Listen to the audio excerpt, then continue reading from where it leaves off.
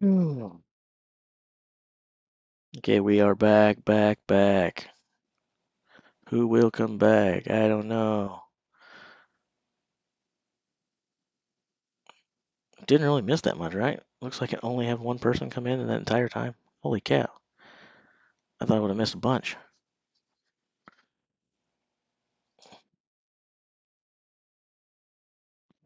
Oh, we'll see for everyone to come back. Hopefully, maybe.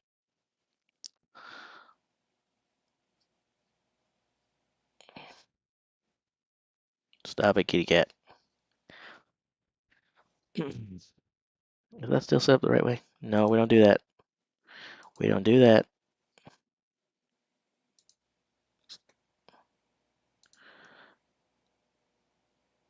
All right, come on.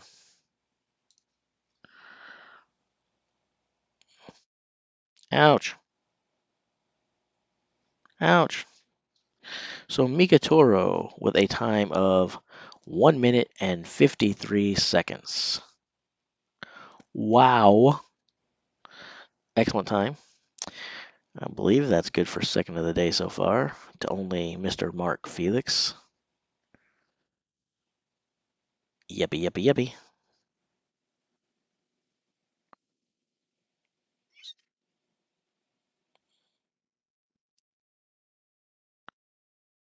Oh. All right, come on, guys. Come on back. Welcome to the stream. Yep. Sorry. Sorry. Yeah, everything's fine. Um, just got to spend some money on some new hardware. Apparently, my machine was overheating, so I got to get a new CPU fan and a new cooler.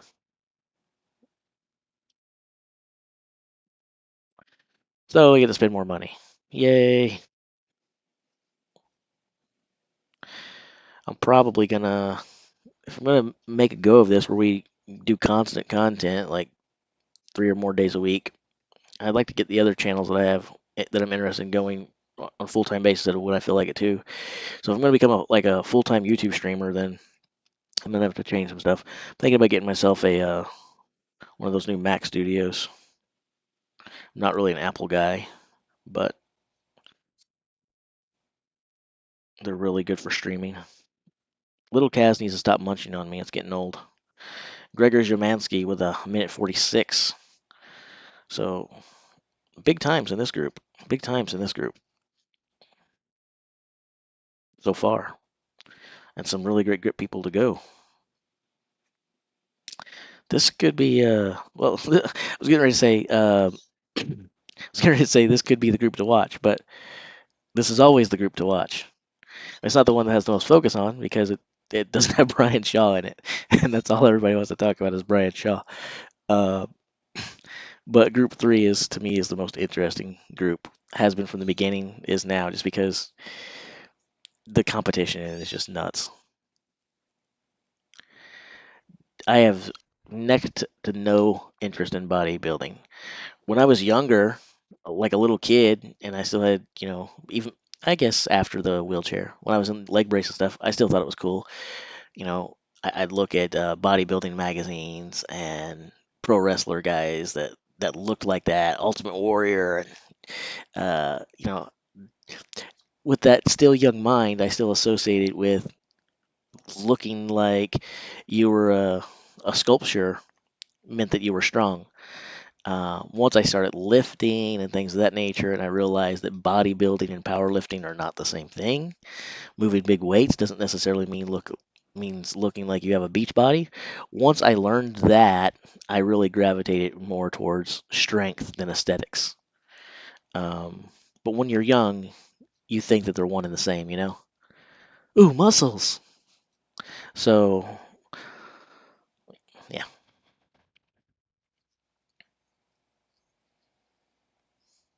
Now, I am interested in buddy building because I'm a lonely guy, and having buddies is never a bad thing.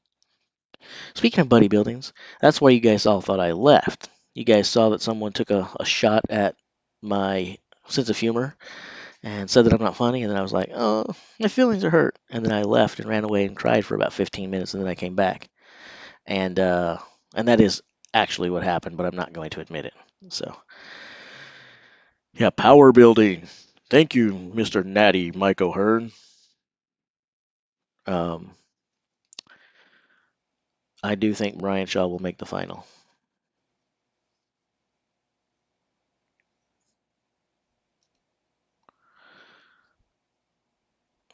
I don't think I will. I don't know if stretching actually makes you get taller. Is there any kind of studies you can point to that? I do think stretching would have helped a lot with the rehab and the surgeries and things I had. Um, but also, I was going to be short no matter what. But I also truly do believe that all the surgeries I had was a lot of trauma on my legs, and I think that one of the reasons I am short is because I spent so much of my young life being operated on. I actually wear a size 11 shoe on the left and a size 9 on the right from all the surgeries that were done on my right foot.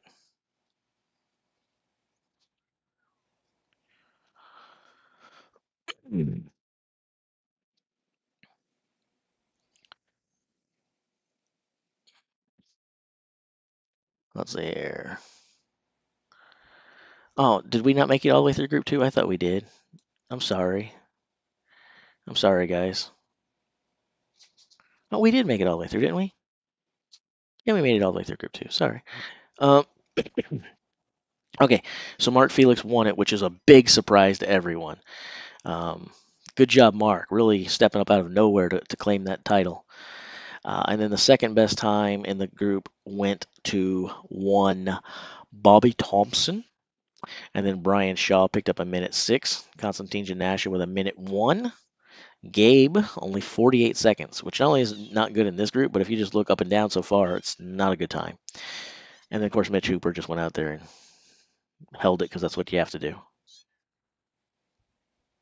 No, they weren't all in the surgery, but the vast majority of them went. I think, I don't know. I'd have to, my mom's not here for me to ask. I don't have all my medical records.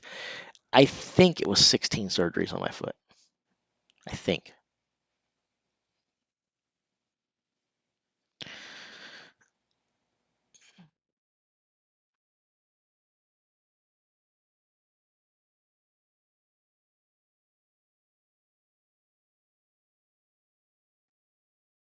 For most of, I'd say until the time I was 6, I probably stayed at Shriners Hospital more than I stayed at home.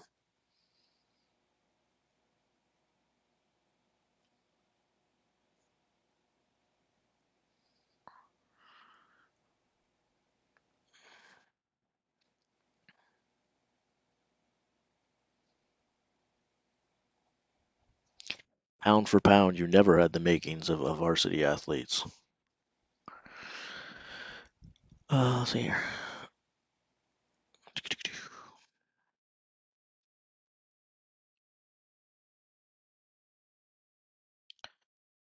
I'm fine with everything I went through.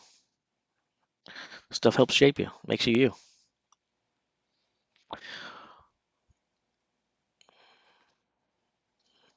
One of the things though is like I've been in pain 24 hours a day, 7 days a week. I'd never known a pain-free day.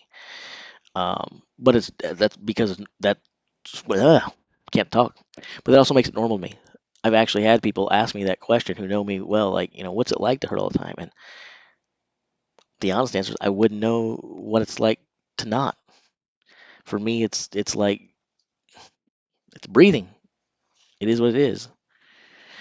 So Rob with a minute 1, that's a better time than a few people have mustered, but not a fantastic time considering what we're seeing. If this was a normal grip event hold, I'd be like, wow, really impressed with Rob's 101 there.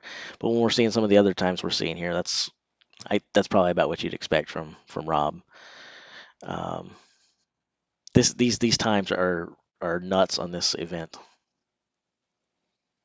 I'm looking at this and actually thinking that I don't know what they're holding in terms of weightage here, but whatever it is, it needs to be upped because these times are goofy. They're not like goofy in terms of the numbers we're looking at. I actually think that part of this is not just mental strength, but how do you suffer through the boredom?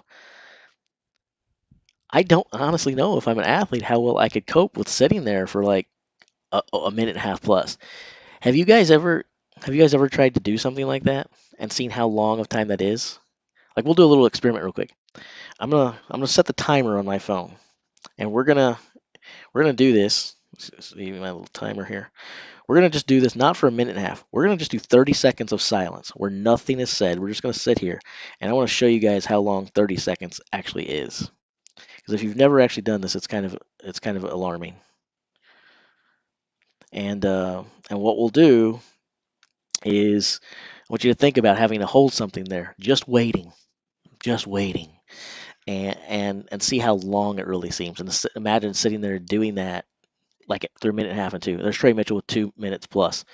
Sounds about right considering these other times I'm seeing. All right, so here we go. 30 seconds of nothing. Ready? And go. Well, actually, not go because it didn't start. What the heck? Here we go. And take two.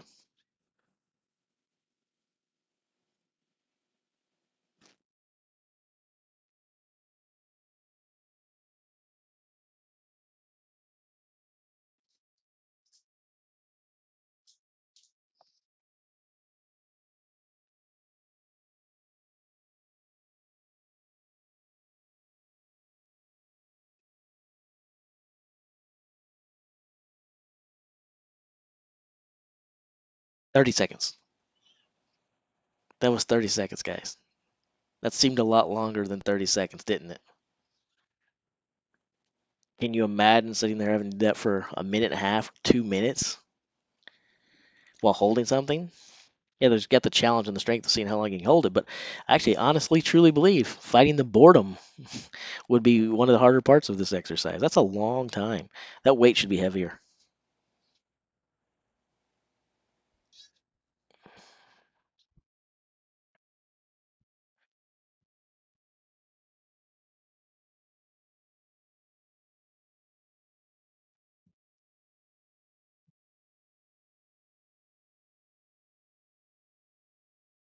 Hmm. Well, if you guys keep hurting my feelings and saying that you don't want to hear from me, then I'm just going to stop talking and I'll just press end stream and I'll just go take my kitty cat and go home. Except I already have my kitty cat and I already am home. So it wasn't much of a threat, was it? You little cats. You guys don't have a little cats. You kitty cat. You kitty cat.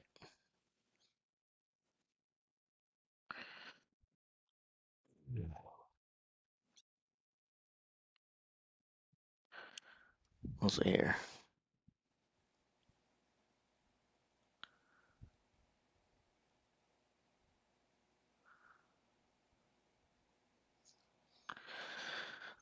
Oh, come on. Give us the times. We need to see Adam's time here. There's a lot riding on this. This is going to determine whether Trey is in the third position or the second position. If he's in the second position, it's really, there's no question at that point. It's a foregone conclusion that Trey is in the final. If he's in the third position, it's going to be fun to watch. Most of you guys already think it's a foregone conclusion no matter what Trey's in there. I like his chances, uh, but in the third position, I think that makes that stone off fun. And I don't even like stone offs. In fact, I can't stand them. But I'll enjoy that.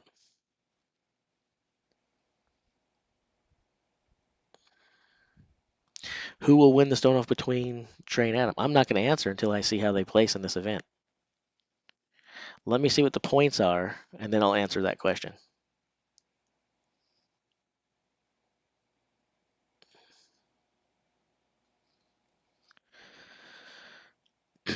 I still may say Trey, even if he's in third, but I'm taking the privilege and the opportunity to waver here a little bit.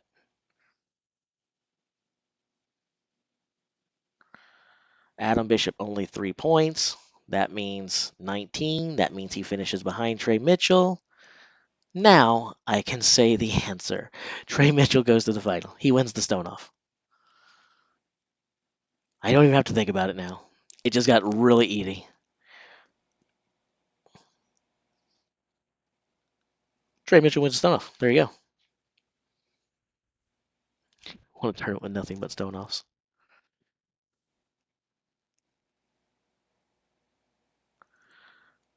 Uh, let's see here. Will Brian Shaw make it to the finals? He has a good chance at winning the stone off. Well, yeah, Brian Shaw will make it to the final, and he has to win the stone off to do it. So, but what's the difference if they're second or third? A major difference. Third place has to do one more than second place. Second place only has to tie in the stone off to win. A tie equals a win for second place. But for third to win, they have to do more than second. That's the difference. It's major. It's not a small difference, it's a big difference.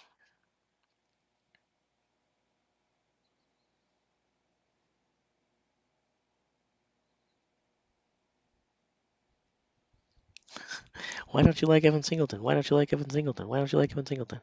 The same reason that most people don't like Evan Singleton. Or maybe it's wrong for me to say most. Maybe we're the silent, or maybe we're the unsilent minority. Maybe he has more fans than detractors. I don't know. But for the what I dislike him, what I dislike about Evan is the same thing that others who dislike Evan dislike about him.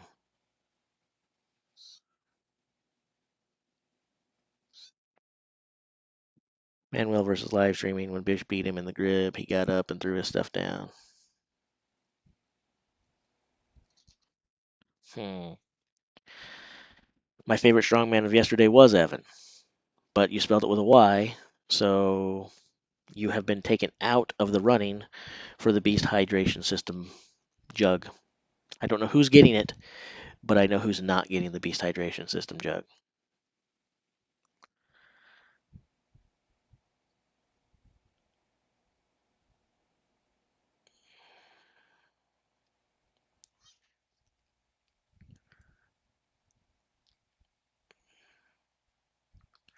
So I guess people are saying, well, so why is it? We still don't know.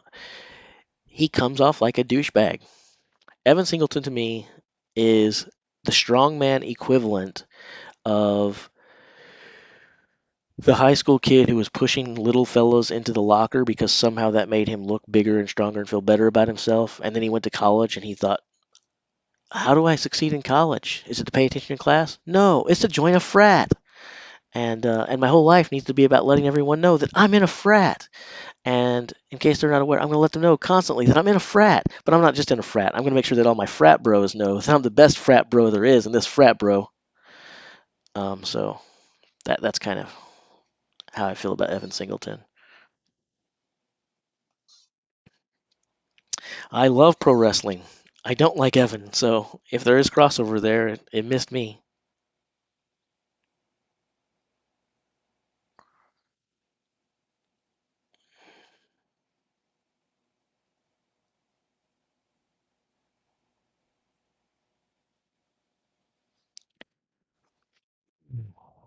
All right.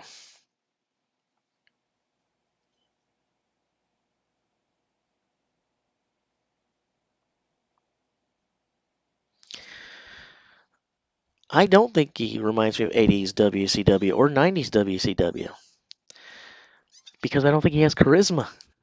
That's the thing. Yeah, I know he used to do, but the guy doesn't have charisma. To me, he's just he's obnoxious, but somehow boring at the same time. I don't know how you can seem obnoxious and boring, but he does that for me. Someone here said right before we lost the stream that I might be funny if I didn't try so hard. And that's fine. I'm not everybody's cup of tea. Neither is Evan or anyone else. But that's kind of how I feel about Evan. He might be entertaining if he wasn't trying to be entertaining. His character might be entertaining to me if he wasn't trying to do a character. But he just seems so inauthentic. So Alexi did not go out there and do what all of the other team leaders have, or all of the other team leaders, group leaders have done. Every other group leader has went out there and said, "I don't need to do anything, so I'm not." Alexi went out there and said, "Here's a minute and 38."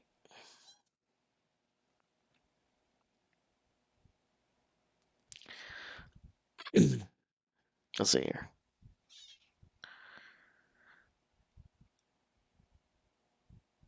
Let's see here. Evan could fix everything just by being the shy guy. Clear as. Lexi got 131. I think Evan person would be much nicer with the camera. Only 1 point. I met Evan in Giants life. He seemed a really nice guy.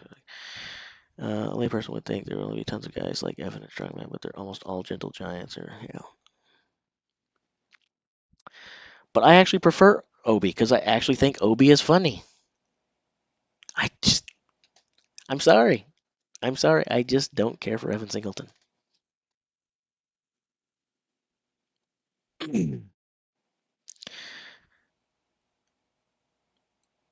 So we talked about Robert Oberst yesterday. I think he is a charismatic, entertaining, big, lovable goofball who happens to be a really strong man. I don't think he's the best of the best. If we do a tier, I'm probably going to do two of those tiers. We're going to do a strongman champions tier, World WSM champions tier, and then just a general popular strongman or most famous strongman or popular how they rank or whatever. I don't think Obi is the elite of the elite. He's not the best of the best. He's a good strongman, a good professional strongman. He's not the elite, but I think he's a funny guy, and I'm entertained by him. If you ask me who's a better strongman, Evan or Obi, then you'll see that I try to be authentic and tell you how it is, whether it makes people happy or not. I think Evan Singleton is a far better strongman than Robert Oberst, but I think Robert Oberst is a far better entertainer than Evan Singleton. So if we're saying that he's that way because of the pro wrestling, well, also pro wrestlers know how to entertain, and Evan Singleton doesn't entertain me.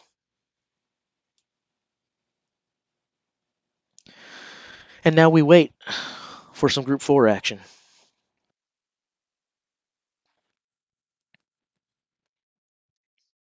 I'm very surprised that Alexi put that time up.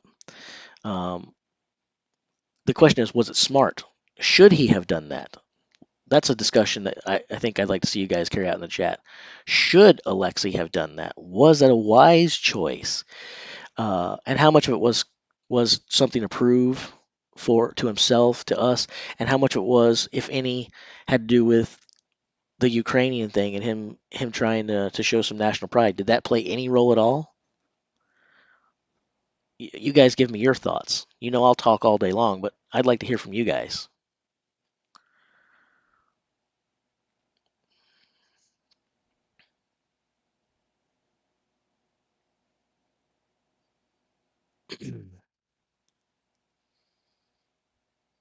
That's not true. Obi would not. That's not the only record Obi would break. He clearly owned the biggest head. In fact, it's probably a record that will never be broken.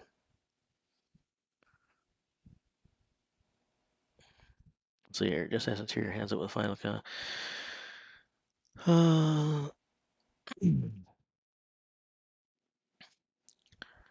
Who won Group 1? Think probably has a lot to do with it. No Cuff is a machine.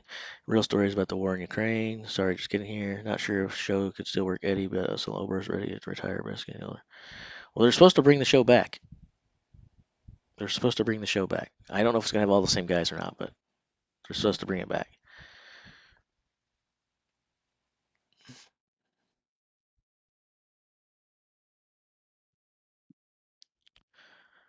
Oh, man.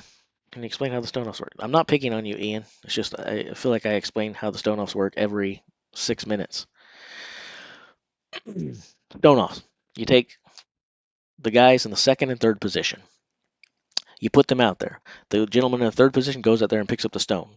The gentleman in the second position tries to match him and pick up the same stone. It keeps going like this until basically the third guy can't lift up the stone. Then the second guy goes out there and he tries to pick up the stone that the third guy couldn't. The third place finisher couldn't. If he picks up one more stone than the third guy got, he wins. So he has to do one more. Obviously, if he doesn't match the third place competitor and the third place competitor does one and the second place can't match it, then he wins.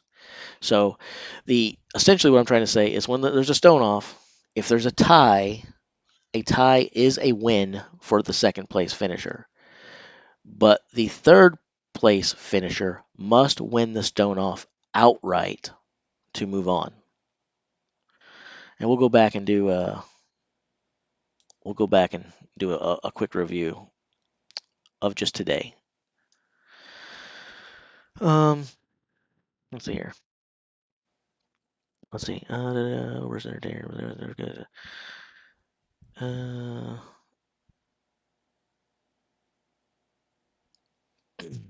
all right.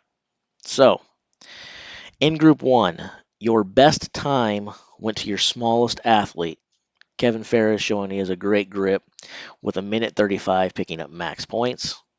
Andy Black picked up 5, not that far behind. Well, I mean, I guess it's almost 10 seconds. Okay, a ways back, but he gets 5 points.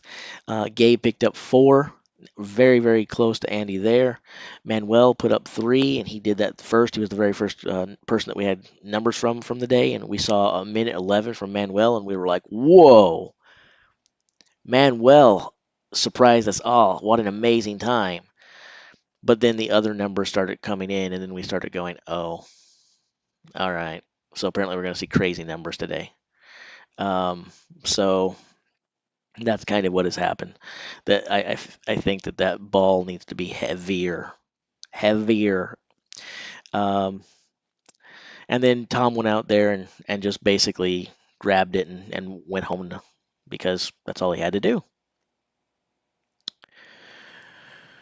Group two, most points shockingly went to Mark Felix.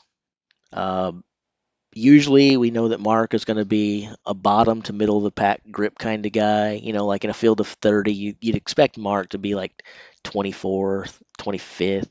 If it's a really good day, and, he's hydrated properly, like with the Beast hydration system, Eddie approved, maybe then Mark could get like 19 or 20. But you don't really expect Mark to do better than like 19 in a field of 30. But somehow the old fella managed to come out here and hold on to that thing for 2 minutes and 20 seconds. Um, so apparently some of you guys are actually taking me seriously, which is really weird. I haven't said too many things seriously at all. And I feel like my sarcasm, when I turn it on, I feel like it's pretty evident and obvious. Anyway, so yeah, to the surprise of no one, Mark puts up big numbers here and wins it. After that, you had Bobby Thompson with a 5 point finish. And some people were here saying that Brian chose to only hold it for a minute 6 because he did it on purpose because he only needed to beat Konstantin Janasha. But the truth is, he didn't just need to beat Konstantin Janasha. He only needed to beat Gabriel Pena, and that still would have kept him in that third place position. So I'm not inclined to say that's wrong that he only had to beat Constantine, so he stopped there, and maybe he stopped because he passed Constantine up. But I'm actually inclined to believe the minute 6 was either it or close to being it, or he decided to just save some energy because he realized it was enough. Because once he passed Janasha, he was way past what he needed to do. If he got 50 seconds, that was enough. He's still in third place on this chart. He only had to beat Pena. He didn't need to worry about Janasha. So why go past Janasha and then stop? Well, still can conserve energy, right? But anyway, that's the full story. Anyway, Bobby Thompson with 5 points in minute 21. Brian did take third place with a minute 6. Janasha got the minute 1. And we kind of just reviewed our bails. Mitchell Hooper, 6 seconds, and done.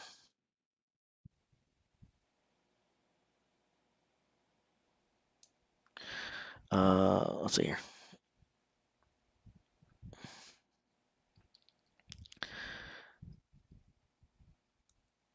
Okay, let's see. All right, cool. We go down to Group 3. Your winner in Group 3 was, again, super shocked that Trey Mitchell did this, I was like, whoa, Trey coming out with the best time? Actually, maybe I shouldn't turn the sarcasm on here because that's not that's actually you could make an argument that's surprising depending upon how much you follow the sport or what you know about Trey and how he doesn't grip. So I'm not gonna do the sarcasm here because it would be sarcastic, but at the same time, not so sarcastic because we have to distinguish some facts about Trey's grip. His grip events are up and down based upon the type of grip event it is. In these specific type of events where you just hold on to something and that's all you're asked to do, just sit there and hold it. He does really, really well, like a Hercules hold, something like that. If you ask him to pick up a heavy implement and move with it, he does not seem to do well. Uh, I don't know why. I don't know why. I've heard other people talk about it. I think I heard Laws one time say that he thinks it's because he's so big that maybe he hits the like farmers implements or things and it jostles it out of his hands. It's as good an explanation as any. And Laws is certainly smarter than I am in this sport. So it's probably pretty good, but I don't know for sure. Maybe it's that, maybe it's something else. But whatever it is, if Trey is expected to move with heavy stuff in his hands, his grip lets go pretty quickly. His grip fails him. But when you just stand there and hold something, then he's got a really great grip. So maybe I should be careful about the sarcasm here. Um, but anyway, Trey does win it. Okay, and then there were great times in this group. This group was impressive top to bottom, really. Your worst place finish was Rob Kearney, which is not really that surprising that he finished in sixth place in this grip event. But the surprising thing is he still managed over a minute. So these times were fantastic. Trey got six, five to Mika, four to Gregors. Neither of those guys really needed the points because they were out of it, so they're kind of stealing points away from Adam Bishop, who did not turn in that great of a time. So this was great for Mitchell. They switched places yet again. So Trey, in the last two events, Trey's went from fourth to third to second. So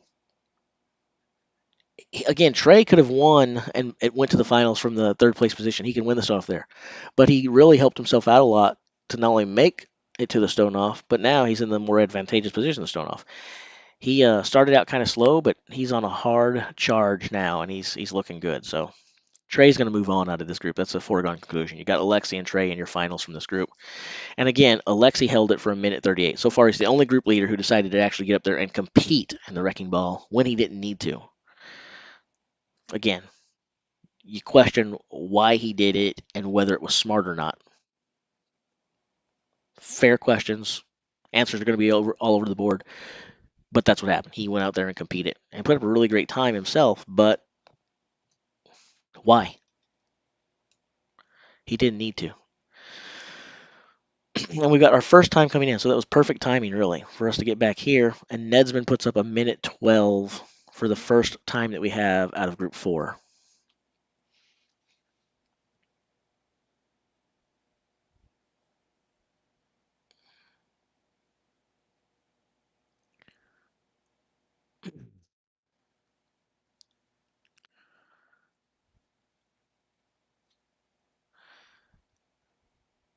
Uh,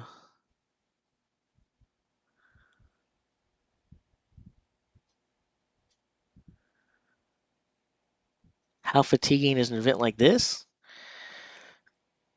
Well, it depends on what you're talking about. Obviously, it's terrible on these, right? It's pretty terrible on these. Not too fun on these. Isn't really that great here. Um, so it comes into play. Mainly, this is an event though that's more mentally anguishing than anything else. Um, if if you were still going to wind up like I wouldn't recommend doing something like this and then uh, going out and saying, "Hey, this is a good day for a good upper body workout." Following this at the gym, but it's not going to have a terrible impact on most of what they do. But it's no fun. It's a painful thing. This event hurts a lot. Um, yeah, it's painful.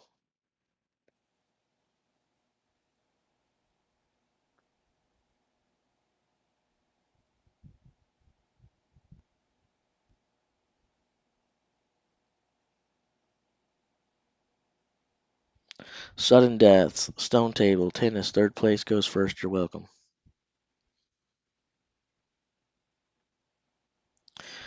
All right.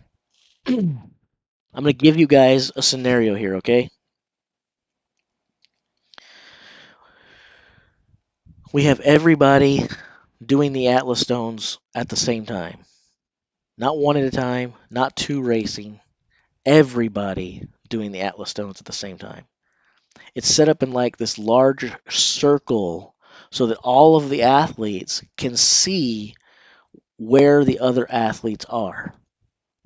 They have a good view of their so it's like not really a circle, I guess I should say like an arc. So half circle, a semicircle. And you can see no matter which view you're at, you can see the other competitors, okay? And you've got your top 5. And in this stone off, you have Tom Stoltman, you have Brian Shaw, you have Trey Mitchell, you have Martins Lisis, and you have Maxine Boudreau.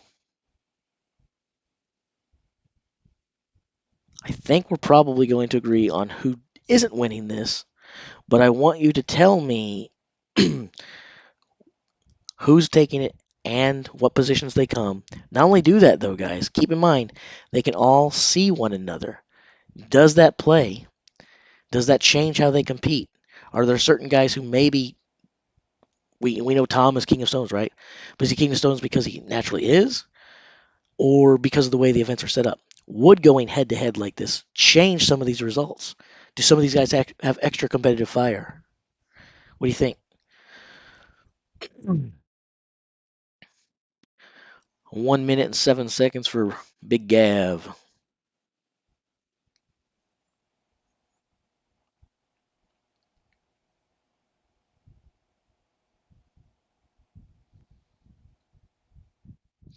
Well, if I can't say what they would do. If I was competing in an event like that, I would definitely take notice of the others well before the last stone because depending on how it's going, you might get to the last stone and someone else might already be done.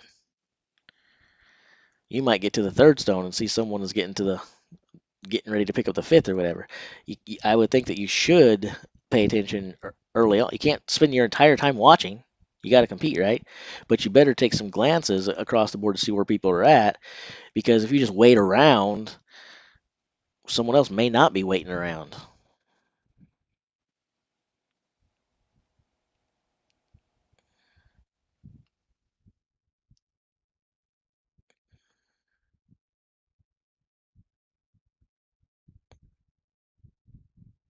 So people are saying Tom all day mainly, and a few people saying Lisi's. Um, even though Tom is the common answer, the one you expect, I'm actually going to back the second most popular answer here, and I'm going to say that Martins. And not just because I think he's better at stones than Tom is. He may or may not be. If you ask me who's the better in stones today, I'm still probably going to pick Tom. Uh, and I'm probably not going to think that hard about it. I'm still going to say Tom Stoltman. But it does seem like Martins does have the dragon is a good nickname. He's got that competitive fire. He's got that thing about him that seems to just tell him what do I need to do to win, and he goes out there and seems to do whatever it takes to beat those around him. I can definitely see him looking at the field and being like, you're not putting that last stone on that pedestal before I do. It is not happening. Not because you can't, but because I refuse to let you. I will not let you beat me. Um, Now that doesn't mean that Tom can't beat him. I'm saying all of this, right? And all of these guys are ultra competitive. They wouldn't be here, and Tom wouldn't have had the success that he's found without having that same kind of fire in his belly. But I just feel like Martins is a slightly different beast, and he seems to have that I know what I have to do to win, and I'm gonna do that. I'm gonna do that. One of the things about that too is we talk about this being consistent. People are like, hey, he's cheating. He doesn't have to go all out, but he does because he doesn't get himself a lot of times a top spot. He goes out there still in the second or third position a lot of times, but he goes out there and does and dominates and wins the last event oftentimes to put him in that number one spot. He he seems to know just what you have to do to win, and he wins. He's hungry for victory.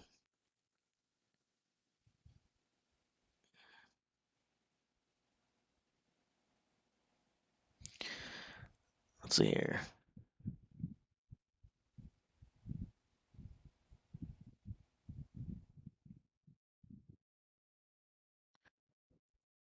Let's see here.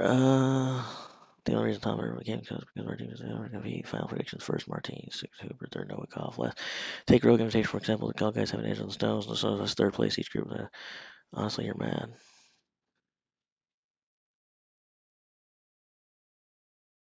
All right.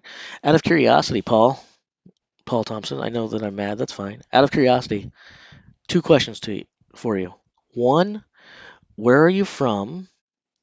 And two, who are you rooting for, and who do you have picked to win the World's Strongest Man this year? I want you to answer those questions for me, Paul. It's fine to think that I'm mad, but I do want answers to those questions. Gen, gen, just genuinely curious.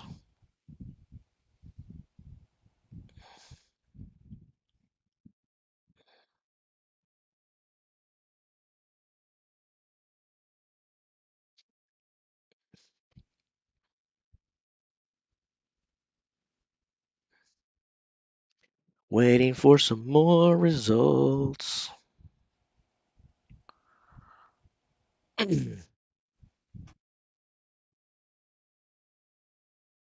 And someone said that tall guys have an advantage on stones, and I would agree.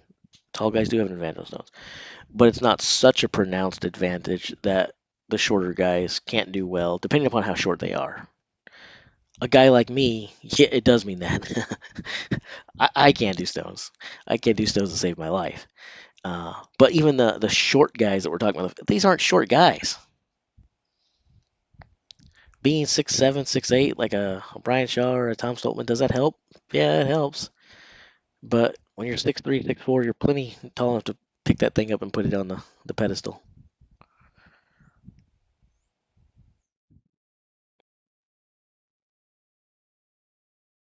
If Lisi's wins the World's Strongest Man this year, having already won Rogue and Arnold's Grand Slam, does that put him in the all-time top 3 or 5? I don't know that I'd be ready to say top 3. Um, Top 5 potentially. Man, I don't know. I don't know. I think that when all is said and done, before Martine's story is written, he's going to be up there in the top 3 of all time. Um, Obviously, he has to stay injury free. He can't have future years going ahead like he's had the last couple. Um, but he is definitely a model of consistency and doing amazing things right now. But we need to see more. We always need to see more. More. The great thing about this is that these guys compete in more events now, so we get to see more of them, right? And we get to know really how they do amongst their peers better because they're seeing each other more. But that actually muddies the argument that was already muddy between guys competing now and guys competing yesterday. The guys of yesterday didn't have these multiple competitions. To me, that makes it even harder and less fair to compare them across eras because these guys got to show up one time a year. Were they showing up at the best? Had they just peaked? Were they showing up the worst in the year? Just it was like, hey, I've got to do it whether I'm ready or not because I don't get another shot for another 365 days. Um, the sport has changed a lot. It's grown a lot. I'm happy about both of those things. Um, but it's getting harder and harder to compare guys across eras for that reason and many others.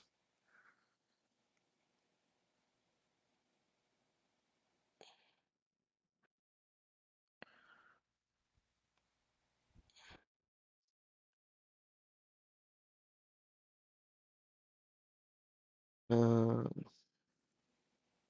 what happens if first and second tie? You mean like if someone didn't win their group? Because that's not happening this year. But in general, is that what you're asking? Like if there is no group winner,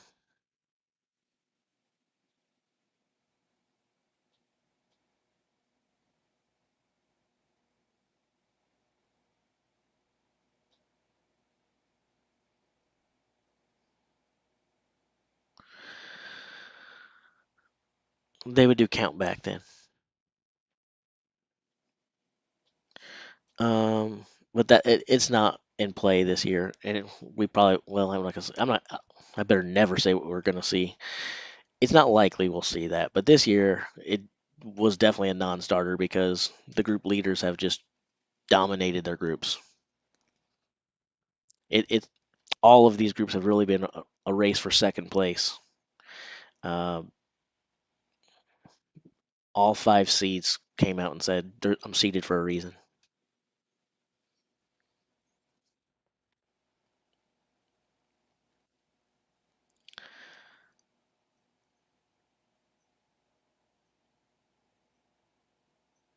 Uh, event wins.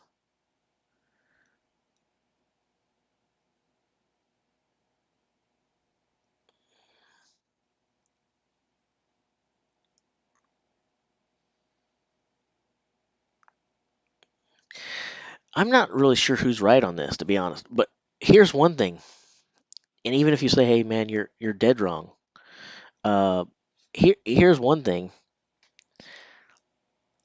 I'm not sure, and I'm willing to take that back. If I am wrong, which I very well could be, and I'm going to look into it, and I'll try to get us an answer by the time we're done here. When we do on this intermission, while we're waiting for the stone up to start, because we got a long intermission today. Um, but that's actually a problem with our sport in general. Is that there is no consistency from promoter to promoter. The events are ran differently. Even the promotions themselves don't do it consistently from year in and year out. They change stuff every freaking year. Half the time, the athletes don't know what has happened. That's why we sometimes find ourselves with these controversy. These guys are completely clueless and floored by what's causing one of them to go on and what's not. That should not happen to the competitors.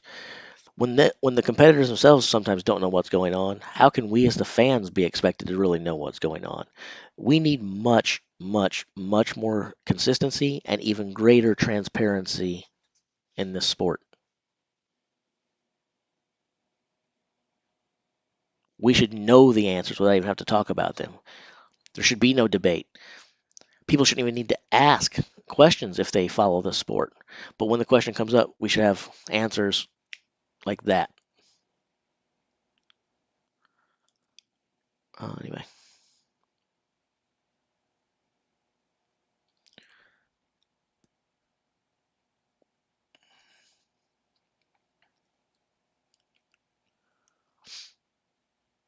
Mm,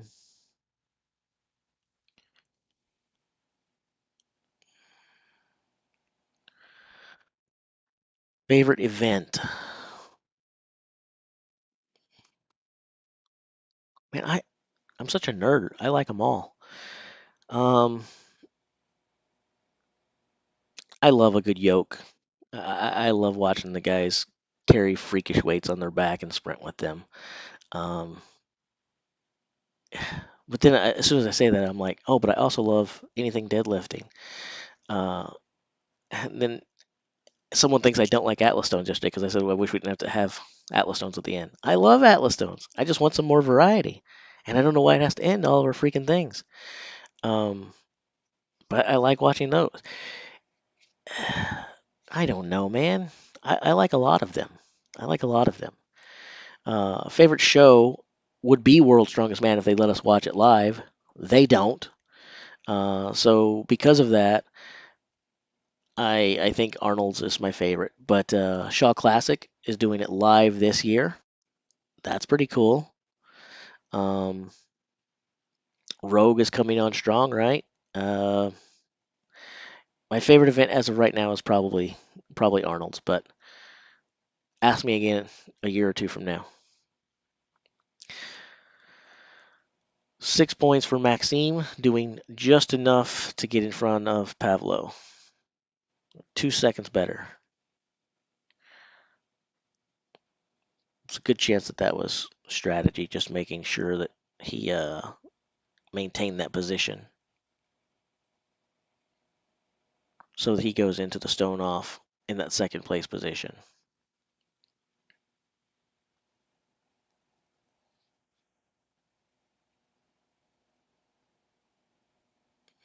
Let's see here.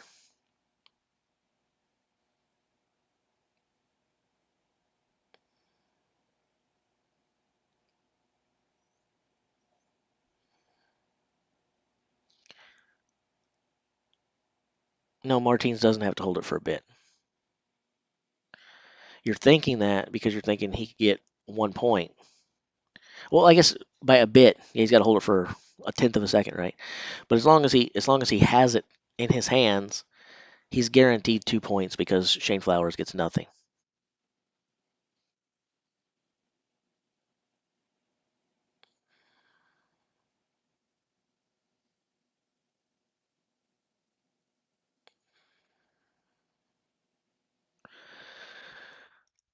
There's much, much, much, much more impressive videos of Andre Smythe than the one I posted last night. Much better. If From what I've seen, I think the guy could do just about anything he freaking wants in the world of strength if he wanted to do it. Um, I think he could do it well, but doesn't seem to be what he wants to train for. It doesn't seem to be his training style. But yeah, I wouldn't bet against him. Some of the stuff I've seen him do is like freakish. And so Martins basically went out there and said, "Well, Alexi held it for a while, so I'll go ahead and hold it for a while too."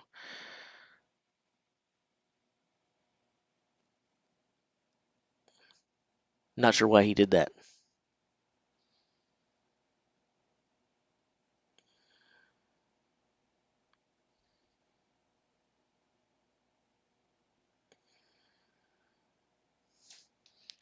So yeah, I don't know why Martins did that. I don't know why Alexi did it. I don't know why Martins did it. Perhaps Martins did it because Alexi did it. Um, if that's the case, I'd expect Martins to have a better time than 125 based on the other times we've seen put up. I'm only saying that because of that. Normally, if you said someone had like a minute 25 and you told me what the event was, I would be like, oh, that's a really great time, right? But with the other events we've seen today and this, I'm like, oh, minute 25. I'm actually a little bit puzzled by why he went. Was it have anything to do with Alexi or not? If he's trying to make a statement there, it wasn't a great statement because he didn't beat Alexi. Um, why did he settle for 4? He didn't need more than the 2. Why did he decide passing Nedsman was weird? The one he went 12 seconds over that. Uh, Not really that close to either of the. It's a bizarre time based on what's there and everything. I'm led to believe that Martins gave it his all, and his all was 125.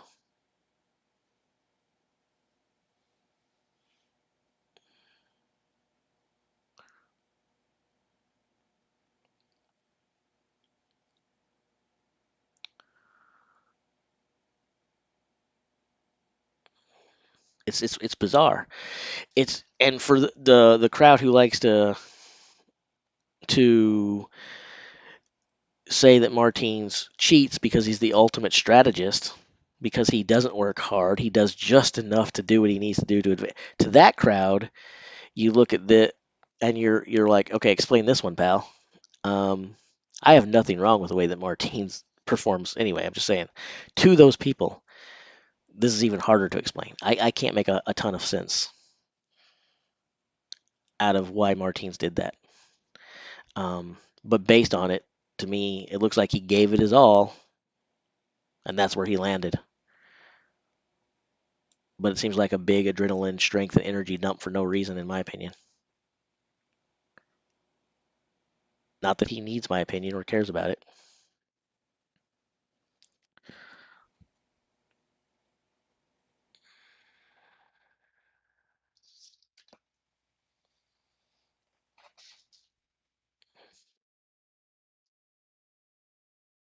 Yeah, that's why one of the reasons I'm saying that toxic tag. Like, if you put up a minute 25 when there's no reason whatsoever to have done it, and you see that if you hold out another 8 seconds, essentially, you're vying. It's not that much further. You already held it. You don't hold it that long unless you're going for it. And if even if you are trying to pass Nedsman for some strange reason because you want those, again, I don't know why you would do that. But if you are, you get to 113, 114, and you let it go, right? You don't burn yourself out and hold for another 10 or 11 seconds unless you're trying to try. At least that's the way my brain works.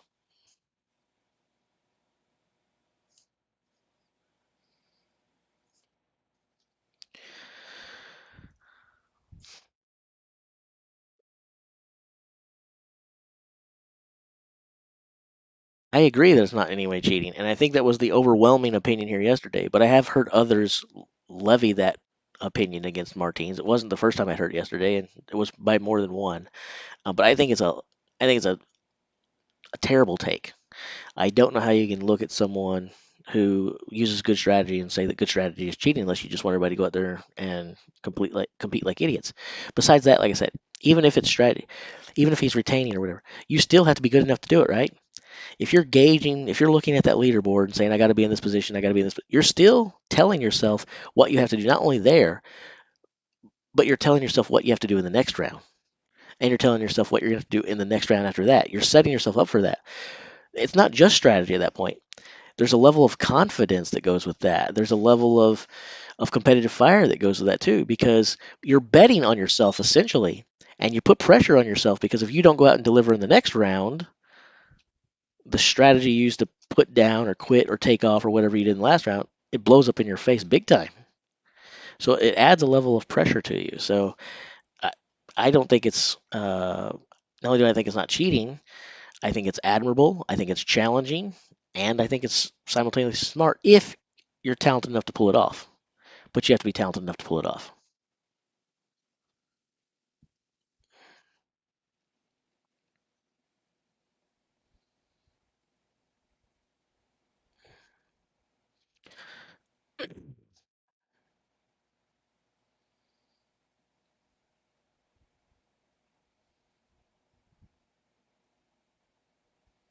Is there an advantage in the first event in the finals by qualifying highest score from groups? Uh, that is a hell of a question, Sean. That is a hell of a question. So essentially, what you're saying is, I made it to the final with 24 points. You made it to the final with 23 points. So now you have to go in front of me, and I get to see what you're doing. Essentially, that's what you're saying, right, Sean? Not what you're saying, but essentially what you're asking.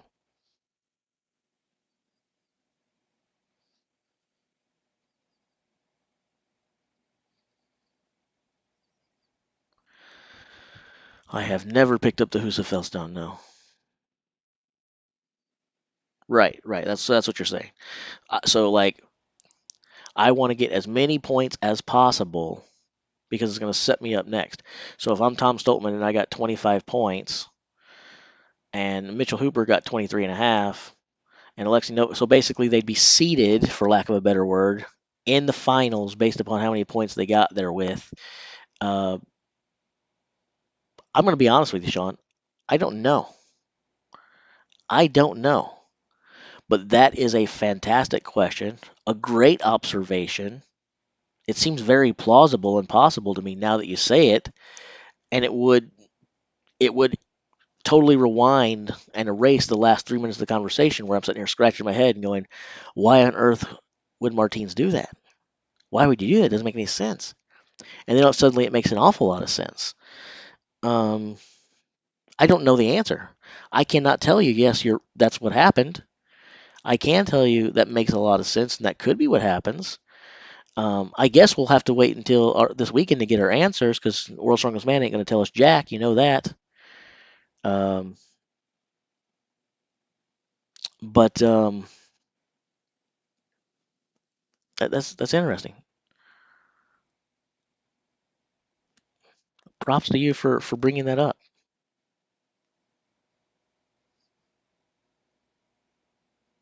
That's no super good call out, Sean. For real.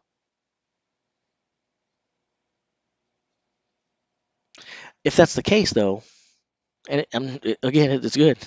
It's good. It is really a good question. If it is the case, though, then I go back and I look at groups 1 and 2 and go, why did those guys phone it in? Um, man, it's interesting. No, Kenneth, that's not what we're saying. They all start with 0 points. We know that. The question isn't how many points do they start. The question is, what order do they go in the finals in that first event? Is the order that they compete in? So if it's like if it's not like a race, right, where everybody lines up side by side and sprints down the thing. If it's an event where it's one competitor, one competitor, one competitor, you go, then I go, then I go, then I go. Well, the question is essentially, does where you finish in the groups determine your placement in whether you go 10th, ninth, 8th, or 1st in the finals?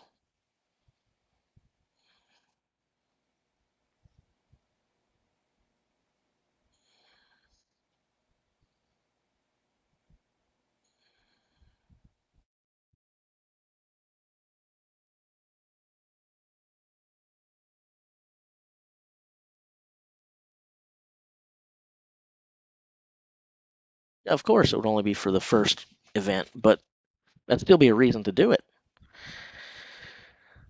I honestly don't know the answer, but whether I know the answer or not, I think it is a phenomenal question, and I hope that if we don't have an answer come Saturday, that someone remind. I hope that all of you guys come back and watch with me Saturday. Who's coming back to watch this weekend? Am I the only one going to be sitting here looking at tables this weekend, or are we all doing it? Am I going to be alone this weekend, or are you guys going to join me?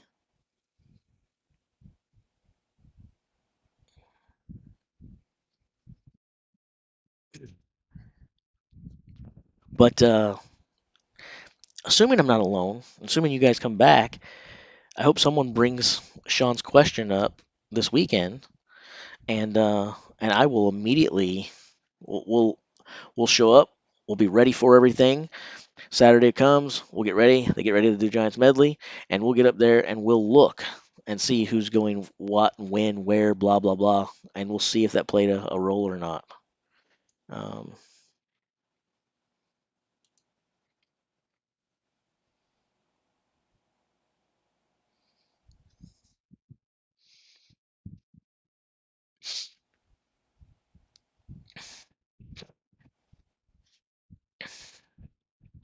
okay, so I have another question for you guys.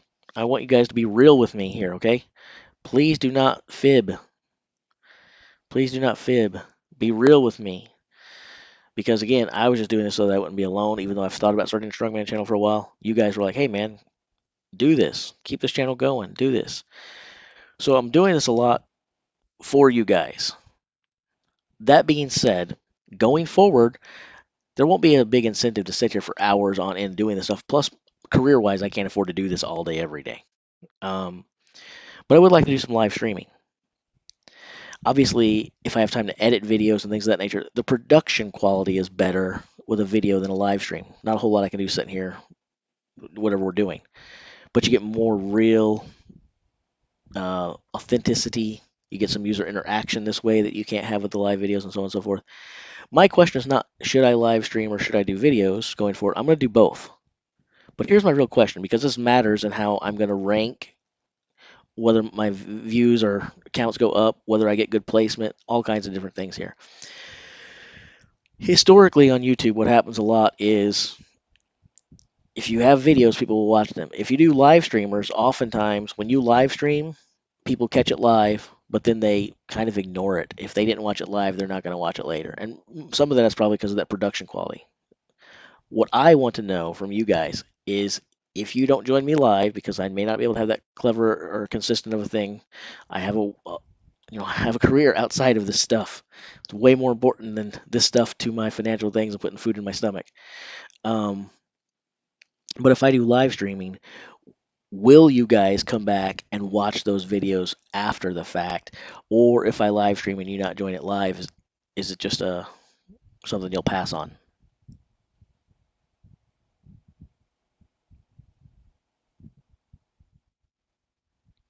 And Sean, I will totally hook you up with a hydration system jug. It's important that we're talking about the same thing here. I'm not going to send you a full hydration system. I can't afford that, man. But I can send you a jug for that awesome question, sure. I'll even autograph it for you. And I'll forge Eddie's autograph on it. So, since it's Eddie approved, so you'll have a fake Eddie signature and a real Jace signature. That's got to be worth something.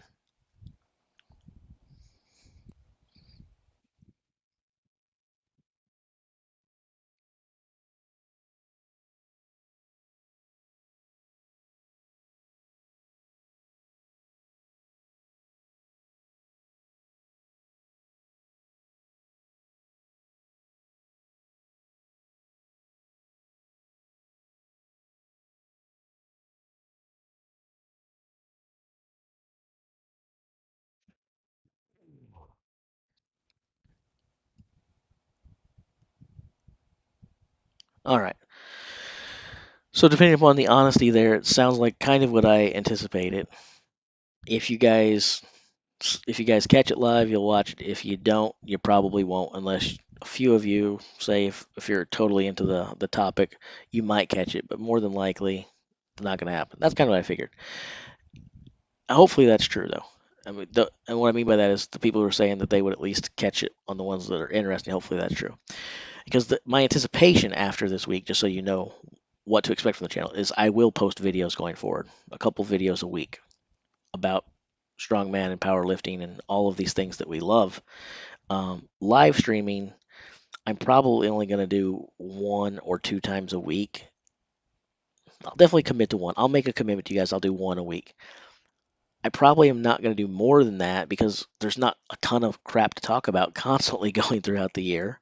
First of all, second of all, with my work and career, I can't promise you, hey, at like World Strongman, we knew 8 a.m. Pacific Standard Time, good to go.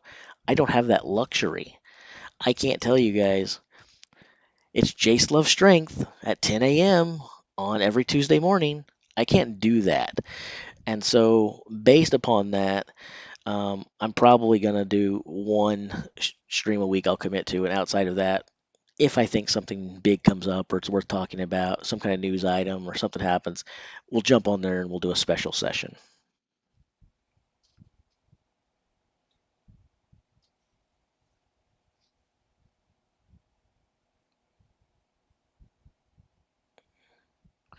And Russell has a good point too, which I've already thought about doing clips of those highlights. And that's probably what I'll do with the live sessions too. And maybe some of my videos are the live sessions too, just not the full thing, highlights and pieces and stuff from them. The only thing I don't like about that is when I'm doing a video, I'd like to actually break out the cameras, do some recording, get some real clips, other things. I got a lot of video editing things, but there's only so many tricks of the trade I can perform on a screencast. Once this is aired like this, there's not a ton of stuff that I can do with this content to make it a compelling video. Um, but in terms of the content that's there, not the presentation is going to suffer. But in terms of the content that's there, that's probably what we'll do a lot of. The live sessions will be chopped up and turned into a conversation about Luke Stoltman, even though Luke Stoltman was only a 6 minute part of a 1 hour stream.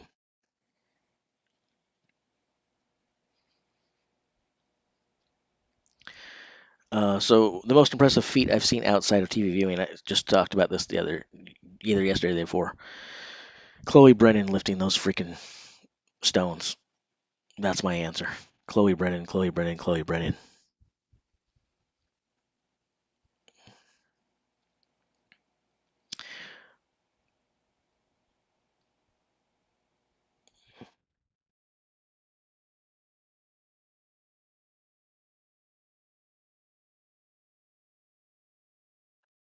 Yes, Shaw is actually going to do something better than real time results. This year, in the third Shaw Classic, you're actually going to be able to watch the Shaw Classic live streamed. Maybe, actually, I'm gonna go out there.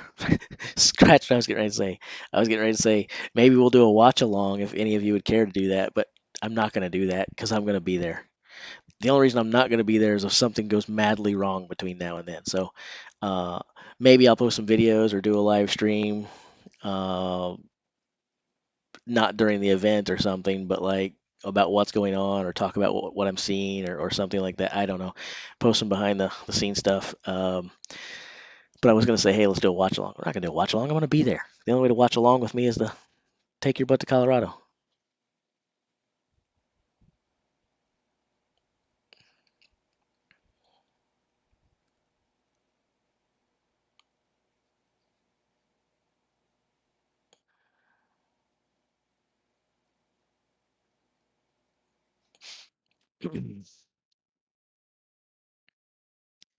If Brian doesn't win the fifth title, he will probably retire, right? No clue. Anyone who answers that has no clue. He may not. Brian is going to do whatever Brian wants to do. He's earned the right to do it. He definitely doesn't need to keep competing in terms of proving anything to me, you, or the rest of the world. Maybe he feels he needs to do it to prove something to himself. I don't know. Uh, but Brian has earned the right to make that decision for himself.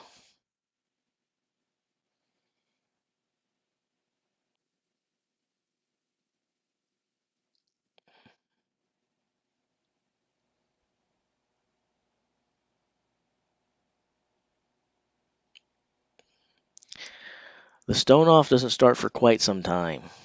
So if you go over here, the Strongman Archive, since WSM doesn't put it over here, look at here. We have a bigger delay. Tuesday, Wednesday, and Thursday, we got re-kicked off at 12:30.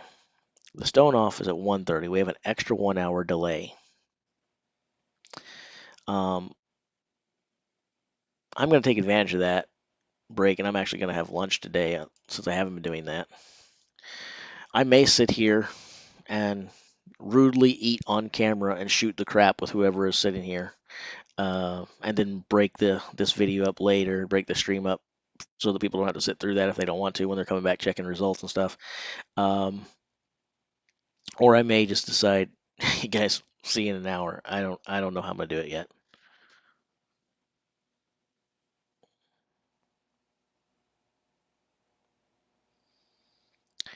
Um, I think that Eddie's present for Brian was very creepy. I thought that Brian's shirt was awesome. If you're gonna troll your buddy, I can't think of a much better troll job than to wear a T-shirt in front of him that shows him getting knocked out. Um, obviously not knocked out, but knocked out. You get the point. The purpose of the shirt was to say, "Hey, remember this?" Um, uh, it didn't actually seem like a Brian thing. I could actually see Eddie doing that to Brian more, or Robert Oberst doing that to Brian, or something.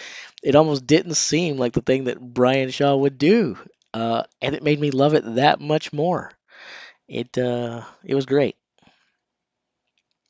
So Evan, even though he's out of it, even though he's been eliminated from contention with a time of 140, I would say that means that Evan didn't decide to phone it home.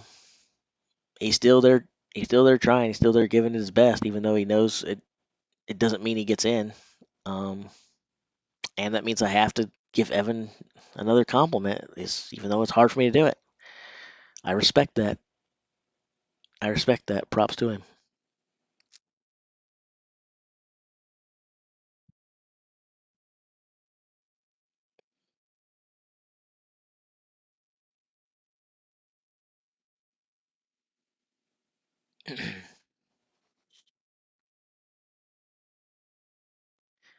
uh, for the most part, I guess you could say day three is just wrecking ball. I mean, you do have the stone off, but since everybody competes, you could say that.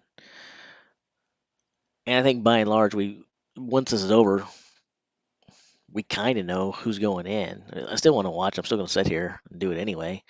But there's really no more surprises left at this point.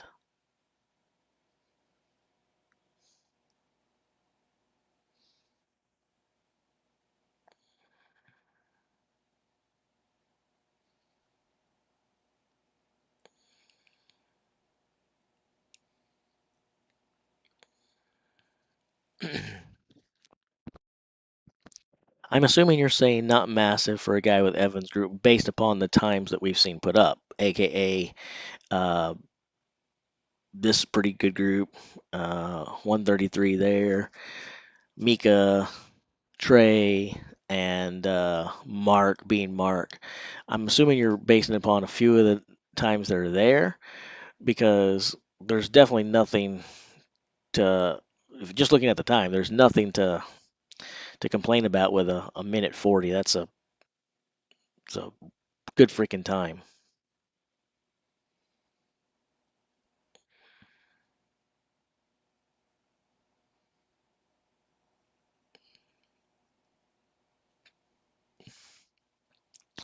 When will someone deadlift more than Eddie Hall in competition? Well, if you ask Adam Bishop, he'll probably tell you tomorrow or the day after or something like that. There's a lot of guys gunning for it. A lot of great deadlifters in the sport. Um, it's gonna go down in competition, out of competition, whatever, depending upon what you consider a record, what you don't, what qualifies, uh, who you're a fan of, and what records you'll recognize. All kinds of there. But no matter where you feel on the Eddie Thor thing, because that's really the heart of that question. It's really the heart of that question, disguised as something else. Um, no matter how you feel about that or whatever, one thing that I think you have to give Eddie credit for, and undoubtedly his fans definitely give him credit for it, but one thing that you have to give Eddie credit for is that he was the first to do that. There's so many great deadlifters in sport now. There will come a time. I know it sounds outlandish, but there will come a time when 1,000 pound pulls and 500 kilogram pulls are expected. It sounds weird because 400 kilogram pulls were what, who did what not that long ago, and now everyone has one in their back pocket. They just whip out on game day. Um, but Eddie deserves credit for showing what could be done, and that's always what sport needs. Not just this sport, sport in general. Athletics needs someone to achieve what hasn't been achieved to show others what's possible, and then usually they rally to the occasion and it keeps going. It keeps getting better and better and better. But it always takes someone to reach that unreachable mark, that 4 minute mile. And then once the mark is reached, people come along and improve upon it too. We're a pretty cool species that way.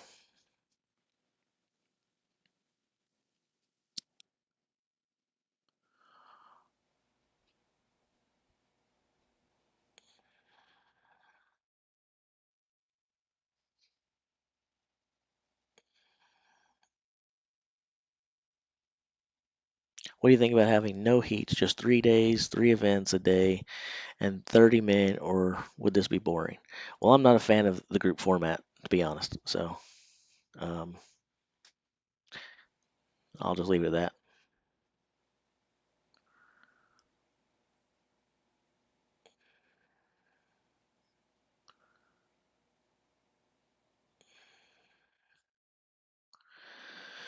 You're Eddie Hall and you approve of that message, right?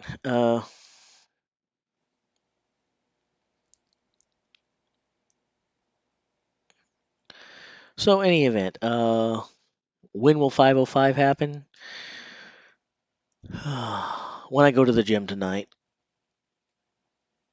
but that'll be pounds and not kilograms. So, um,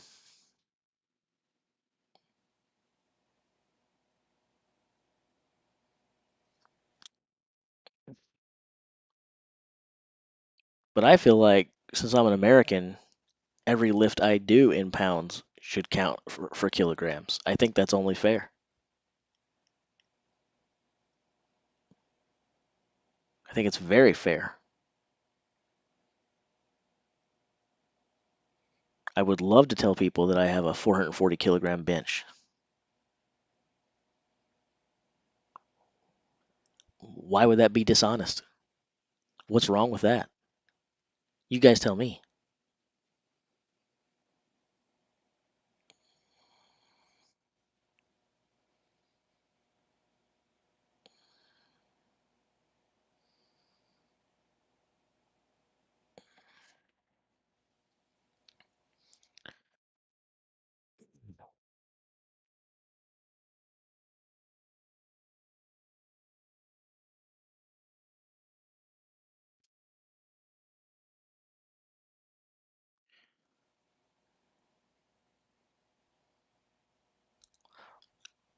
I have. Bench is present tense, right? Um, if I went to the gym tonight, I'm not pressing 440 pounds.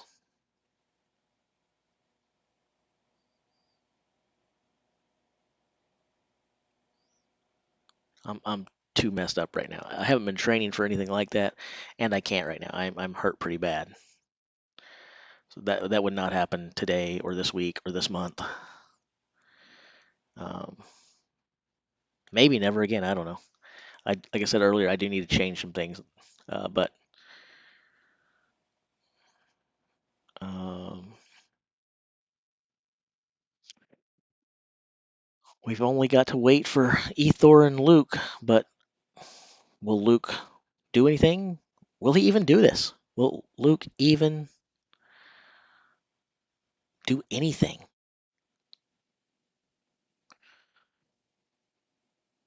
Can someone describe this event to you? Uh, I mean, it's I don't know how to explain a grip event. You you grab a hold of it and you don't let go until you can't hold it any longer. Once your grip gives out, the event's over. That's basically it. Uh,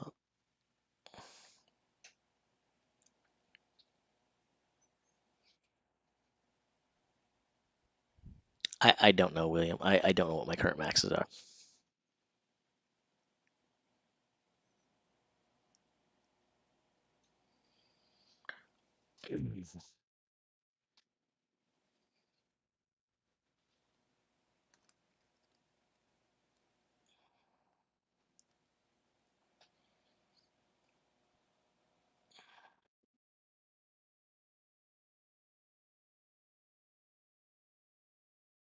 Pick up heavyweight drop when your skin comes off.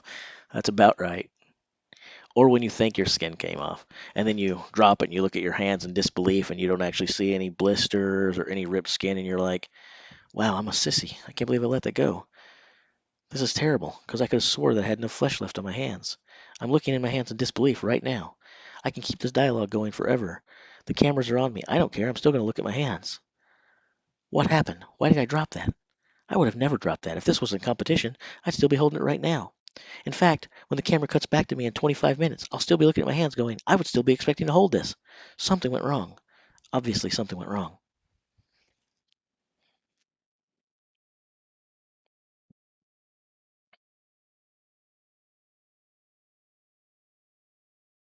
Tom or Luke, who wins World's Strongest Man this year? Or, well, I guess any year? I'm picking Tom over Luke every time, this year included. Tom, good shot. Luke, less good shot.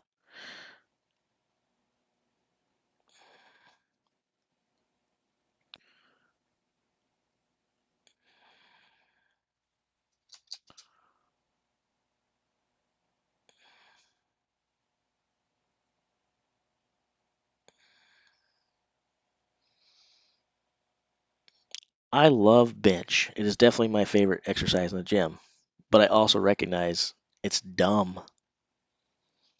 It's like everyone cares about it, but it's not functional. I don't anticipate too many times in my life where I'm going to be flat on my back, pinned under something, and I have to press something up off of me. And if I do, it's crushed me. It's not a bench anyway because my arms are now under me like this. And I can't get it, and it's not going to be my bench. um, it doesn't make sense. It's a weird thing that everybody wants to know about. I'm really good at it, but it's dumb. I wished I was good at things that have more practical use and practical purpose, but sadly, I suck at anything that might be useful in life.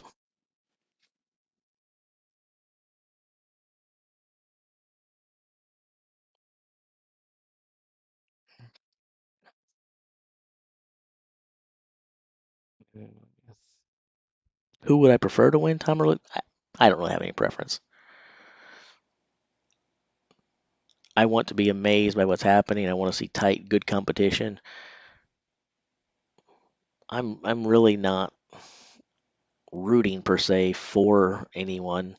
I know that's unpopular, but it's true. I'm the same way with MMA. I told you I'm also a big fan of MMA. There's very, very few guys I like. There's very, very few, even less few guys I don't like. There are a couple that I like. There are a couple that I don't like. Same thing with Strongman. So by and large, I'm a fan of the sport, and I tune in and I want to watch because I want to see cool competition. I want to see the best of the best do their thing.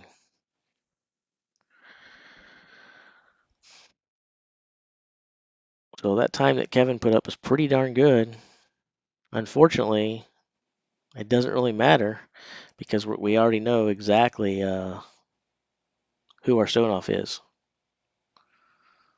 So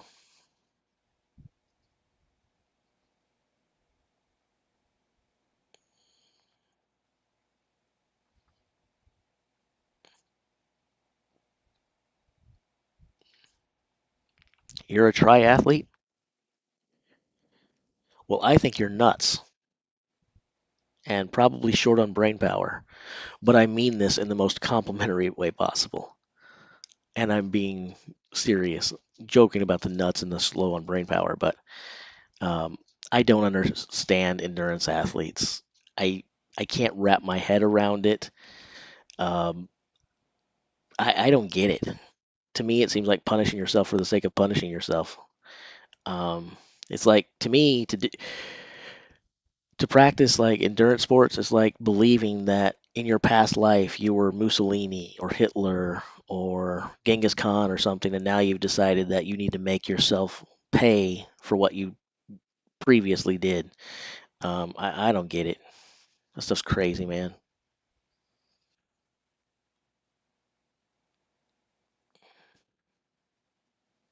Yeah, I remember someone came in here the other day and they were like, Strongman is the toughest sport of all. And even though I compete, I'm like, based on what? I would much rather do this than do that endurance stuff. No way, man. I mentioned this yesterday too. I was in the military. I wrestled. I played football. I did a lot of stuff. If I was running, it meant I had done something wrong. I was exactly what I just said a minute ago. I was being punished. Never once have I thought, man, it would be really fun today to go out for a run. No, no, not once.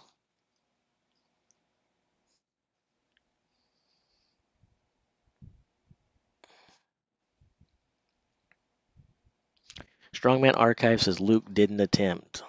Well, I guess that answers that question, right? We're sitting here waiting for that. Uh, 0 points. Did not attempt. Well, he didn't have to. I was wondering if he would or not. So that's a total different approach to what we saw between Martins and Alexi, right? They went out there and held it. If there is anything to Sean's question earlier about like a seeding event one in the finals based upon the points here, then that wasn't a very good move for Luke.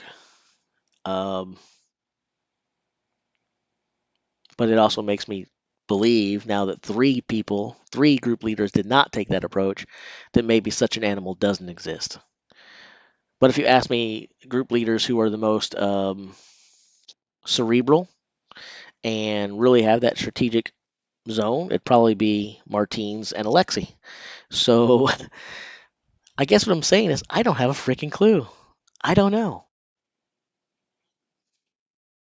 Let's see what I didn't catch up on here. Let's see here. Proud running 3,000 meters in 12 minutes for lifting, 100 kilograms.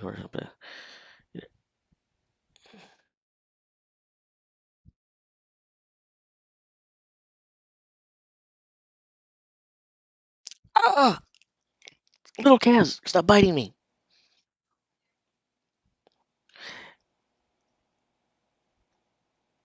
Stop biting me, little Kaz. Okay.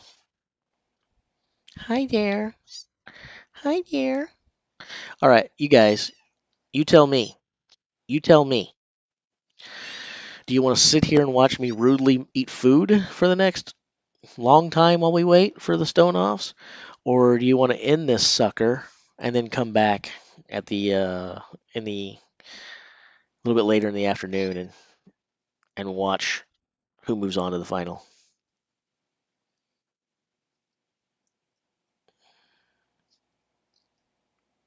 Can we run through the favorites to win the stone off now? Sure, real quick, we can do that. Yeah, we can do that. You're such a cute little Kaz. You're a cutie. I wish you'd stop biting me. I wish you'd stop biting me. But you're cute. Whoa! Don't fall off the desk. Don't fall off the desk. Meow. I know. I feel the same way. Meow. Jeez, cat. I am not a tree. I am not a tree. Um, dang. Okay, favorites to win the stone off. Okay, so Ferris versus Gabe. Ferris wins the stone off. So that means your Group 1 World's Strongest Man finalist, Tom Stoltman, Kevin Ferris. Exactly as I predicted. Group 2, Bobby Thompson versus Brian Shaw. Brian Shaw does what very, very, very, very, very, very few do and wins the stone off from the third place position. It moves on to the World's Strongest Man final. Mitchell Hooper and Brian Shaw from Group 2. Not exactly as I predicted. 50% of what I predicted. And that's because I predicted Bobby Thompson would be going on. But I think Shaw will eliminate him. And if he doesn't, I'm still 50% right because then Thompson would eliminate Shaw. Didn't anticipate this from Hooper. So props to him not only making his first World's Strongest Man final. I guess I'm glad someone asked me to review this. Let's look at this. Not only is Mitchell Hooper making the final in his first World's Strongest Man, which most don't do, he did it by winning his group outright, which very, very, very few do. And he didn't just win his group outright. He unseated a four-time World's Strongest Man who has won his group over and over and over and over and over again for more than a freaking decade. If you are going to make the World's Strongest Man final, that's the way to do it. So Hooper and Shaw into the final, which actually brings another thing. Will Brian come there with some heat?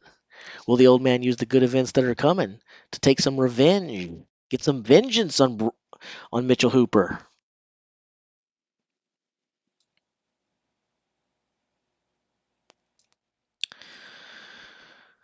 Uh, see you guys. Let's see here.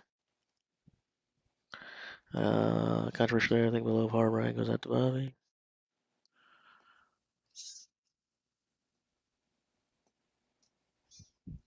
Father Time is undefeated. And Brian Shaw may be done. Again, I'm not confident in that. I've been saying it for days now. Days. That if Brian is in the third place position, it's not a foregone conclusion that he advances. But I've also been saying he's one of the very, very few in the competition who can win from the third place position. It's just a fact. I don't think that many can win from third. Brian can. But it's an uphill battle. If you ask Brian right now, not ask me my opinion, if you ask Brian right now if he's happy about going to the stone off, he'd probably look at you and tell you, I'd be a lot more comfortable with if I was in the second place position. I'd like it a lot more then, but I'd rather not have to be in the stone off anyway. Um, so, but I think he's going to get it done. But I also think that takes enough out of him that he doesn't make the podium. There's no Brian in the podium this year. There's no Brian in the top 5 this year. I think that he's gonna squeak it out and get in there, which he may not. Maybe we come back later, and that's the thing that we talk about for the next hour and a half. Is Brian misses the World's Strongest Man final for the first time, and but having said that, I think that I think that he may not make it. If he does make it, he's going to be in no condition to carry on because it's going to take too much out of him. So, um, anyway, uh, Alexei Novikov goes on. Trey Mitchell and Adam Bishop are in the stone off. Trey Mitchell moves on. So 1 and 2 at the top of the board moves on. And that's the way these things usually work. If you're in the first and second position, you go on because it's too dang hard to win that stone off from third. Group 4, Lises, Boudreaux, and Pavlo in the stone off. Boudreaux wins, so Martins and Maxime are your World's Strongest Man finalists from Group 4. Group 5, Luke Stoltman, Ethor Melstad versus Jean Steven. Is there some Coco magic? Is there some Coco magic? There might be Coco magic. I do love Coco. not the athlete. I just happen to be a fan of, the cocoa leaf, chocolate, and all that kind of stuff. But the point is here, Ethor did not, was not, was not expected to make the final in 2021. What did he do? He made the final. Ethor was not expected to make the final in 2022. What's he going to do? He's going to make back-to-back finals. Ethor is going on out of this group, and he will win the stone off. So there you have it. The only the only person who is not in second that I am declaring moves on is Brian Shaw. And part of that, I'm going to be honest with you guys, look behind the veil of the curtain here. Part of this pick is knowing that Brian, again, can win from the third place position. That's not really what's going into it. Mainly I'm picking Brian here because respect to the man for what he's done, not wanting to disappoint everybody listening. And two, more importantly, I'm a little bit afraid of those who who may come out for me or may send me packages in the mail that I don't want to open if I say that Brian Shaw misses out on the final and doesn't win the stone off. Uh, so you guys can sit there and type in the chat, and you guys can say that, and nobody has to come after you. No one knows what you look like. Most people don't know your names. You know, I'm publicly Jace here, and you know what I look like. If I say that Brian Shaw loses the freaking stone off here and doesn't even make the final, forget wins it. I say Brian Shaw publicly doesn't make the final. I'm gonna have to go into witness protection. So, so part of me is saying it just to stay safe. It's self-preservation. All right. Um, all kidding aside, Brian, if was in the second place position, it'd be an easy call. He's not. He's in the third place position. I still think he's going to move on, but he's going to have to work. This will not be easy. This is not what he wanted, and uh, and apparently, if you look at the way Bobby is doing, he started out really poor, but since he started out poor, Bobby has done well after well after well after well. He wants it. He's going to push. Is he as good in stones as Brian Shaw? No, he's not as good in stones as Brian Shaw. Is he a world class stone lifter? No, he's not a world class stone lifter. Doesn't have to be. He has a one rep advantage. So he's going to push. He's going to look Brian dead in the eyes and literally, and I'm using literally the same way that everyone else in the world uses literally, figuratively, because it's not literally. But he's going to lock eyes with Brian and he's going to say, hey, old man, if you want this, prove you want it because I do want it. Do you want it more than me? Brian's going to have to work. He's going to have to work. But out of self preservation, he gets it done. So there you go.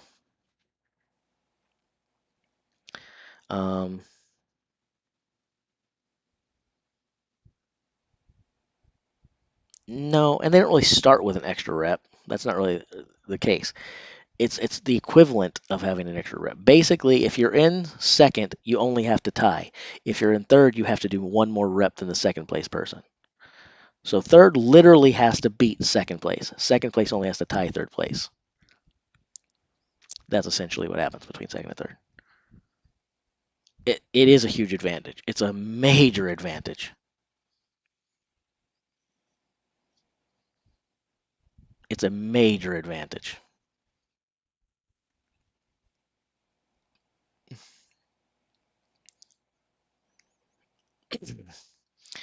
Anyway, I'm going to go eat. So I'm going to kill the camera. You guys are going to sit here in silence for a bit. Well, I'm actually not going to eat. I'm going to come back here and eat, and I'm going to do it rudely. I'm going to rudely eat while hundreds of people. It sounds better if I'm like The Rock and I go, I'm going to sit here and eat while millions and millions sit here and watch me put food in my mouth. But really, it'll be while hundreds and tens watch me put food in my mouth. And uh, and so we'll do that. But I'm gonna turn the camera off while I take care of the pets and go make myself some food, and then I'm gonna come back here and chat with you guys while I eat and while we wait for the stone offs. Okay? I have no idea what I'm eating. What I can tell all of you who are asking though is it won't be good for me. It will have little to no nutritional value. It will be terrible, but something like that is probably going to go in my stomach because that's what it always is. I'll see you guys soon. Okay?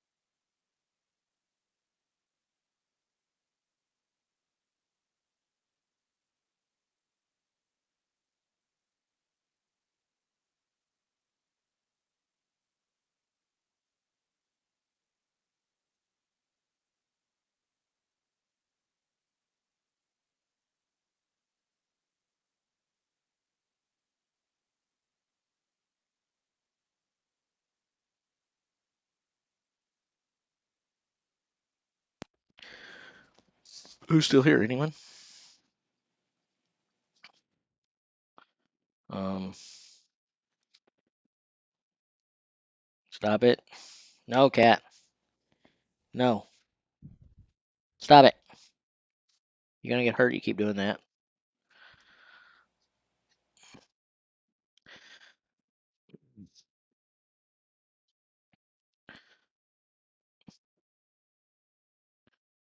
Uh, I was not tinkling.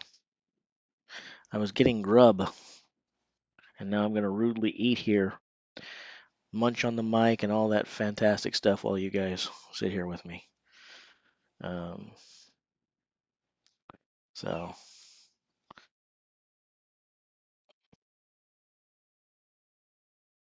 and I said whatever I would be eating would be no nutritional value and and terrible for you. Still not a great meal. Still not a lot of nutritional value. Still not.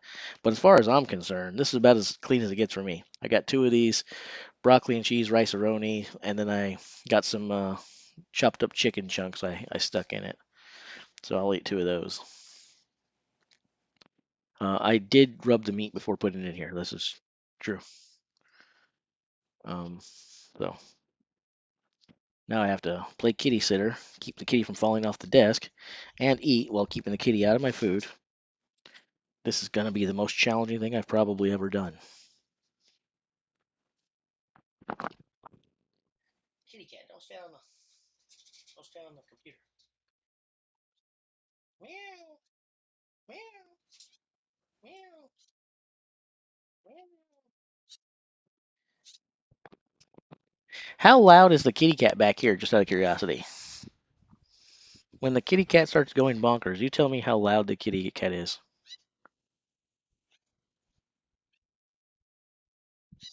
How loud is that?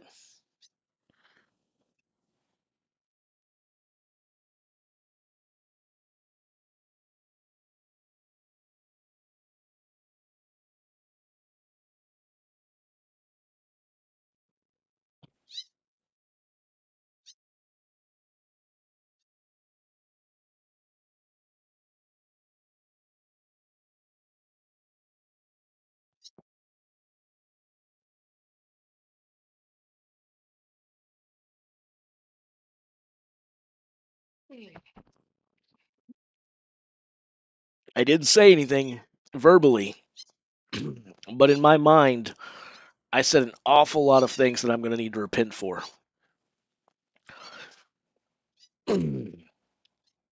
That's typical microwave cooking. One bite cold, the other bite scorched my tongue for the next 26 years.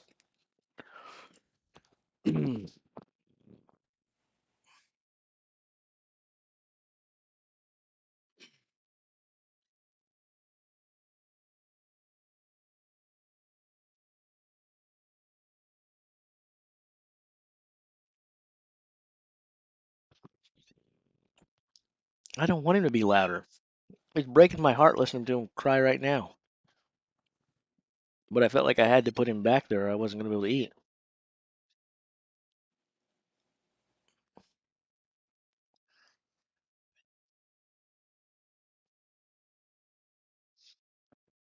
I told you guys I eat terrible. For me, what goes in my system is cheap, easy, bad for you. When I go to the grocery store, that's my shopping criteria.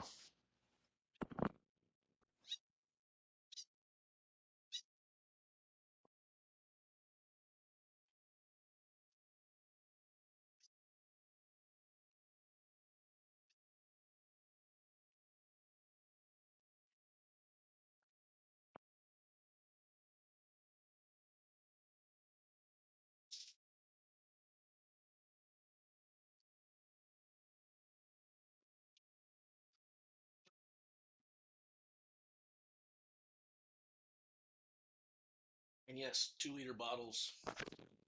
2 liter bottles are serving sizes, right? My store of choice is wherever I happen to freaking go to. Um, I just go wherever. Obviously, This came from Walmart, right? Because Dr. Thunder tells it all. Uh, um, I'm expecting a shipment of meats coming in from Blackwing. I don't know if any of you guys are familiar with them or not, but I just ordered my first order from them. I ordered some ostrich, bison, antelope, camel, bison, antelope, camel, venison. I think that's I think that's it. But they sell a bunch of exotic meats, and I thought, why not?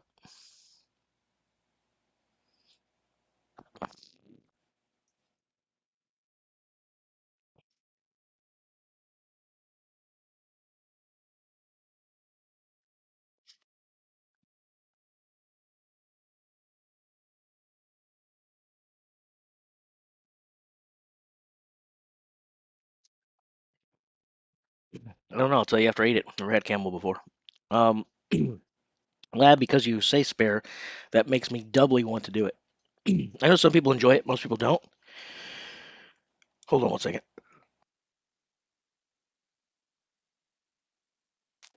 I kind of want that to be a main thing of the channel going forward.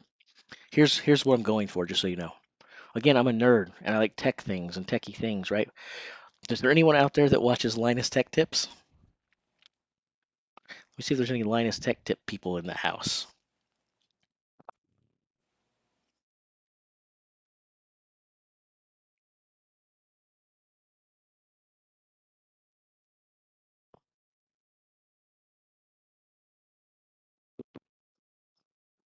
I have had rattlesnake before.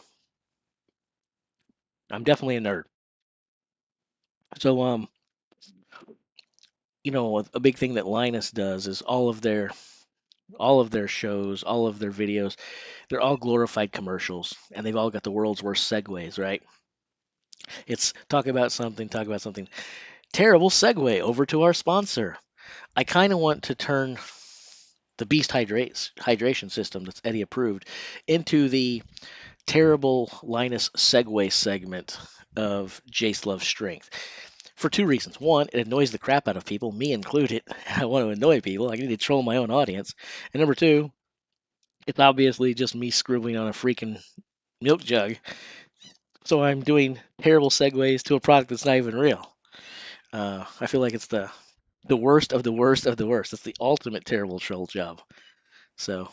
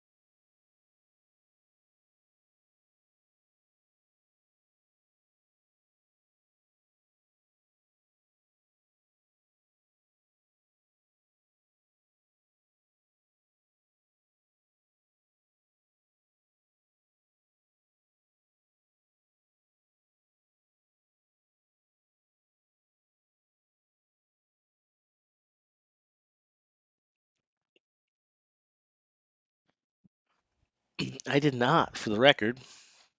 I didn't say that the Beast hydration system wasn't real. And by the way, if you're gonna get it, say it right. It's not Eddie's hydration system. It's the Beast hydration system, which is Eddie approved.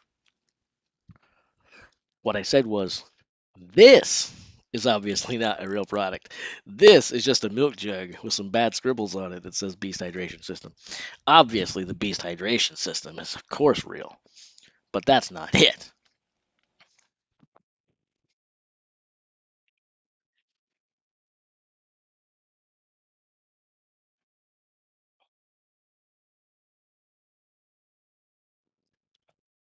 And if I could live anywhere in the world, where would I live? With you, Grace. With you.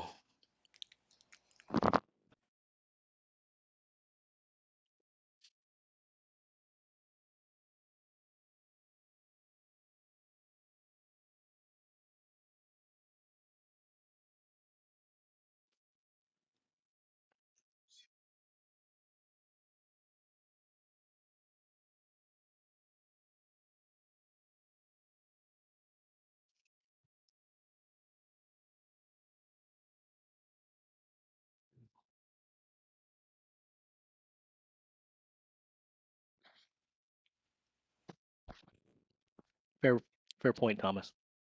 It is USA made, stars and stripes.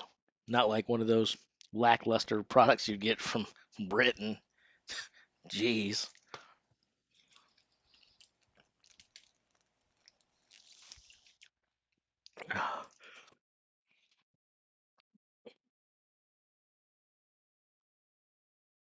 You notice that since Grace asked that question, there has been nothing else that comes. So that must have been the right amount of creepy. Exactly what I was going for.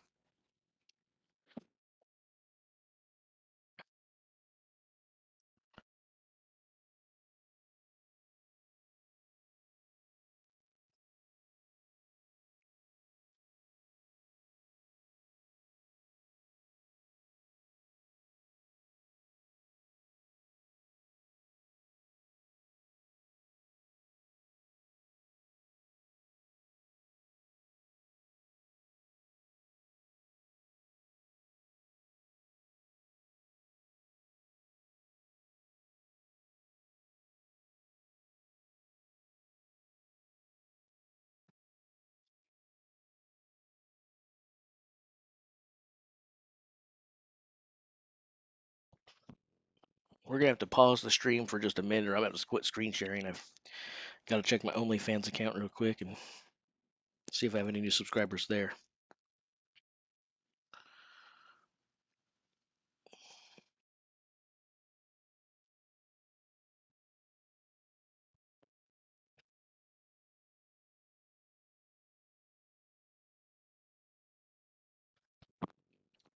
The only injury Luke has right now is being super, super happy.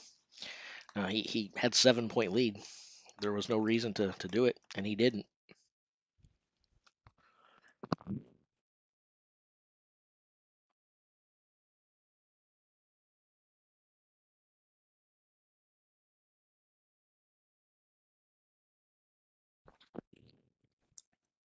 That's pretty good. Good job, Thomas.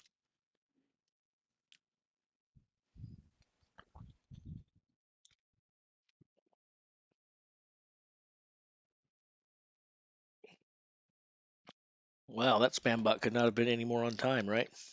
That was great timing. And the HD girls are back. Gotta love them HD girls.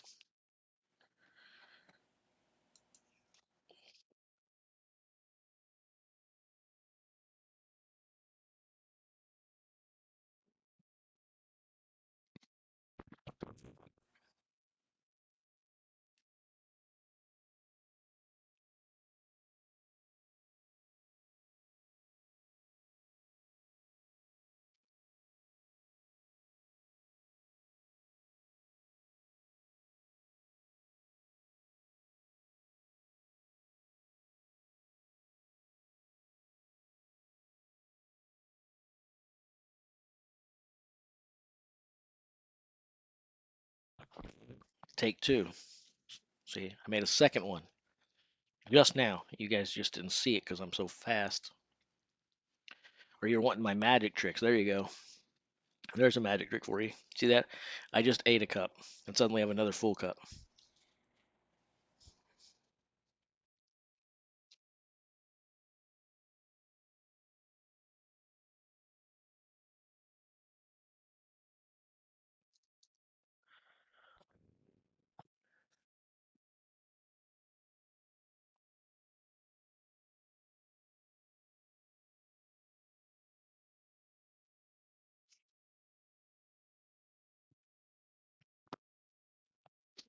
Um, Southeast Missouri.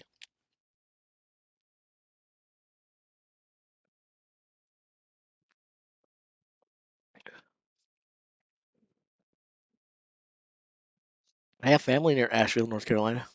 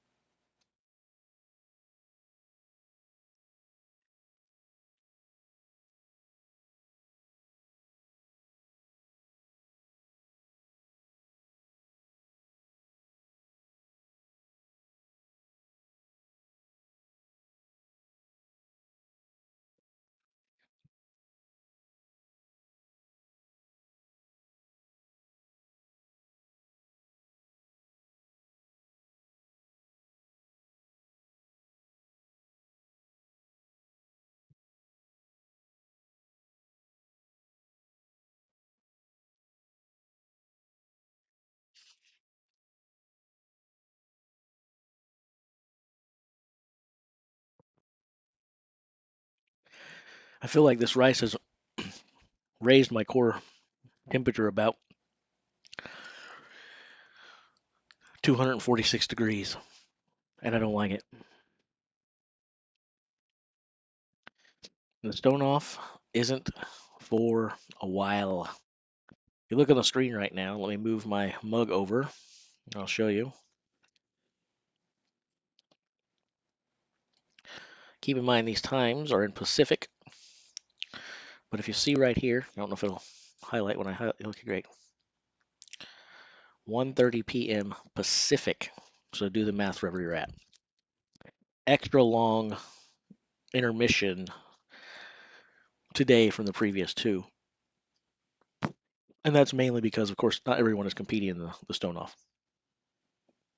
Although, personally, I would like it better if they got started at the same time and then we just could wrap up the day sooner.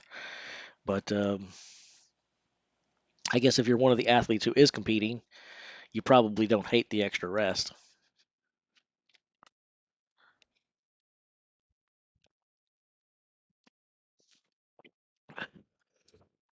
The Grove Park Inn is one of the best places to visit in Asheville, North Carolina. Now, I don't know if that's a serious comment or not, but I almost feel like that comment was designed to be creepier than my comment where I said that the answer was wherever you live or with you. Creepy because when you're telling me that the inn is the best place to visit in the town, um, yeah, I don't know if I have a follow up comment. Um, um, I'm at a bit. I'm at a. So I was. We call. I could.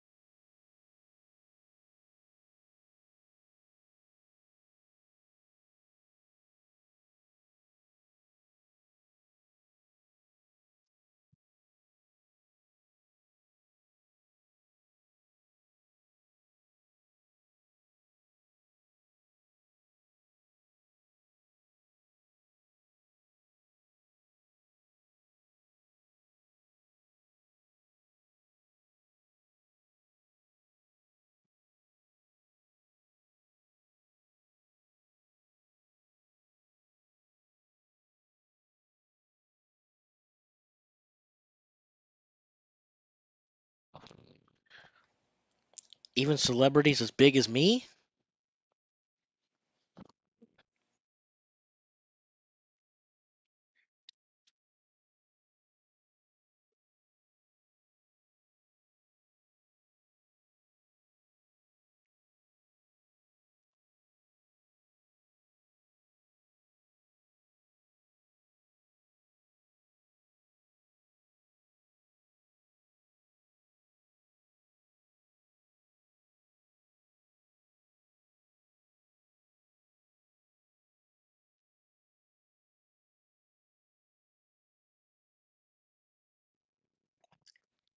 Okay, but I said even celebrities as big as me.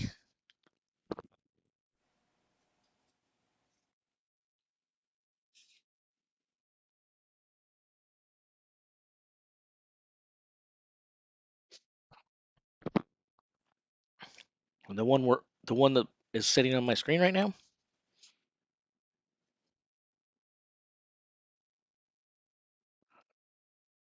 This is strongmanarchives.com.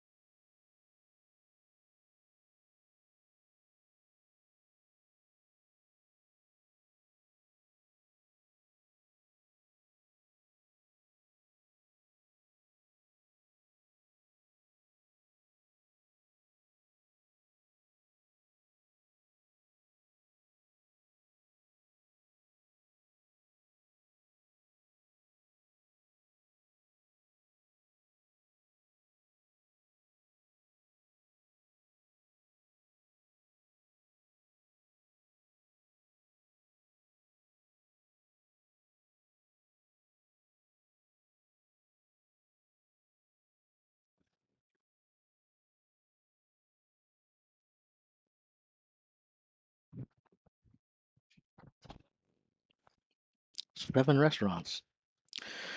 That's almost enough for me to get a meal at. I usually try to go to 9 restaurants per meal.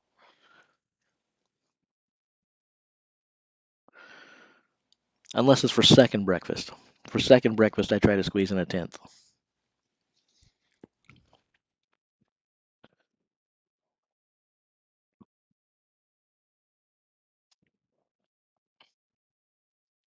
I don't mind. Again, I was going to do this anyway. Whether we were doing it together or not, I was going to sit here at my desk, ignore my responsibilities, pretend to work while checking these results all day long, but I was going to do it by myself. This has obviously been better than that.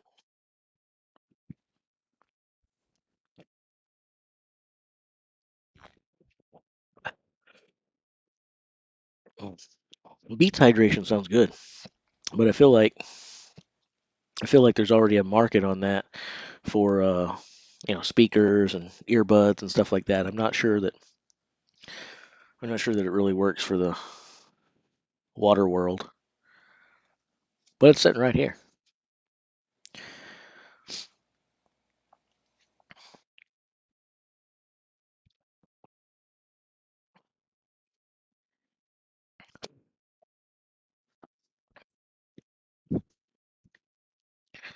It's on the screen, my friend. It's on the screen. It's actually highlighted.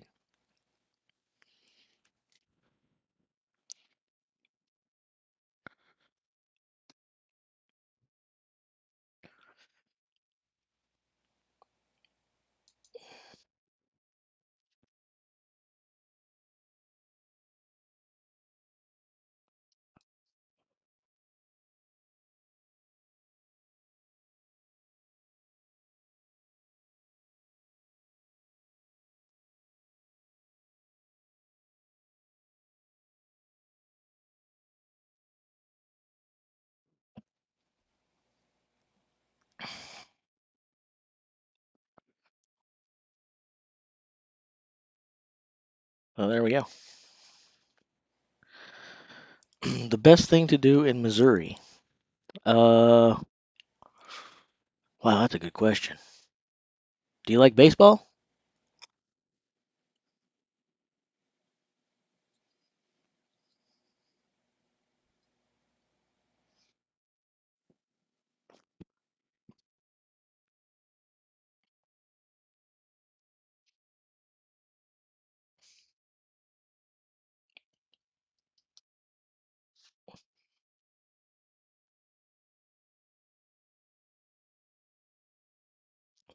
Well, if you like basketball, this is not the right state for you. I figured you like basketball.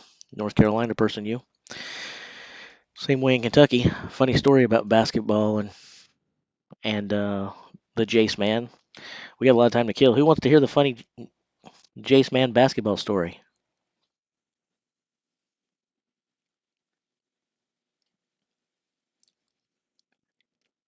We have some nature here in Missouri.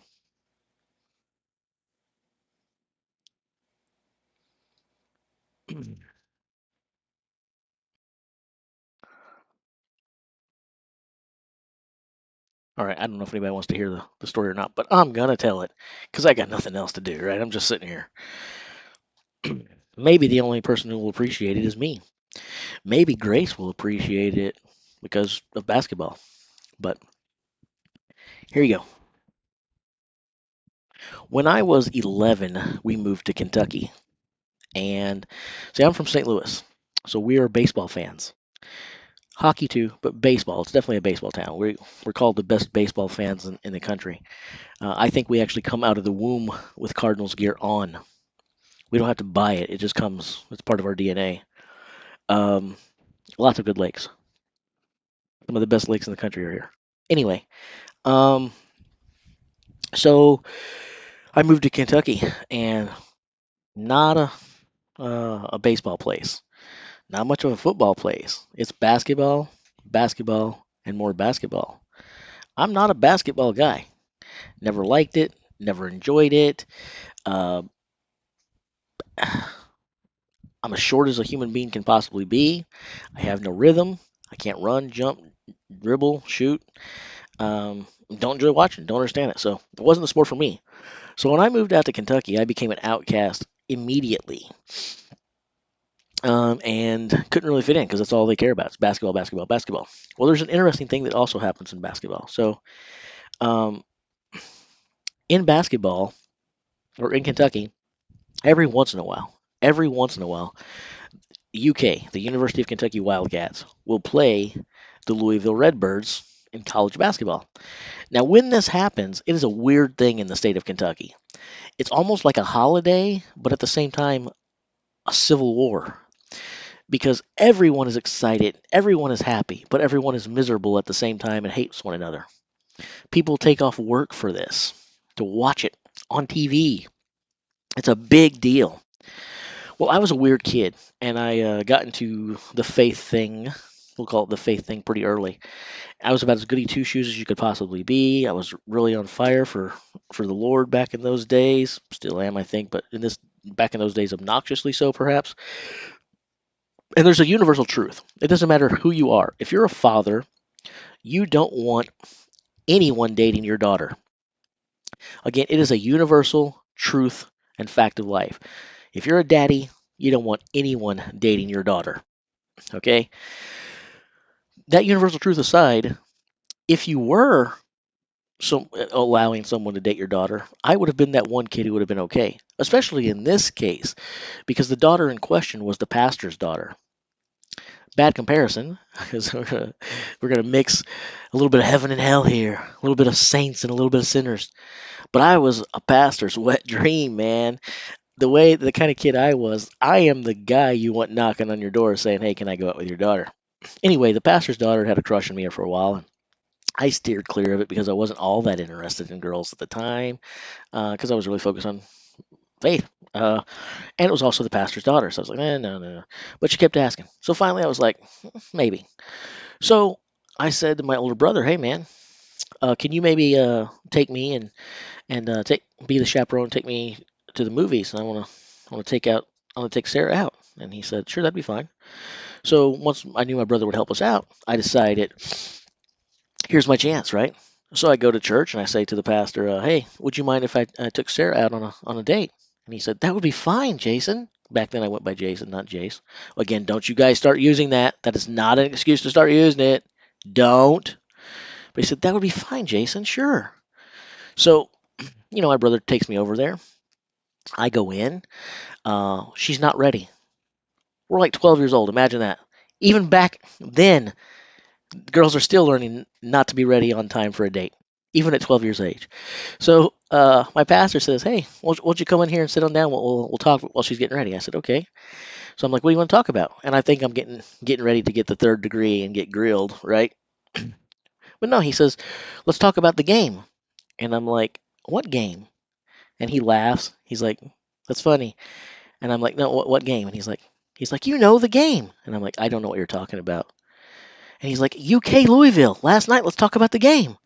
And I was like, "Oh, I didn't watch it." He's like, "The first joke was funny. That one's not so funny." And I was like, "No, seriously, I didn't watch it." And he's like, "What do you mean you didn't watch it?" And I was like, "I don't like basketball." He did not let me take his daughter out. He asked me to leave his home. This was my pastor. I was like the kid that he was craziest about in the congregation. This guy loved me. I just told him that I didn't watch the game and I don't like basketball. He revoked my privilege of taking his daughter out and kicked me out of his house. True story. I wished I had a mic to drop it. So it gives you an indication of how they feel about basketball in Kentucky, and also why I felt so out of place there.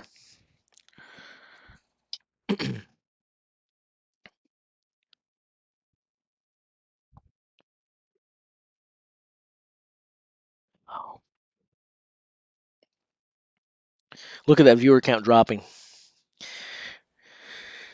By the time we get down to the stone off, there'll be three of us sitting here still.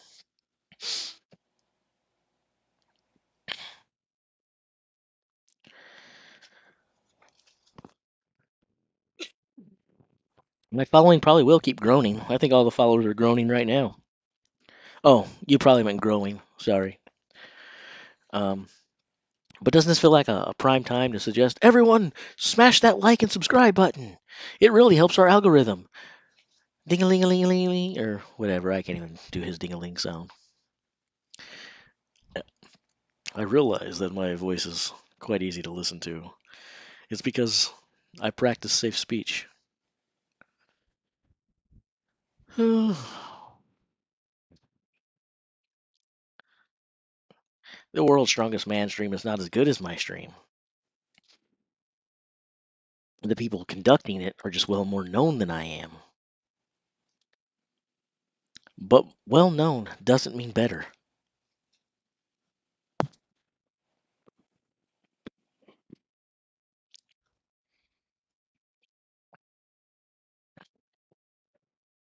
I wasn't sure how I was going to handle this break today because of the long intermission between the wrecking ball and the stone off. I thought about getting some pics and some vids and discussing a couple strongman topics with you while we waited, but you guys can blame little Kaz for that. Playing kitty cat rescue last night took away my time, and I wasn't able to get anything prepped or prepared for this time. Do I think that Brian is going to win the stone off? Again, I'm not letting anyone come after me or threatening my life by saying no, so 100%, 100% I think Brian is going to win the stone off. No, I actually do think he's going to pull it off, but I don't think it's going to come easy. And he may not. He definitely may not. It sucks being in third place when you're doing the stone off. Stone off. Stone off? Did I say stone off? Did I actually say stone off?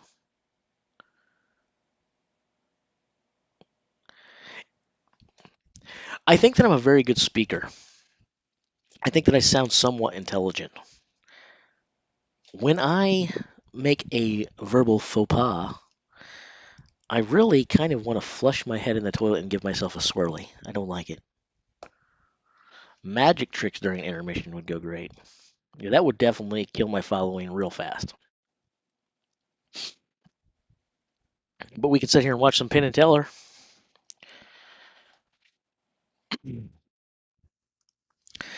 They are probably my favorite act, by the way. What kind of car do I drive? Man, Grace has a lot of interesting questions. Would it surprise you to know that I'm not a car guy at all?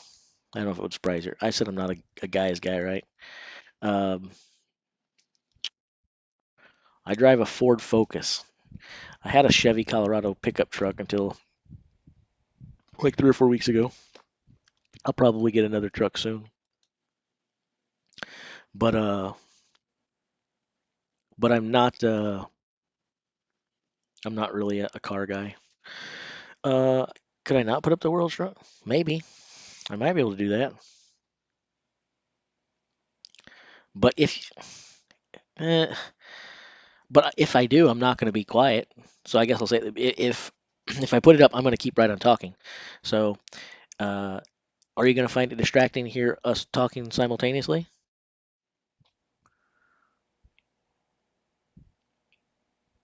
I turned air into another canister of food, and now it's gone. Yeah. Now you see it. Now you don't. Now you see it. Now you don't. Um, my stream is fun anyway, man. My stream is fun anyway. All right, let me see if I can find it real quick. Oh, I'll move it on over. Uh, there's me. There's me. There's me. There's me. I'm here. I'm there. I'm every freaking where. For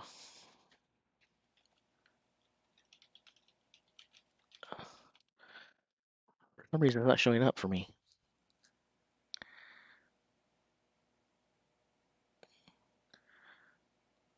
Uh, there it is. For some reason, their live stream wasn't showing up for me. All right, hold on a second, guys. Yeah. I'm joking. No, we only got 6 stones now. It's not that brutal. 6 stones, they're going to get heavier and heavier. And if you're in first place after 5 events, so the wrecking ball, you will go through to the final. And if you're in second and third, let's say you're in third. Yep. The stone will start on your side. I'm going to lower That's your the audio handicap, as it here, were, okay? for this start. I wait for you to put the stone over. We start on the lightest stone. Whistle goes. He's got 20 seconds to put it over. It's like hot potato. I chuck him Can back you in. guys still hear it okay? Once we both I mean, put I the want it to first be stone, subtle for you we guys, put the second stone. but And up and up. The last stone is 200 kilos this year. And then they'll just go backwards hold on here. and forwards. It's 440 pounds. And I make a note of the weight there because it is going to be heavier at the start. The first two stones will be heavier. The last two stones will be You lighter. ever try to pick up logs, cut off a tree, and if you have, what's the biggest log I've carried? I don't know what the biggest log you've carried is. 150. Uh, What we got 150, 160 instead of 140, 150. And then we do another 160. I don't know if Brian will take it as a sign to retire or not, and this is the first time he hasn't 210, won in 13 years. 180, Um, 200. And it doesn't sound like a lot, can I but actually restream this? to the circumference, it It jumps should up be. I should be allowed to to the restream it. circumference of 210. Everything, everything on YouTube is uh, streamed with a Creative Commons license, unless, of course, it's not. Let me see if it's marked real quick.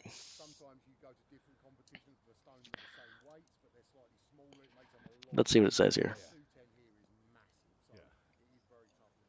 So I should be able to. It's not marked that it's. that's what we're going to find out. I don't see a copyright mark there. But Therefore, it should be. second guy to make it to the final. It should be released with a Creative Commons license, so I should be fine. To correct that real quick, what I will do is I'll say this. 25.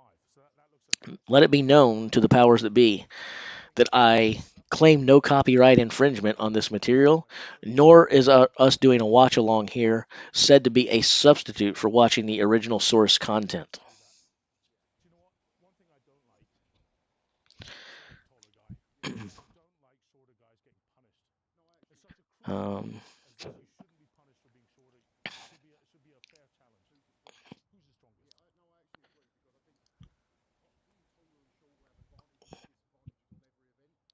let's see here. I have picked up a lot of logs. I have no idea what the biggest one I've ever carried is. Interesting thing about that, though, as far as logs go, I actually believe that chopping wood is not only great exercise, but I actually think it's one of the more enjoyable activities I've ever done. That is the one thing I loved about Kentucky. While I lived there, we heated our house with wood, and that was this guy's job. That was my responsibility as a teenager while we were there to gather our wood. And we didn't have chainsaws or anything like that. I had to go get it the old-fashioned way, and I loved it. I loved it. Chopping wood was fun, super enjoyable for me. This is the world's strongest man. He's always going to be a giant. It just suits a giant, right?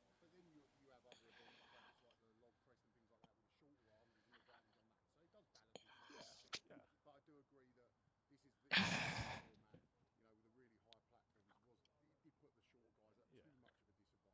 Yeah, well, I mean, Terry needs to get some advice. What has he ever done? It's going to be 5 to You know, 6 degrees Celsius, which is like another what 20 has Terry ever done? on the day, from what we understand. So things like tacky, they wear tacky on their arms. That is allowed. It's the only event this will be allowed in. The rest is all chalk. And that's a tricky one to get right. I mean, tacky's a fine art, isn't it? Yeah, I mean, I would have been bringing at least 3 different blends of tacky for sort of cooler weather. He's not even qualified to speak about strongman anymore.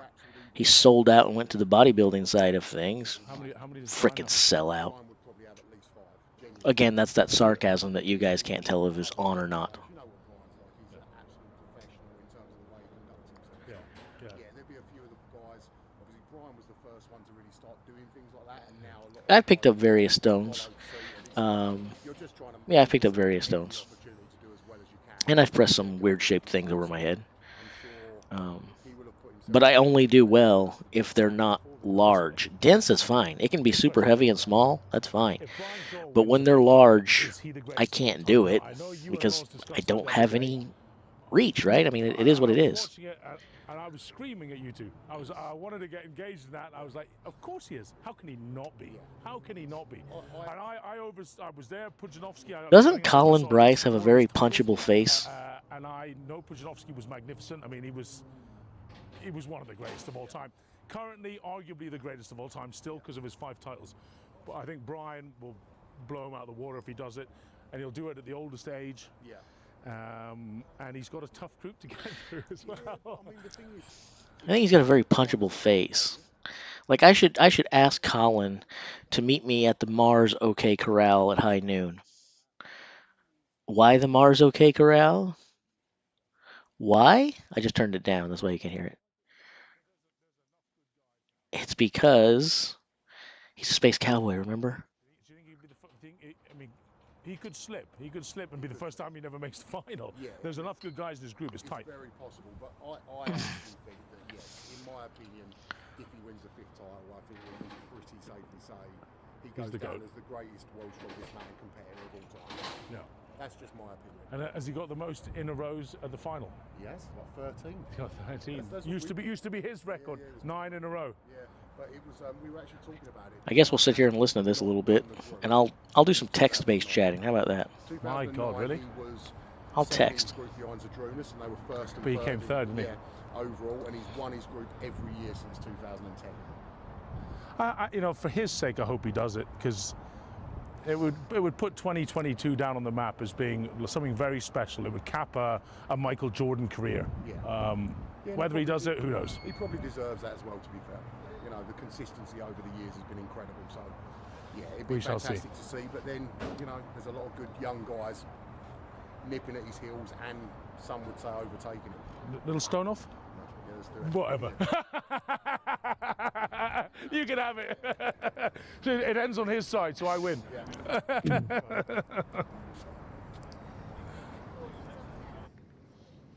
So very soon, right behind me here, we're going to be seeing 10 very nervous guys going at it on No. the stones. I mean, to get through to the final, you know, to a lot of these guys, it means everything. Obviously, the new guys, that's the first step on really sort of proving themselves as a genuine top-class strongman. You know, if you're making top 10 in the world, you know that you're in the absolute elite. You know, it'll springboard some of these guys' careers, making that. They'll get, you know, more shows off the back of it, potential sponsors, things like this. So it means so much to the guys to make the final. Obviously, then you've got the other end of the spectrum, guys like Brian, who you can see behind me. You know, he's expected to make the final. So, you know, there's a lot of pressure on someone like him to come in, deliver on the stones and make it through. But I'm so excited to see, you know, how this unfolds, see some of the new guys make it through to the final, you know, see some old faces as well, and I think it's going to be a fantastic battle in every single group. We're going to find out after this event who's in the final that starts on Saturday. I'm Terry Hollands, and this has been Backstage Live, presented by the Beard Struggle. Come back tomorrow, we're going to do a quick recap about who's in the final, you know, what's gone on and everything else, and what happened in the stone off. We're going to preview the final a little bit, and then Saturday we're into the final, which is where, you know, the real hard work starts for some of these guys. Thank you for watching. Cheers.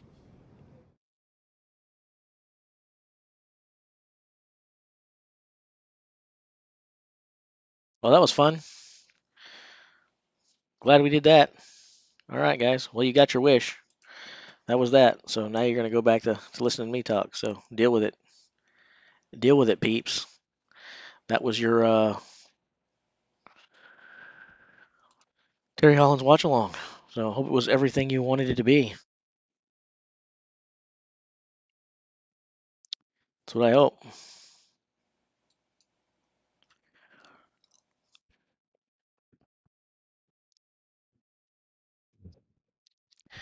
Let's see here. Do you think we're going to see less Colin Bryce with this stilt man scandal? Who knows? Who knows? I think we need to wait for more information, which may never come anyway.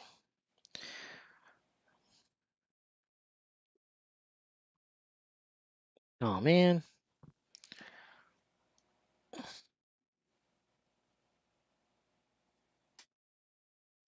You see, when the trolls come in and they start saying stuff, then people start reading, and oh boy. You're a construction worker.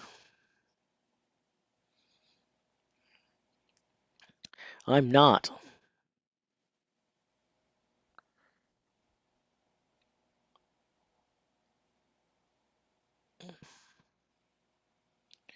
See, this is why I addressed that whole Brian thing yesterday when people were like, "Why are you giving the troll any time of the day?" Specifically because of stuff like this. Because people believe stuff, and I don't want that to happen, especially when it's something like that. Like it was a torn patella or whatever. But I mean, that guy yesterday was actually saying, that Brian was having chest problems and heart problems, and was he going to live? And I felt like that's something that's serious stuff, and I can't let people be believing that or worrying about that. And it makes me mad that people don't care about anybody but themselves so that they can get a little chuckle out of making people react. They're getting exactly what they want. Oh, someone paid attention to me, but not really caring about the repercussions of it. It's not a troll. Get rid of the R,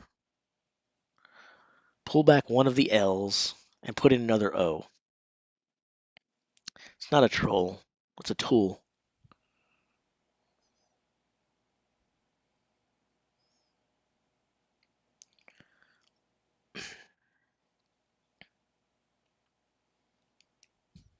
Here, kitty cat. Come here, Kaz. Come here. Come here, Kaz.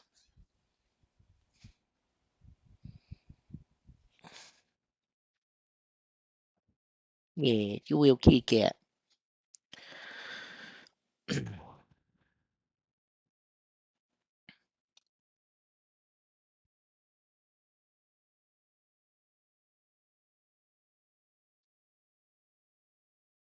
I thought people did answer you earlier.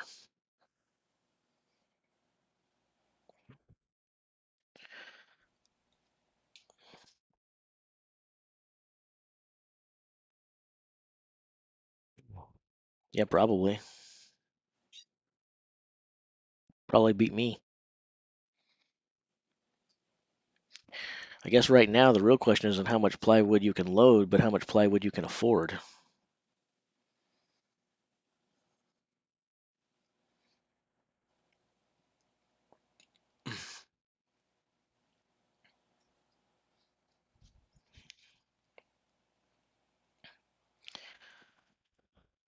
Whew.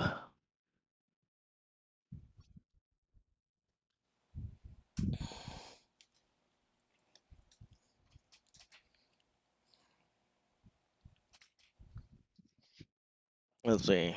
I just got a text message. Someone trying to talk to me. I'm just going to ignore that.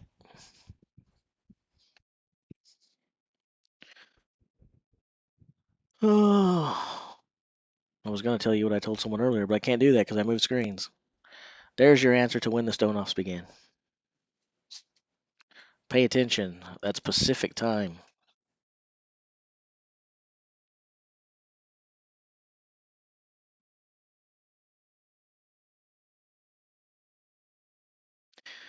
Um, I'd say Bobby is. I was gonna say average. I think Bobby would be an average stone lifter among this group, if that makes sense. So that makes him better than average. But all of these guys are better than average, right? So I think Bobby would be.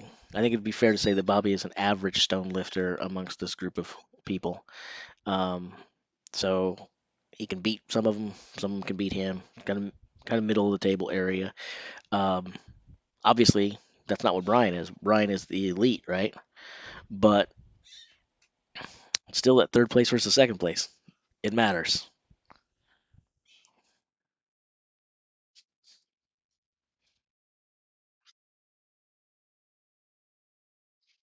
The sport has evolved so much in the last several years. One of the things I like about it is when we ask who's good at what, right? Now, even when we say that people are weak or bad at something, a lot of times they're still really good at it.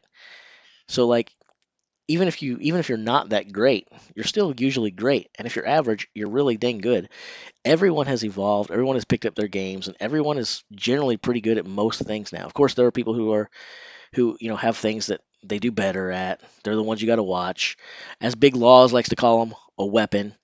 Um, Not everyone is Martins Lises, who is good at everything, but even the people who specialize, they're still pretty good in just about everything. Because these days you have to be.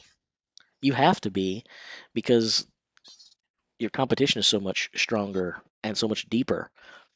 Um, Turn the clock back, 10, 15 years, you didn't have people who were training year round for this stuff a lot of times. You see people training for the show, and a lot of times still didn't know what they're going to be training for, right? Now you have people training specifically to go out there and compete in these events on that day. So everyone has to be pretty good at everything.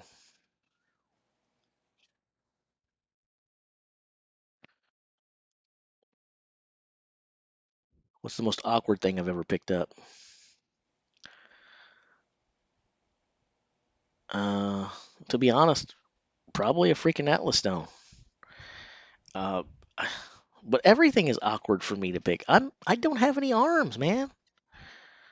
That T Rex nickname that Evan has is a much better name for me because I think I have the world's shortest reach.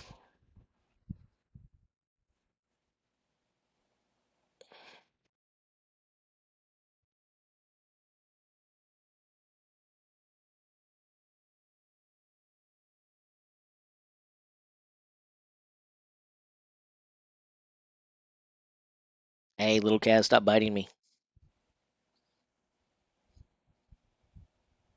Stop biting me.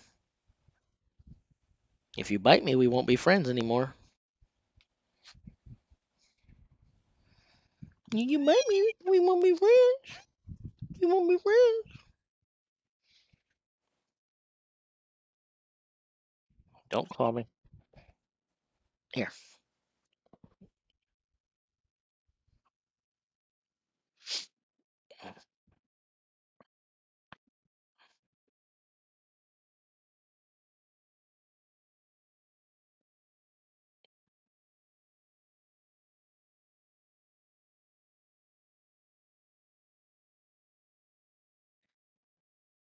The world's strongest cat right there.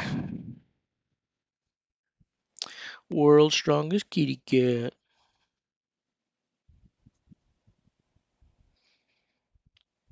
I just realized something. Like, if little Kaz does become like a channel mascot and winds up being in all the videos, he'll be able to say like, "I've been watching Strongman my whole life," and it'll be true.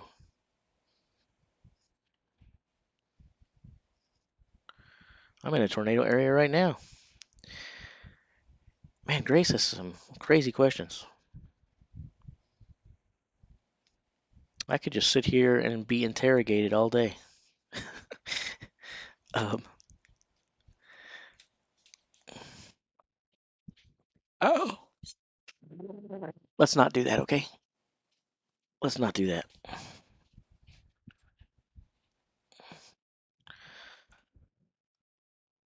Man,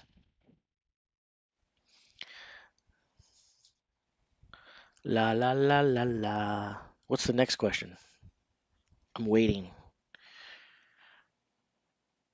And how come no one has asked my favorite flavor of Starburst? I mean, that seems like a good question.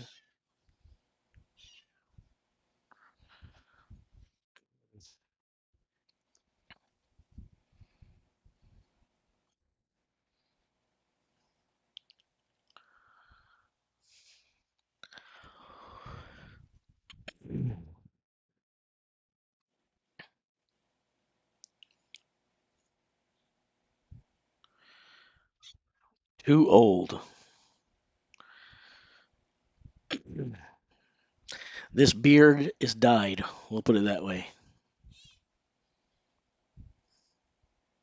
If I had a month to live on this earth, what would I do? Wow. Are you reading these somewhere? Or are these coming to you off the top of your head?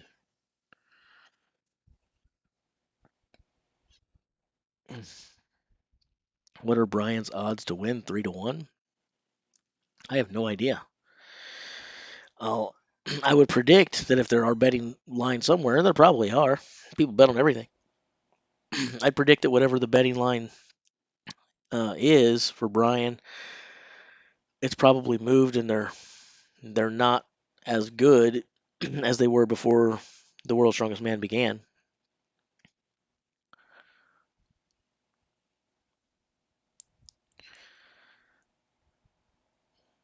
Let's see. If I had a month to live on Earth, what would I do? Hmm. Let me think here.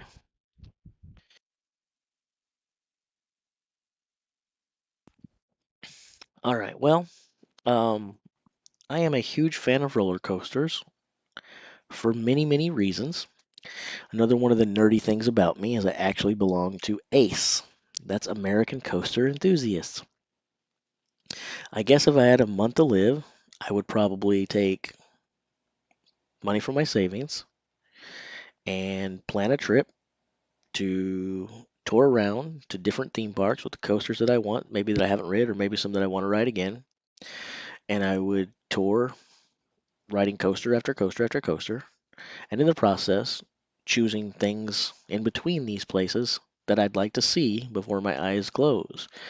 Uh, Famous landmarks, historical locations. Um, but I guess if I had a month to live, that's what I'd do. I'd just go. I'd go on a roller coaster while going on a bunch of roller coasters.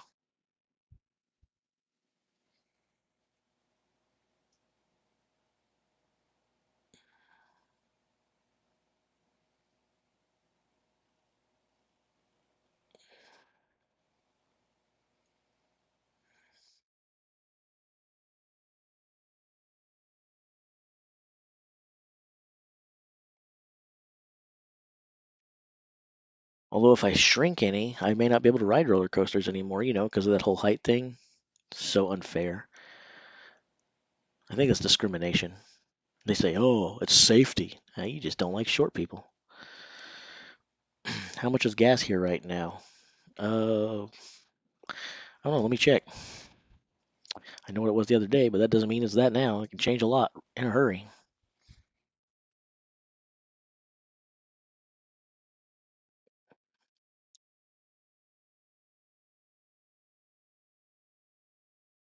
4.13 a gallon locally right now.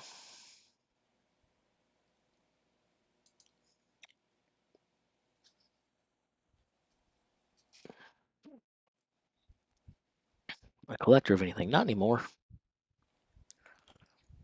I used to collect coins, baseball cards, even longer ago than that, but not now.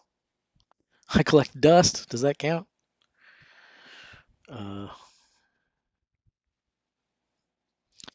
Uh, this is where we have to specify for those uninformed Americans that when we see the gas prices listed elsewhere, that's not per gallon, that's per liter. So before people start going, wow, that's really cheap, wished I lived there, think again. That's not per gallon, that's per liter. So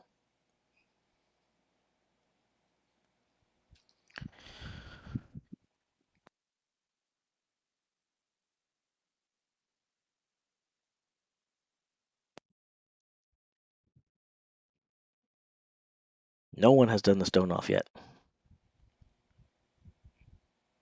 You see it's highlighted on the screen what time it begins?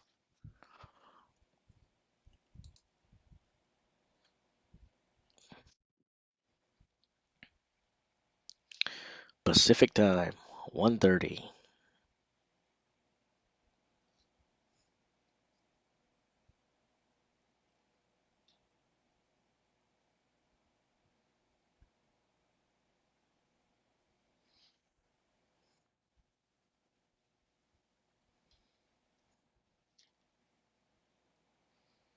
If I'm in a different time zone too, but if whether Novikov is really 6'1" or not, it doesn't matter. He could be 5'7" and seem super tall to me. Man, what state do I live in? Somebody tell bustin' your nuts what state I live in. Uh, the biggest tree I've ever climbed. Not very big because I don't climb trees.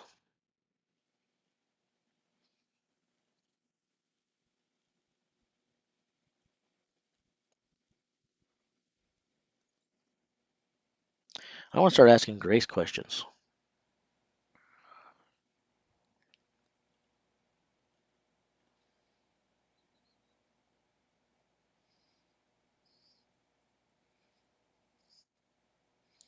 Let's start with this. Is that your last name or is something else? And is it pronounced Faydun?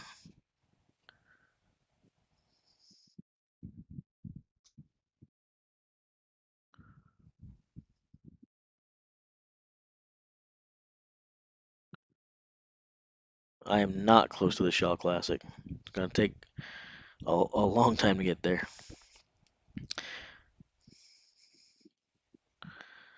Baseball. Favorite sport other than strongman?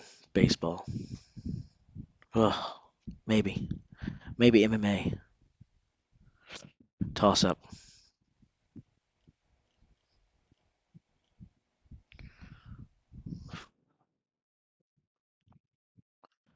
Baseball or MMA. I don't know.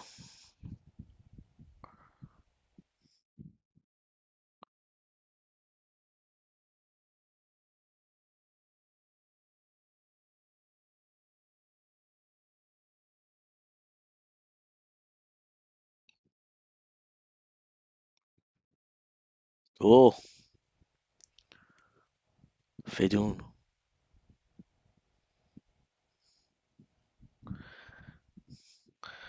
Look on the blue part of the screen for the answer. You'll see some text that's highlighted.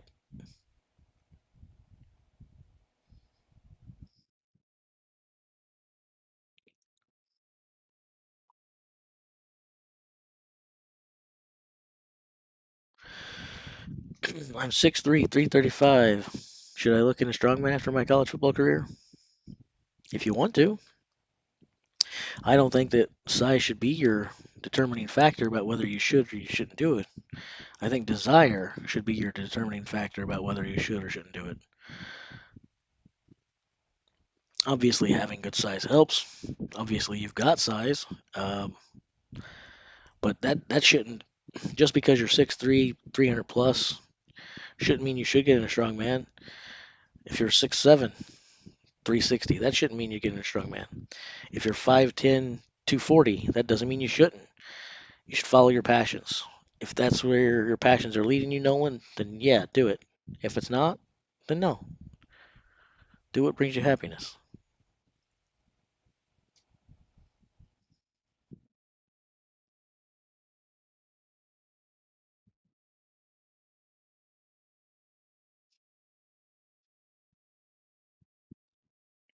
And that's good advice for everyone out there, by the way.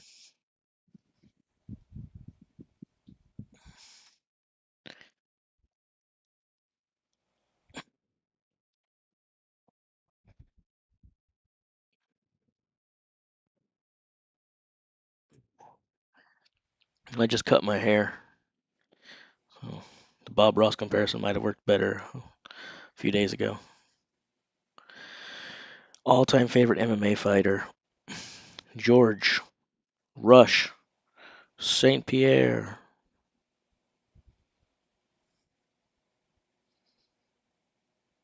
Yuck, not my favorite. It's if you can't tell from how I feel about guys like Brian Shaw and how I feel about guys like Evan Singleton and so on and so forth. I prefer gentlemen. I prefer soft-spoken people. Uh, I prefer people who, yeah, Conor McGregor's not my answer. George St. Pierre.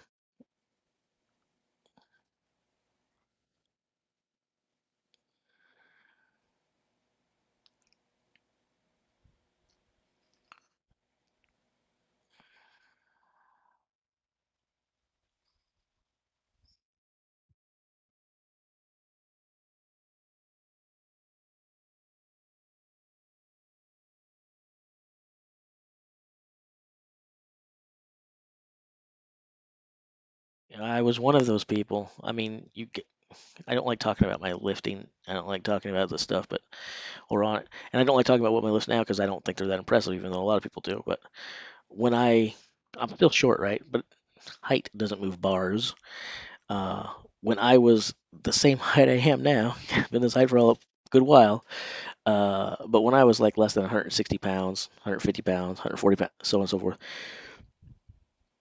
I could often go into a gym and outlift the guys who were 250, 260 in there. Um, and I'll be honest, I'm a lot more humble nowadays. I don't want to focus on me. Like I said, I wish you guys would ask less about me and ask about them. But I know what you're doing. I'm the one sitting here talking to you, right? But I want to focus on these athletes, not me. I want to focus off of me. But there was a time when I liked that. I liked going into the gym. I liked heads turning. I liked people watching. Sometimes people would come over and check me out closer and kind of disbelief that this little guy was doing that. It got very, very addictive. I liked it a little too much.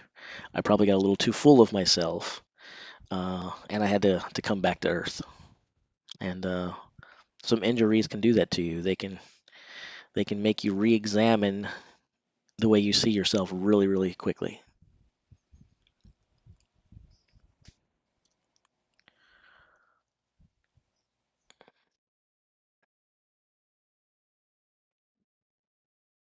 Right.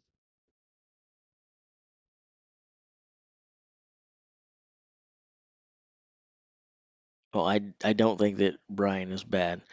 That was kind of my comparison. I was using one guy that I think is very gentlemanly and and genuine, and another guy that I think is not. In that comparison, Brian Shaw was my George St. Pierre, and Evan Singleton was my Conor McGregor.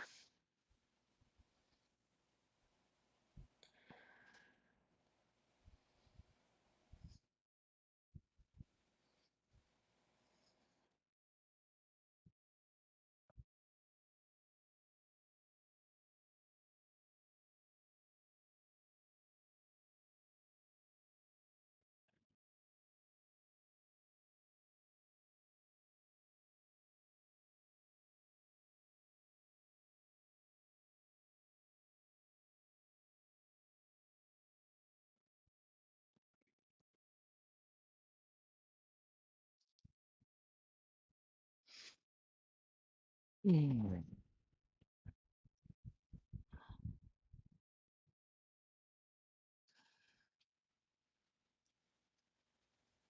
I'm not going to deny Evan's car walk yesterday or anything else about his skills. Um, Evan is a phenomenal strongman. I don't have to like a person's personality or characteristics to respect their abilities. Uh, he's phenomenal, and that thing that he did yesterday was whatever comes after phenomenal in terms of the next level on a chain. It was wow. Um, yeah,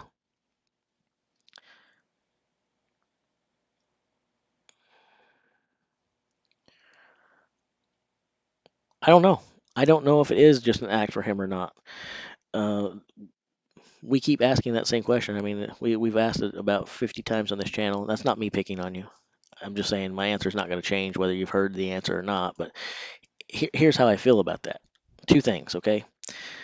And I said this yesterday, not to defend Evan, but to listen to him. A lot of people who know him say that he's just putting on a show. He's just putting on. It's not real. It's not authentic. That's not who Evan is. If you get to know Evan, you'd like him. He's not like that when the cameras aren't on. But when people ask Evan himself about it, he swears up and down it's not an act. People like to say it's an act. This is who I am. This is who I am. Now maybe he's saying that because it's part of his act. I don't know, but you almost got to take his word for that. On the other hand, I also think this. It goes back to this. Like I said, I don't find him funny. I don't find him entertaining. I can appreciate an entertainer. If you're doing an act, and I can tell that you're doing an act, and you're trying to do it, and you're keeping me laughing. If I'm sitting there cackling like I do when I watch Brian Oberst or Eddie Hall, I find them entertaining. If I can laugh at your shtick, I'm okay with your shtick. I just don't find Evan entertaining. And so that makes the act, even if it is an act, it makes it less appealing to me, really. I feel like he'd be more successful if he didn't have an act because he doesn't have that charisma that shines through. I feel like if you can't perform, if you can't entertain, then try to be genuine. Try to win people's hearts over by being yourself. I think maybe if he's in an act, And again, coming from the pro wrestling mentality, he wants to be the heel. He wants to be the heel. But I don't think if you can come across as a genuine heel, and if you come across being fake, and he does come across as being fake, like I can almost believe that it's an act, but it's not a very good act. So I'm like, if you can't be a convincing heel, then don't even try to be one. Just approach people. Just be you, bro. Just be you.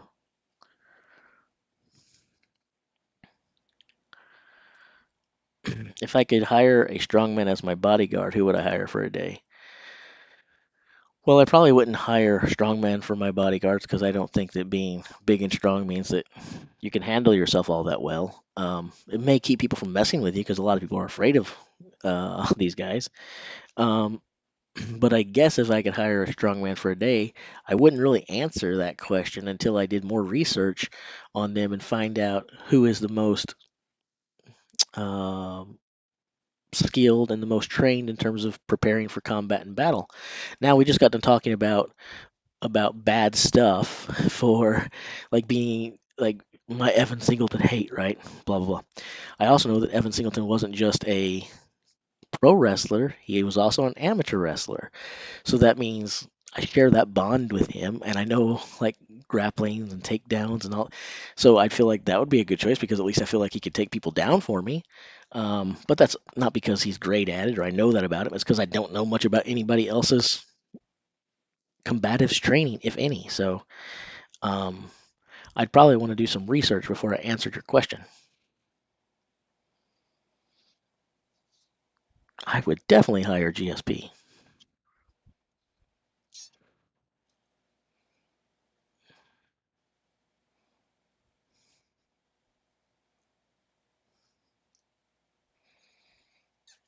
Cool, Nolan. If you're just 18, you got a long way to go. So plenty of time to train and make it happen. Make it happen, man.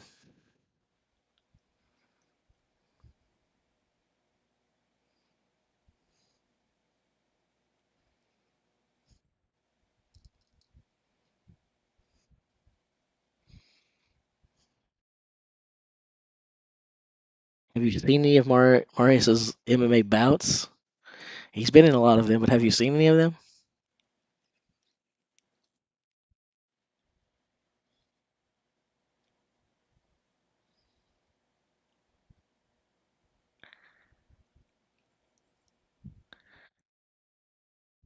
Well, I'm ex-military too, and as someone coming from a military background, let me just say it totally depends on what you were doing in the military, and maybe it also is country dependent.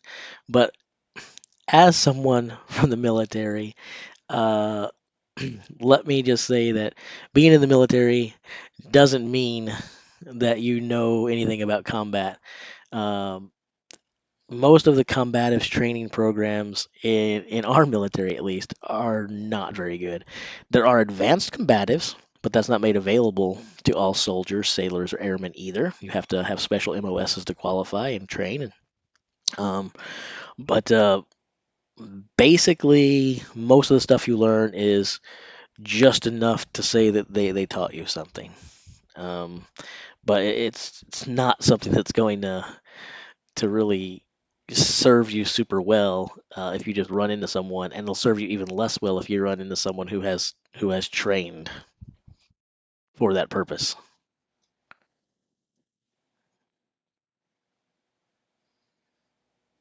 My nastiest military story.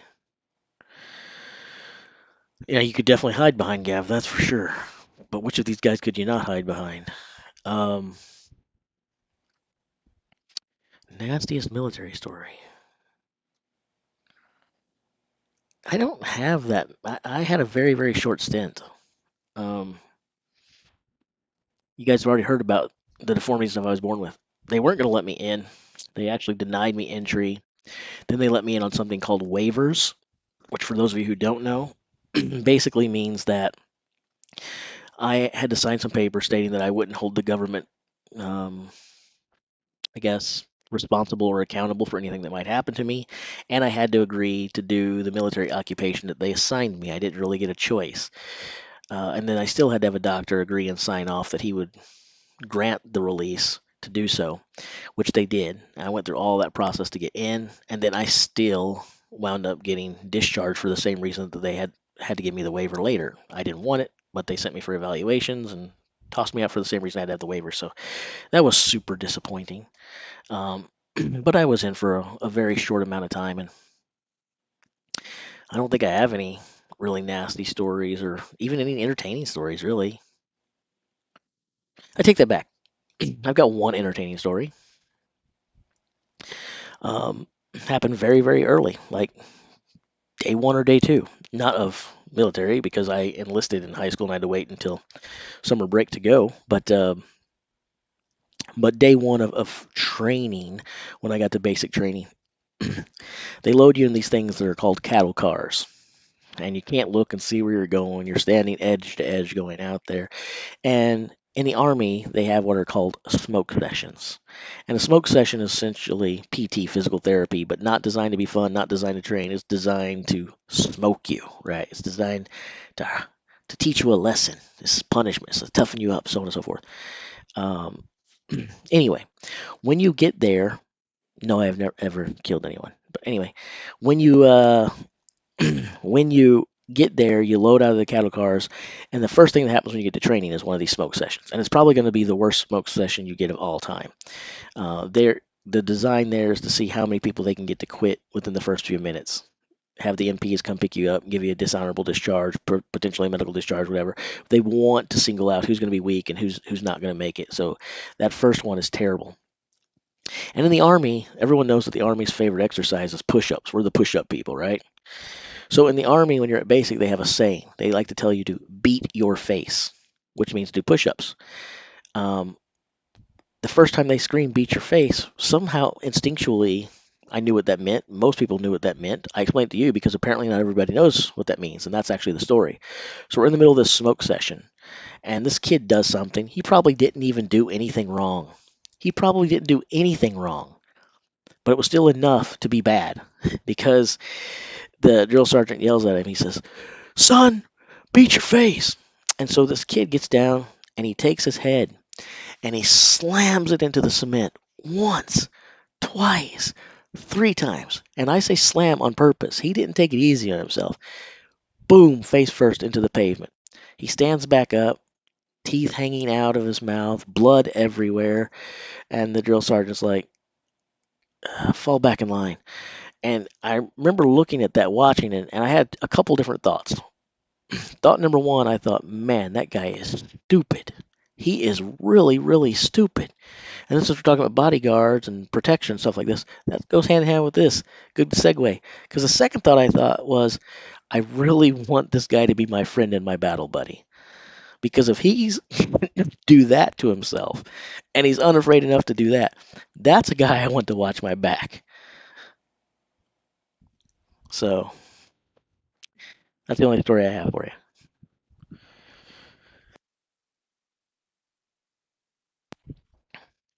I had rice-a-roni, broccoli, and cheese with chicken chunks.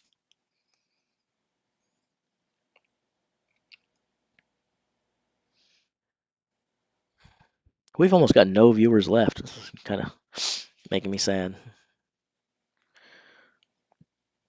Wonder if anyone will come back for the good old stone off.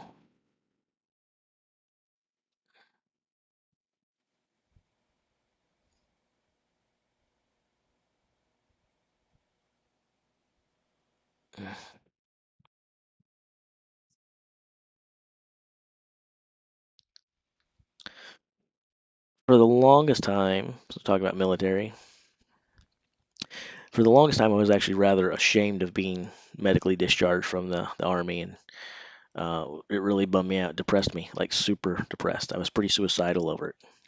Um, Thought it meant I was weak and a terrible person, and first thing in my life that I could ever remember failing at. It actually took some of my army buddies to change my thinking, and several of them got together and tried to talk to me and help me out, and they're basically telling me there's a couple things that you need to remember, Jace. Number one, you didn't quit. You didn't say I can't do this. They're throwing you out. So don't hang your head and act like you're a quitter because you're not when you didn't do it. And number two, it's like they're saying you can't handle this physically, but look where you're at on our PT test and everything. You're acing it with flying colors. You're getting max 100 points in the push-ups. You're getting max 100 points in the sit-ups. You got 83 points in the 2 mile run. You're doing fine, brother. And and so that helped a lot. But I still felt pretty bad about myself for a long time.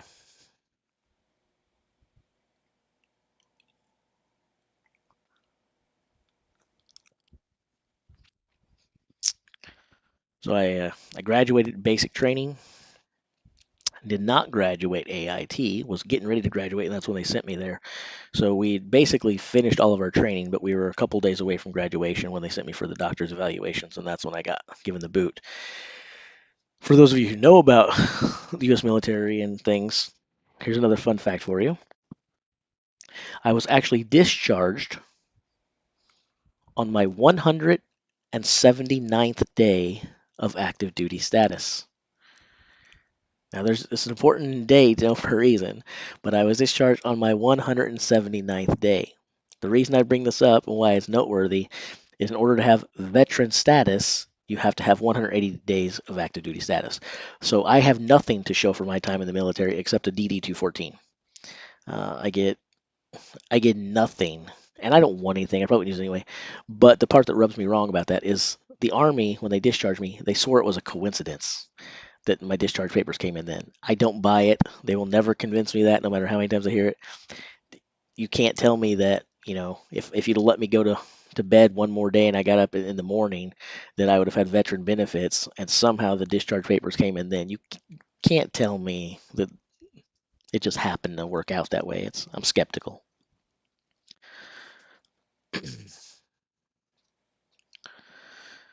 Uh, so I own a marketing company.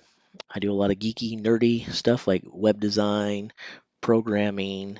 Also do a lot of networking, and then outside of owning that, I do. I'm an, I guess, an employee, but not really. I'm a consultant to someone for some security networking things. So that's my day job, as it were.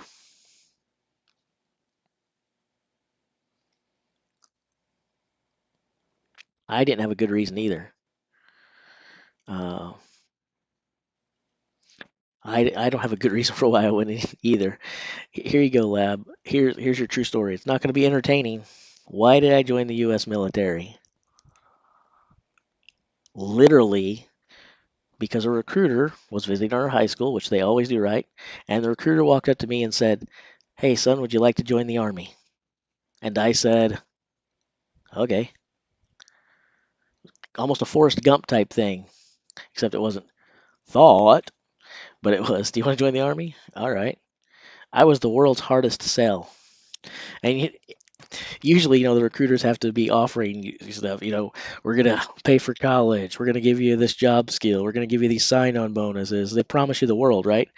I wasn't promised anything or offered anything because it was literally, "Would you like to join?" Okay, sold.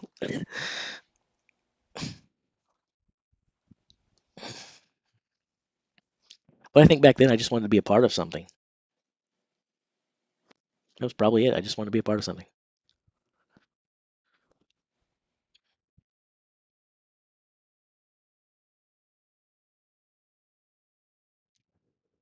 You guys are getting to know me way more than people should get to know someone when we're streaming World's Strongest Man or talking about big dudes picking up big stuff.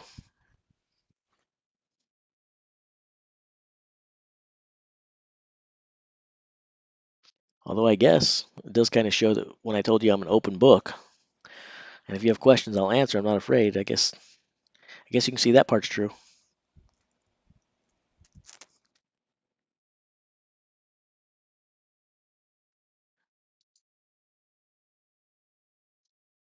I'm gonna hire a full-time moderator to boot the bots for me.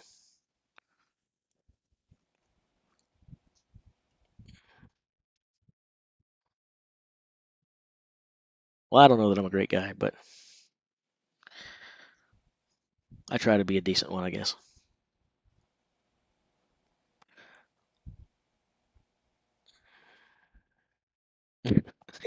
That's funny, Martin. Hey, son, you want to be a pole dancer? Oh, that's funny. If I had it to go back and do over again, which obviously I can't, and now the DD214, now I'm too old, right? But even before I got too old, the DD214 clearly stated I cannot go back and do it again. But if I could go back and do it again, I think I would have actually enlisted in the Air Force instead. I don't think my medical records would have come up. I don't think they would have looked at anything. I don't think I would have needed waivers. I think I think I could have made a career out of the Air Force. And being a techie, tech kind of guy, it was probably a better fit for me too. But alas, it wasn't an Air Force recruiter that asked, so I didn't go that way.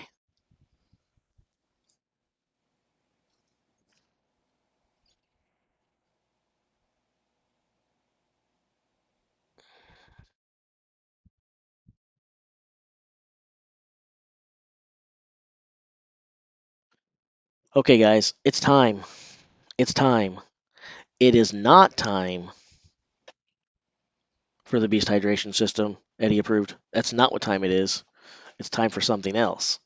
2 points to whoever can guess what time it is, since it's not Beast Hydration time.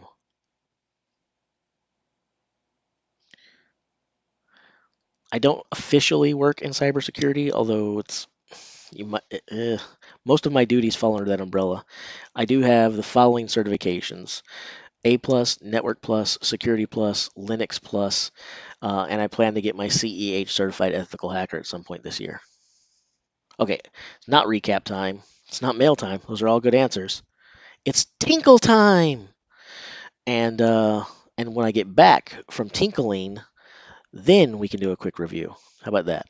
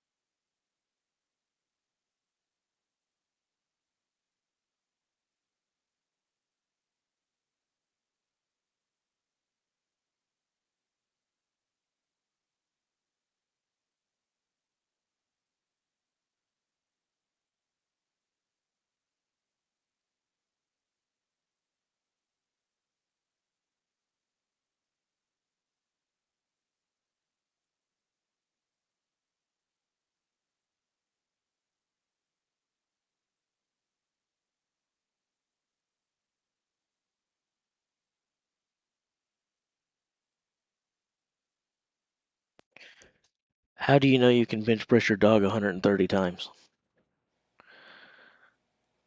Your dog died? Like just now?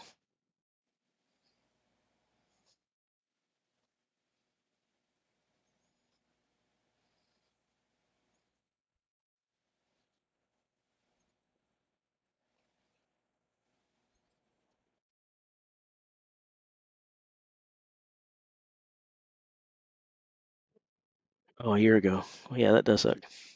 All right. Well, sorry to hear that. If you meant like now, I was gonna be like, dude, get off this stream and go take care of things, man. Um, um, biggest lift. What do you mean biggest? Like, are you asking like what would be my most proud lift? My like biggest lift in terms of just total weight, or biggest in comparison to what other people do?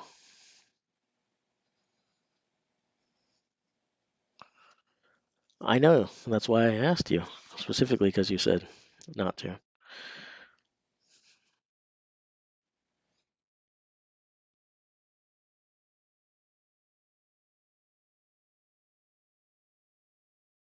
Oh, anyone in the chat. Cool.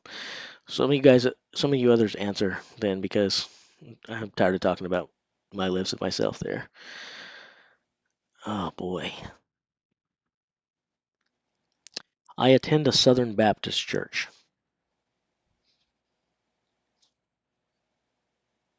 and it's JACE, no Y. Unlike you, Jay, I'm Y-less. There's no Y for me. People are always saying, "Why Jace?" No answer. Um, okay. So you guys keep asking me questions. It's my turn to ask you guys a question, okay? And my question for you all is, what is the best Mexican dish, and why is the answer tamales?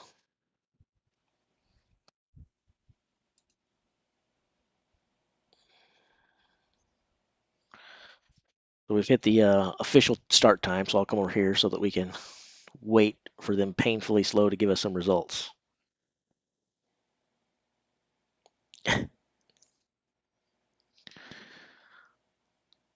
I need to move myself right. I'm blocking the stone off results again, aren't I? I forgot. Can you guys see the results now? If I put myself there?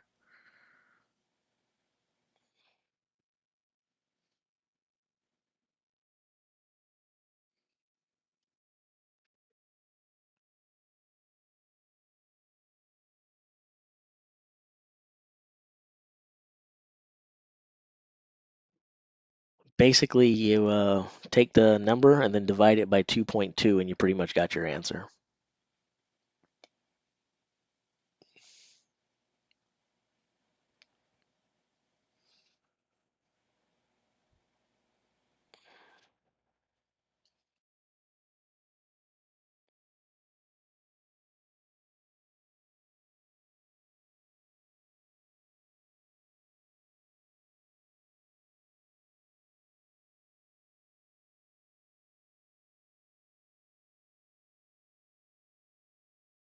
That's probably the coolest unit of measurement, stones.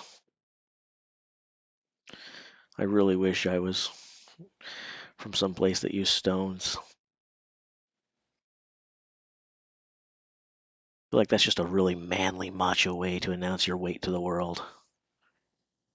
13 stone. Yes.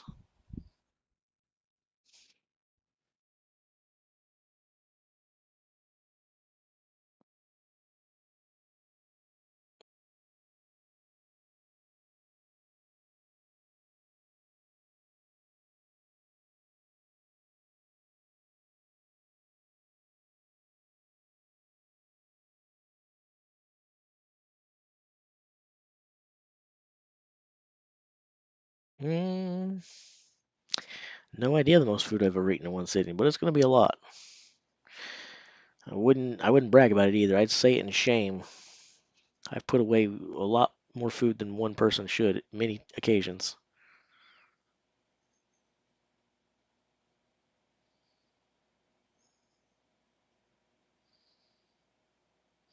We have a pizza place in St. Louis called Emo's. Apparently, there were several Missouri folks here before. I don't know if any of the Missouri people are still here. Probably not. But if you go to St. Louis, you got to get Emo's pizza. But anyway, I can remember one night specifically where I ate two 16-inch extra large Emo's pizzas by myself and 5 pounds of wings. And I think I did it in like an hour and 10 minutes.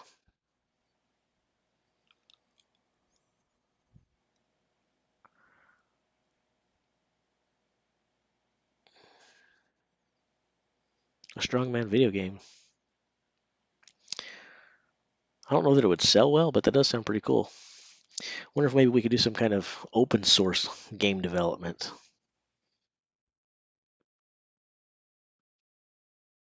Hmm.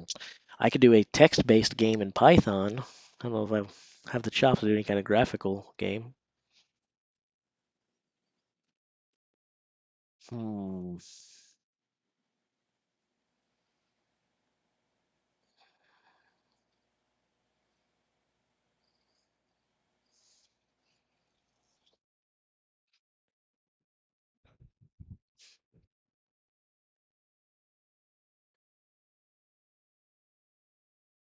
I had a fat friend in school almost ate me one time. There's so many questions there. There's so many questions there. Um, I feel like none of them are safe for me to ask, so I won't.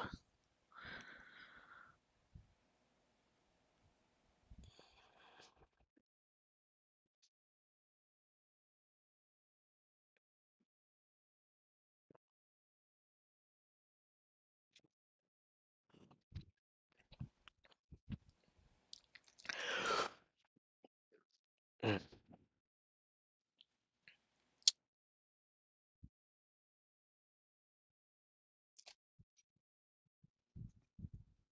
mm, I really want to take a nap. It feels like it's time for a nap 30. This time I'm not going to ask you how. I didn't listen with the dog, but I'm going to take your advice this time and not ask how.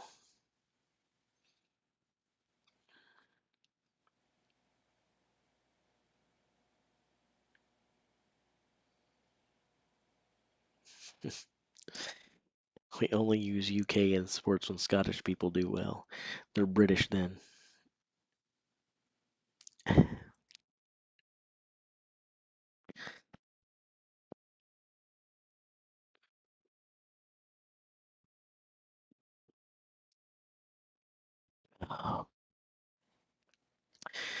Badland Chugs on YouTube is the craziest drinker of Coca Cola.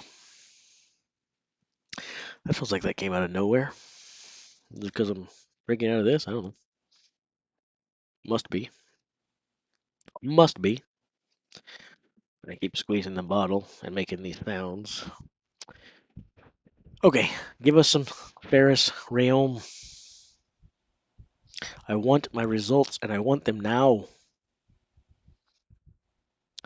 The only groups that I really care about for the stone off though is 2 and 3, just to kind of see what happens in those. And I don't really think we need to worry about 3 now that Trey is in second. So maybe really just the group that everyone cares about anyway, group 2. Um, just kind of see what Brian does from the third position.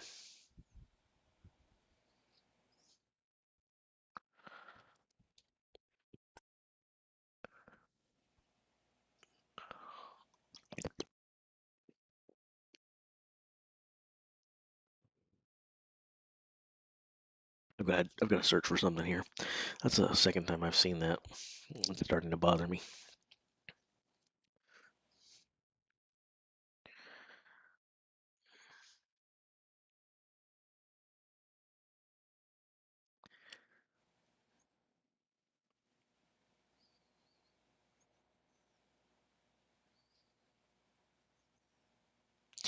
All right. Feel free to mock me and make fun of me and ridicule me if you want. But I have to ask. I have to ask.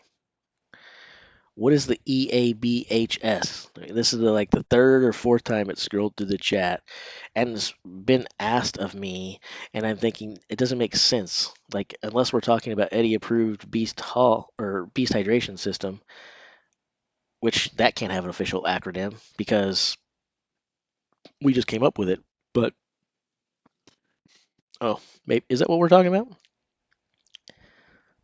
Is that what EABHS is? Okay, how are you guys creating acronyms for stuff that have to do with what I'm doing here and I don't pick up on it? JLS, JLS. I'm like, what the heck is JLS? That's your freaking channel, dude. EABHS. What the heck is EABHS? Oh, yeah. It's the thing I came up with, which was approved by Eddie Hall himself, right? The Eddie approved Beast Hydration System.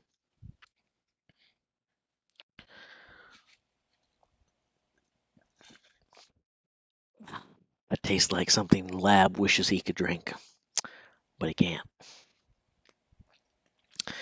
Um, all right. So, what do I think of Larry Wills and his strongman future?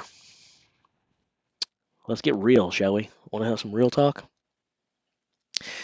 Uh, Again, you guys know I love Laws and Liz, and I think Laws put this best the other day, and I'm sure a lot of people didn't like what he had to say, but I think he said it about as well as I could possibly think to say it. Larry is a really cool dude. He's a talented dude. He's a charismatic fellow. He's an entertaining fellow. He's good at a lot of things. He's not really supreme at anything. Maybe if he stopped something, maybe if he stopped doing all the different stuff that he does and focused on doing something, maybe he could actually be really great at something. But it's hard to be really great at a bunch of stuff, and he tries so many different things, and he does pretty well at most things, right? It is impressive. It's not a knock on him. This isn't an insult. But what I mean by that is it's hard to become super great at something unless you become super selfish and dedicated to it. You kind of have to put everything else on hold and zero in, focus on one thing. So I would say this. First of all, I don't think that the body type and the frame that Larry has is conducive to being an elite level strongman, but that doesn't mean he couldn't be. But he would have to change certain things about the way he trains. Probably his training more than anything else. He'd have to change his training. He'd have to change certain other things, and he'd have to stop having so many different interests. I don't want to tell the guy to do that, but you know, I think if you just line up a bunch of strong people, like amateur little local shows, like I compete in, and Eddie just or not Eddie, Larry shows up and just decides to compete with us schlubs, he'll do well. He'll win a lot of those. If he actually wanted to compete against people who matter, you gotta focus. You gotta do one thing.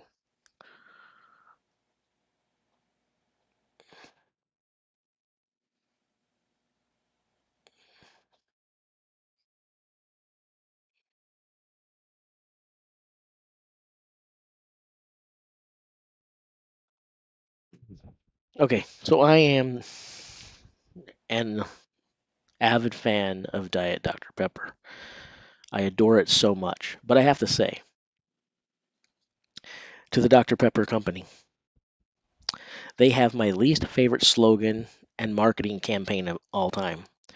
Back in the 90s, when Diet Dr. Pepper came out, their slogan, maybe some of you remember this, maybe some of you won't, but their slogan was Dr. Pepper tastes more like regular Dr. Pepper. And this slogan bothered me in multiple ways. Number one, I thought that's not a full and complete thought. When you say more like, that's a comparison. You can't say more like regular Dr. Pepper. You have to, I'm going, than what? You're leaving us hanging there. Dr. Pepper tastes more like regular Dr. Pepper. Than what? Without that, you're left to assume that the answer is more like regular Dr. Pepper than itself. Well, how on earth could Diet Dr. Pepper taste more like regular Dr. Pepper than regular Dr. Pepper tastes like regular Dr. Pepper? So this slogan really rubbed me wrong, and I lost a lot of sleep over this, and I took it way too seriously. But to this day, I do hold a grudge against the Dr. Pepper bottling company, and I'm probably going to take that grudge to my grave. Just so you know.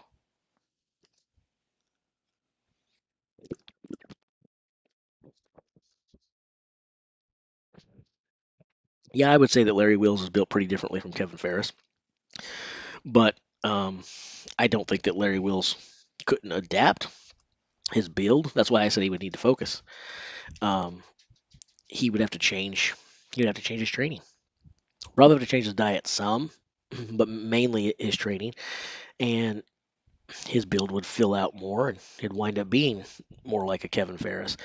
Um, but I also think he could definitely do that because if you look at them naturally, I believe that Larry Wheels has a naturally larger frame and is a naturally bigger guy than Kevin Ferris. So I think that their frames are not that similar right now, but could be very similar, and Wheels could probably be bigger, maybe substantially so. So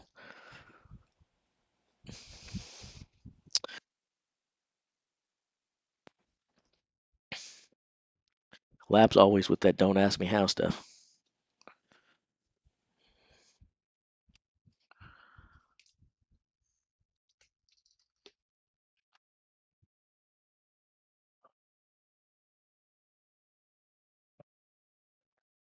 I respect not liking diet, and I respect your reason for wanting it, but that's specifically why I drink diet now. There was a time in my life, so I stopped lifting and training for like 10, 12, 13 years. I don't know, a long time I stopped working out. Maybe longer than 13 years. I don't know. I stopped lifting for a long, long time. And I've always been a big eater. I've always ate a lot, but I used to spend 2.5, 3 hours a day in the gym. You're doing that, you can eat a lot because you burn a lot of stuff off. I continue to eat the same way even when I stopped working out. You can't do that. That is not a good idea. And eating poorly too, not just large amounts. There was a time in my life where I was having 2 liters of Dr. Pepper, so 4 liters of that sugar-filled soda every single day.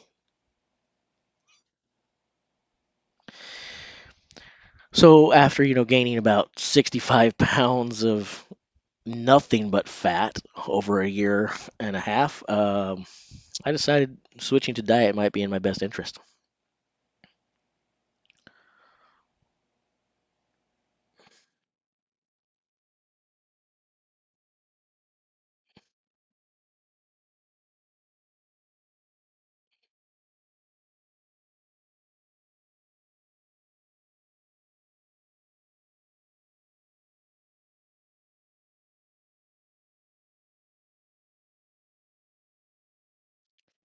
I'm definitely endomorphic.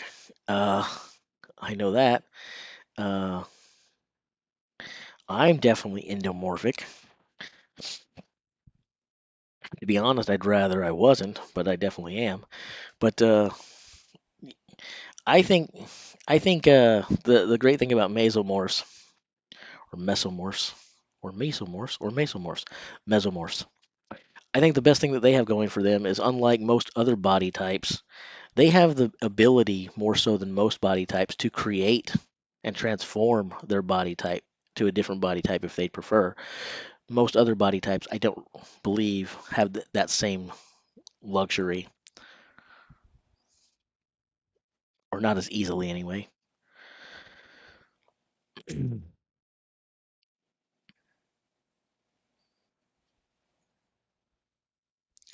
I really, really suck at log. It's probably my weakest thing of all, with the exception of big things I can't wrap around. Um, it's weird because I actually have a pretty good overhead press, even though I don't like it for reasons we've already talked about with injuries and dropping bars on my head and stuff. But I suck at log.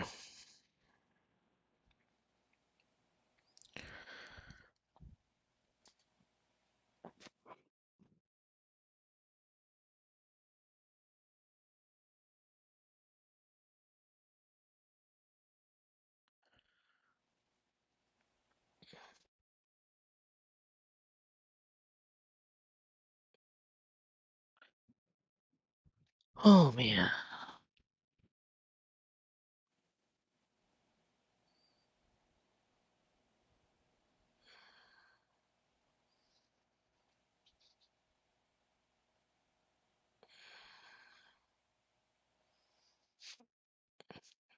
I don't know if they're gonna do any stone offs or not, man. I'm thinking I'm just getting impatient now. But I mean, seriously, how long does it take to complete a stone off with 2 people? Give us some freaking results here. Whoa, I totally read that wrong. Smelling salts for big lifts. Yeah, people want to do it. Good for them. I'm not really into the whole smelling salt thing or ammonia tablets, and need to burn my nasal passages. Those people who want to do it, I'm not going to tell them not to. You do you, bro. I'll pass.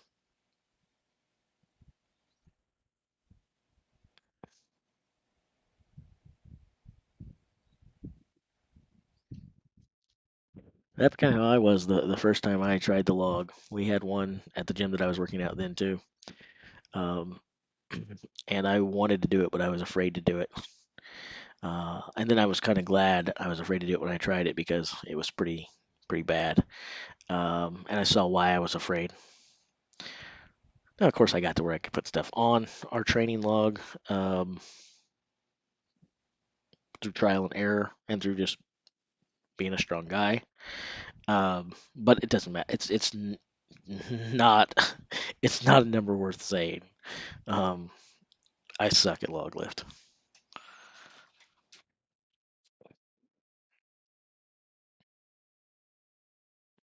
I think I'd probably do better if I've seen guys who can't kind of roll it on up or have trouble doing that. I've seen guys who are good enough to basically pass that whole stage, just like treat it like a power clean, clean it to the top, and then press it from there. I probably could do that, but again, with this small frame of mine, I can't really clean it. I don't have the reach for it to clear my body. Um, it doesn't happen, so I have to do the standard way, and I don't get it. It's hard. It feels awkward and weird. I think I have just terrible technique. I think I have terrible technique. For me, it's a lot harder than a clean and press. I imagine it's kind of an opinion based, Grace. Fedun, Andre Fedun. I imagine it's opinion based, but for me, it's much harder.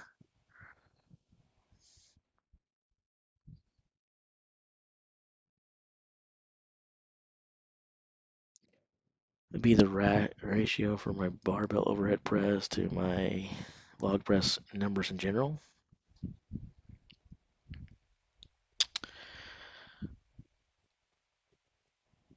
I would say, well, let me do the math on it. I'm not going to tell you what my numbers are, but I can do the math on it real quick.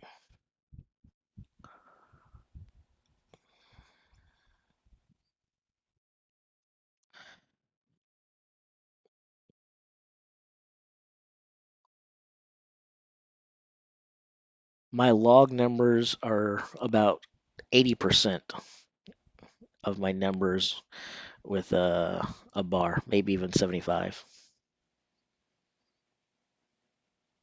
Yeah, 75 to 80% of what I can do with just a regular barbell.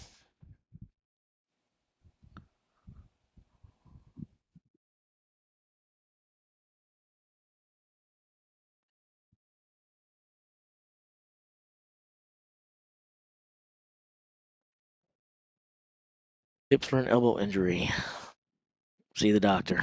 I never ever give medical advice. I should take the advice I just gave you and see a doctor too. There's a whole lot of things that I need to do, but I don't.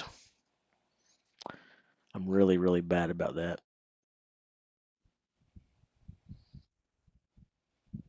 I knew someone was going to ask that immediately after that. Again, I'm not going to give my numbers. Good try. Just take my word for it. My log sucks. My log sucks.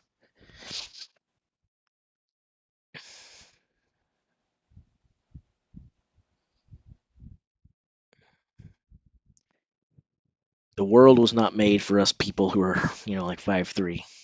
And the strongman world most definitely wasn't made for us. Here's a true story for you guys too.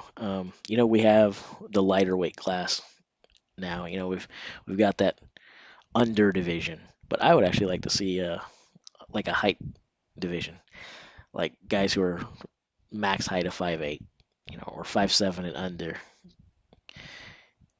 and have squat racks and yokes and so on and so forth, specifically built for us. I'd like to see what me and my dwarfy little person friends could do when the events are designed for our smaller frames. Thinner logs, that'd be cool.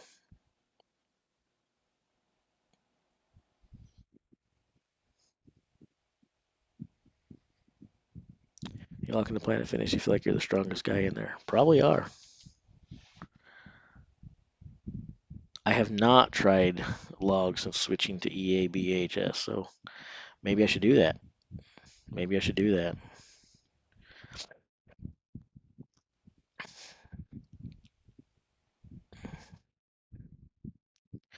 Well, efficient and clean matters some, but it's not just that. You got to remember, there's also the way you hold. Like with a barbell, I mean, you could have a special bell, I suppose, or a special barbell. They definitely make them, but by and large, you got a totally different position. You're using different muscles. So if you got a barbell, this is your position, right? But in a log, typically you're like this. An interesting thing about that, though, and why, based upon this discussion, and I've thought about this myself even before you brought it up, I would think that my log would be a little better because of that. Because when I'm on machines and things, I actually find lifting in this position easier than I do in this position. My numbers are a lot better this way. I don't know what it is. There's something about it, but I suck at log.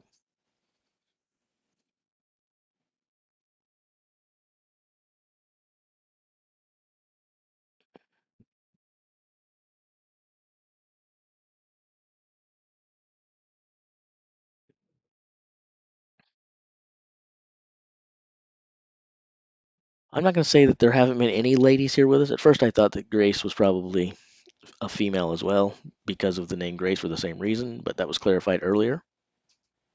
Um, there is not. But we probably haven't had too many ladies join us. Let's face it.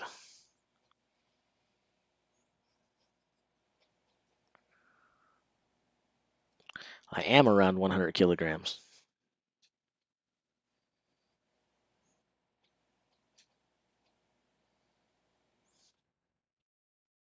I am around 100 kilograms.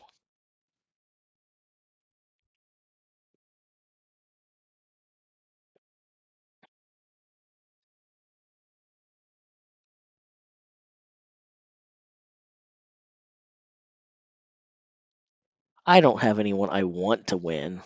My pick of who I think is going to win is Martins Lisis. Um, but I don't have anyone I want to win. Just want to see good competition.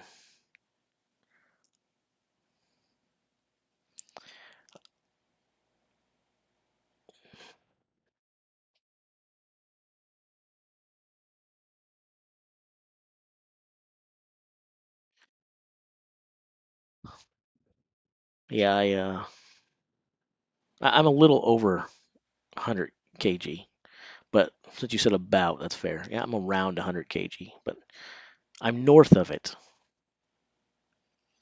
I want to get below it, and I should get below it. I think I'm going to settle somewhere around 190 to 200 pounds and stay there. I want to get below 200 and stay there. I mean, I want to and I don't want to.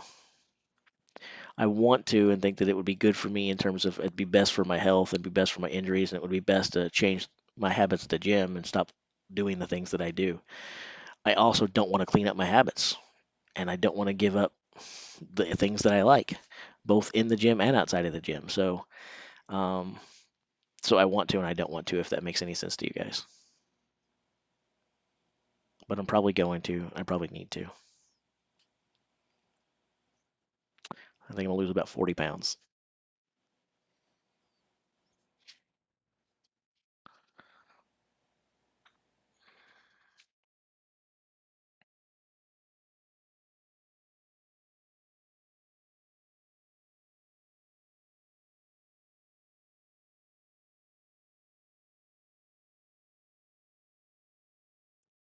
I don't actually know what my all-time best bench is.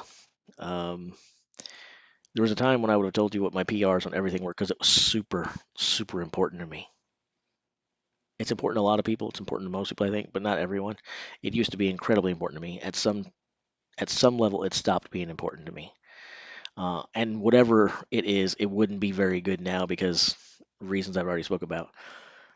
I think my best ever bench is somewhere in the 440, 450 range.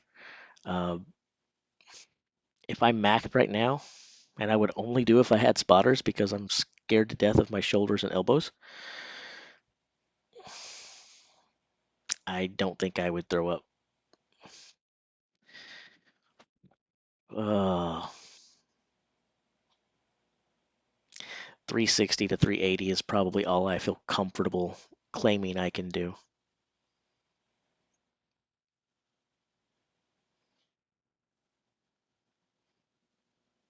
I generally put, three big plates on the sides when I'm working out reasonably heavy, and then, maybe add a 10 or 10 and a 15 or 10 and a 5 to each side after that if I'm wanting to scale up or do something. But I generally don't go much beyond that. I just don't trust my body right now.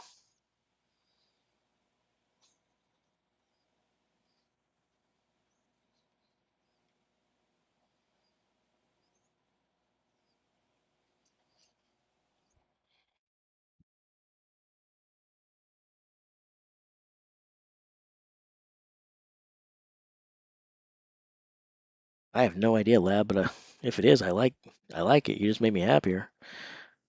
It'd be great to tell people when they talk about me being fat, and I can be like, oh, that's on purpose. It's good for my joints. I like the way that sounds.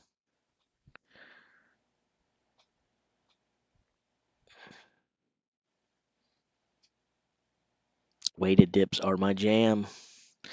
Weighted dips are my jam.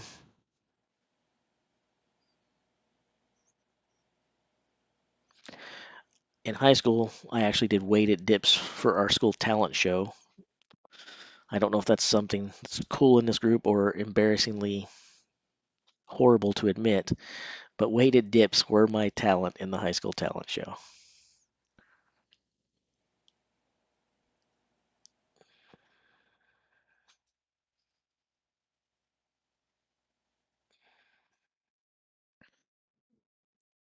Listening is really important. It's not good. Do you plan to push for more when feeling healthy or too much work for the reward now? Uh, I don't think I do plan to push for more pivot master. I'm inclined to say yes, but again, I think it's in my best interest to not do that. I think I've been beating my body up and neglecting having things fixed and me surgically repaired a lot longer than I should. I don't want to stop doing the stuff that I have been doing. I like it, but I don't think it's good for me. I think it's more pride and arrogance at this point to continue. I need to step back and realize I need to do what's best for me, not necessarily what I enjoy. So I think the honest answer to your question is a painful answer for me. I don't like looking in the mirror and admitting it, but no, I don't think I'm going to push for more. Um, I think I need to stop. The stone off is today, and it's happening now, supposedly.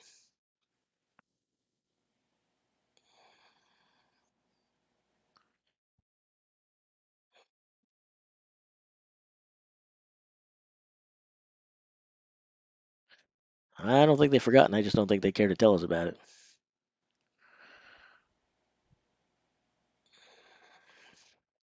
Yeah, at the school talent show in high school, what I did with the weighted dips was uh, I was weighing 135 pounds in those days, and we had a dip belt, the chained kind. I think that was the only kind they had back in those days. But they make. I don't know if you guys are aware of these or not. Hopefully you get. Well, forget hopefully. Everyone's familiar with the 45-pound plates, obviously, right? Or what would be a 50-pound equivalent, essentially, if you're in the UK with your kilograms. But all my American friends, for sure, you're familiar with the 45-pound Olympic plates, right? The stone offs have not finished, or at least we don't know about them yet. What not everyone knows is that they actually make a 100-pound Olympic plate. And so, what I did at a body weight of 135 pounds is I took a 100-pound plate and showed it to everybody out there that it was 100, not a 45, because circumference-wise they're the same. I didn't want anyone to think that I was only doing 90, but I took a 100-pound plate and I took a 45-pound plate, hung it from the chain, and I proceeded to do 10 dips with 145 pound hanging from my waist at a body weight of 135 pounds at 18 years of age. That was my that was what I did for the school talent show. And again, I feel like Al Bundy bragging about something I did in high school. I'm a 42-year-old man. It's time to stop bragging about what I did in high school.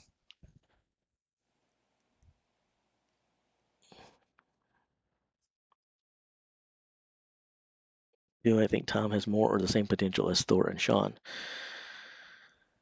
Uh, Boy, it's pretty hard to say people have more potential than Brian Shaw when you look at what he's done. Um, it's also I always feel like bad to say someone doesn't have potential because you shouldn't sell people short, and I feel like that's disrespectful to that person. Um,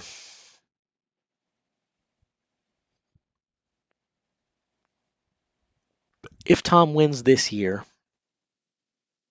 I can see a world where he wins a third one, but he's got a lot of competition he's up against. He's got a lot of competition up against. Um, when Brian was in Brian's prime, he usually only had to worry about one, maybe two guys at the most. All of these guys have to worry about three, four, five other guys now. It's a lot harder. So we have to define what criteria we're using for potential. Are we talking about accolades, championships, titles? Uh, how do we define these things? Because it's going to get harder and harder to win because the competition is deeper. I'm not necessarily saying I'm not saying that in a one-on-one thing the competition today is harder than it was before. Arguments to be made there, but I am saying that competition today is way deeper than it used to be. So that makes it harder and harder to achieve certain accolades. So we'd have to first define the criteria that we're using. Once we define what we're using as the realization of potential, then I could probably give you a better, honest answer as to where I think Tom's going to land.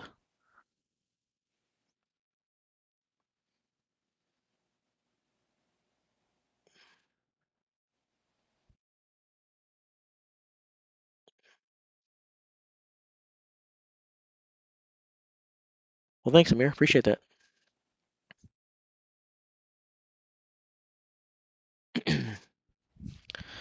Well, we can't know about the Group 2 stone off because we're still waiting on Group 1. Or are you just asking what I think's going to happen? Because it's Brian Shaw and everybody wants to know about Brian Shaw. Is that what we're saying? Group 2 stone off? Just want to know my thoughts on it.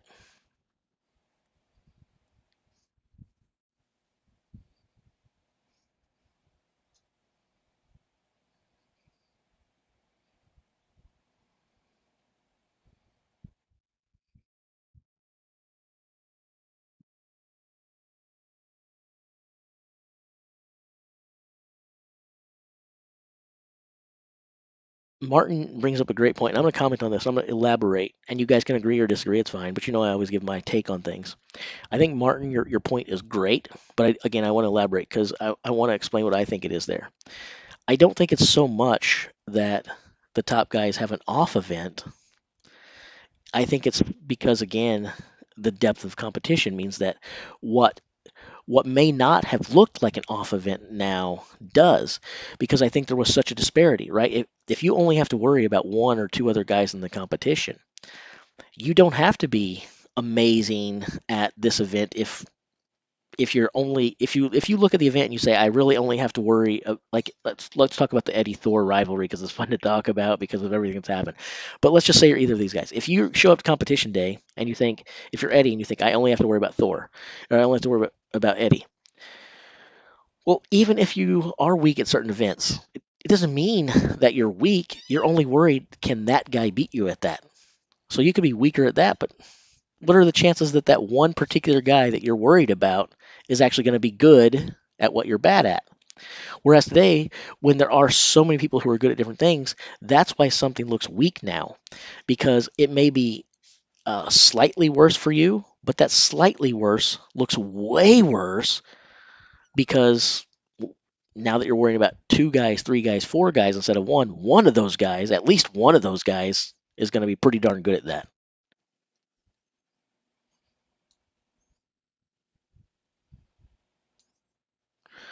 Um,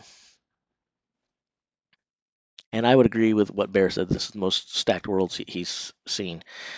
If it's not, I can't think of one right now. There have been some pretty awesome competitions, but I do believe that this 2022 World Strongman class is wow, it's crazy.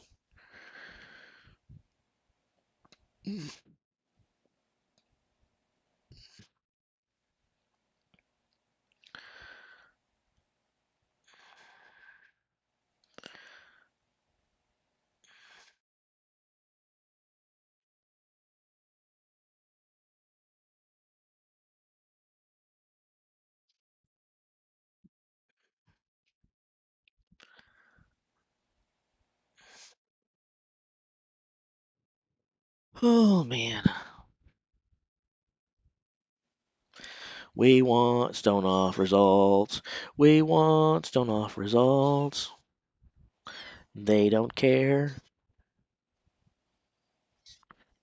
I'm a space cowboy, and I'm also gonna ride into the night.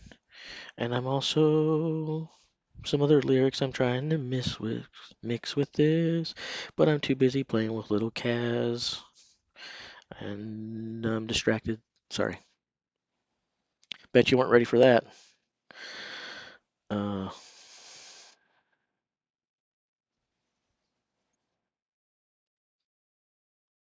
well, it's easy to watch that video now. All you have to do is turn on virtually any YouTube strongman channel, and one of them is going to uh, to stick that clip in there. It's almost like the modern day thing of being rickrolled. You get to see Colin Bryce on your screen. It's the strongman equivalent to getting rickrolled.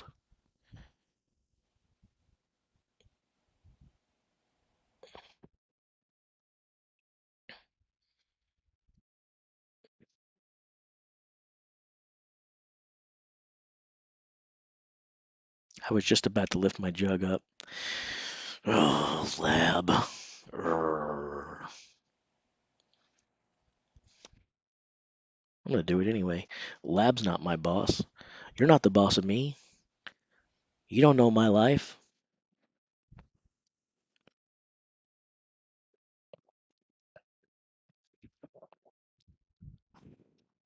Good stuff. Very, very good stuff. And did I mention that it's Eddie approved? Although my marker is apparently wearing off, so I'm gonna have to fix that. It's currently not Eddie approved. Right now it's Didier approved.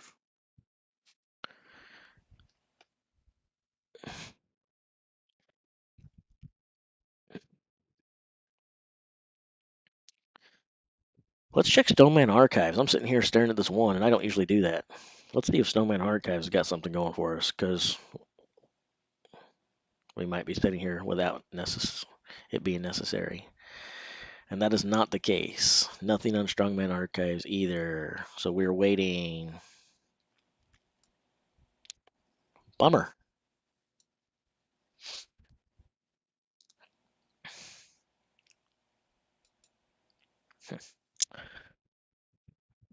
Hmm. Good point.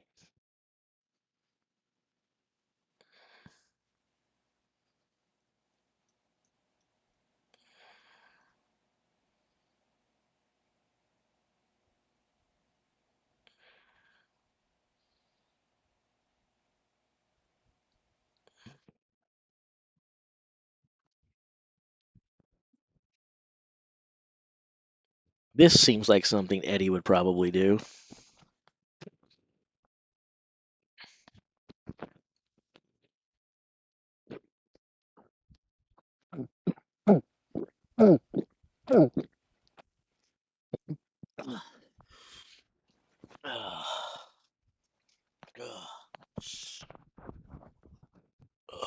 That's good, mate. Cheers. Now that seems like something Eddie might do. Oh, yeah.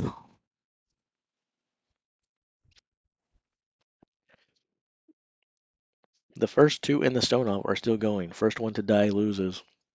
I do think that would be probably a good proof that you lost.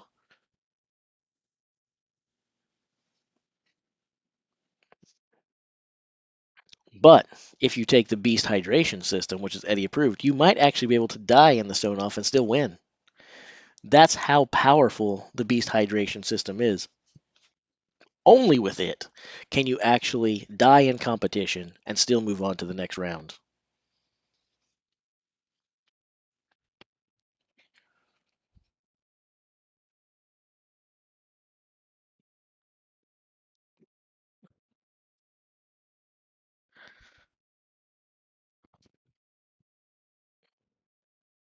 Ready to insult people, mostly Shaw fans. I know which one of us isn't on video.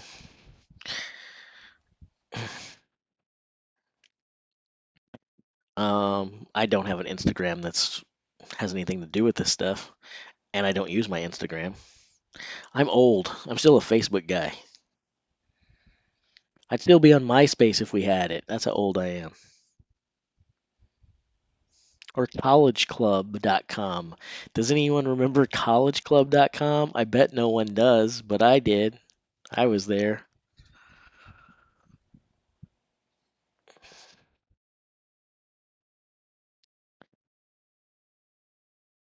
I didn't say that I was back from the gym to insult more people, mostly Shaw fans. I was reading someone's chat. I'm not dumb enough to say that, although I did not specify that those were not my words and I was quoting someone, so I guess I am dumb enough to say that, apparently.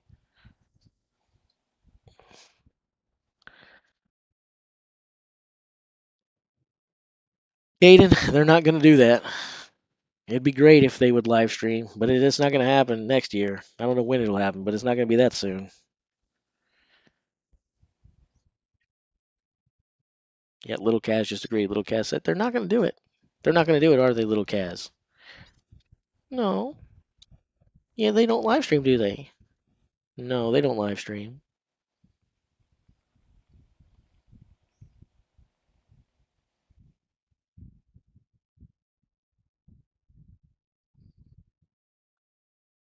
Yeah, I'm in the U.S. Ouch. Come on, stop. The most accurate answer to that is they don't live stream because they have an exclusive TV deal that doesn't allow them to do so. But why it's that way, I don't know. And oh my gosh, Gabe beat Kevin from the third position. Gabe beat Ferris. That's not what's impressive here, or disappointing, depending on who you're rooting for. The impressive thing is that Gabe beat Ferris, and he was in the third place position. That's big props to Gabe. Big kudos to him. And terrible for my predictions since I had Ferris being in the final. And I did not have Rayom going in the final. And I was very arrogant with my picks in terms of being like, all along Ferris has had a pretty darn good. He's had a great qualifier, right? With the exception of round one, when he finished second. Oh wait, that's amazing, right? So long story short, yeah, Ferris has had a great qualifier, and I've been like, look, guys, I told you, I told you, I told you, I told you. I can't say I told you so. He was in the second place position, which I assumed meant it was guaranteed that he was going on. Wow, Canada. These Canadians keep on doing stuff, man. These Canadians keep getting it done.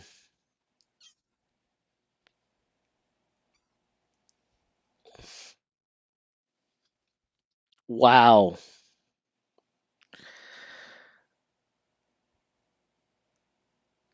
Wow. I'm shocked. And it does mess up my predictions even more. Um, but it isn't about me. It's about these guys. And we're not gonna rip on Kevin. We're gonna give props to Gabe. Good job, Gabe. Good job, Gabe. So again, I thought the only guys in any of these heats, to be honest, capable of getting victories against the competition that they're in from that third place position was Shaw and Mitchell, and then Mitchell wound up in the second place position, so we didn't have to worry about it. I knew that Gabe could beat Kevin Ferris in stones. I didn't think he'd beat him in a stone off when Kevin Ferris is in second position. No way on earth. Um,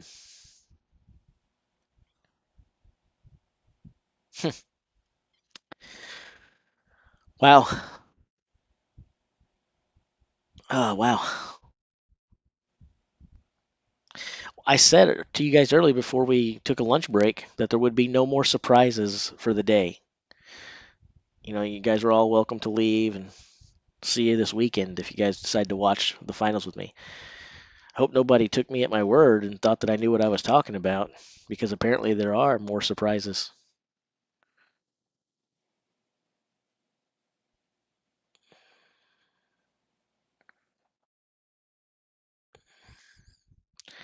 My fat behind is not in front of the results.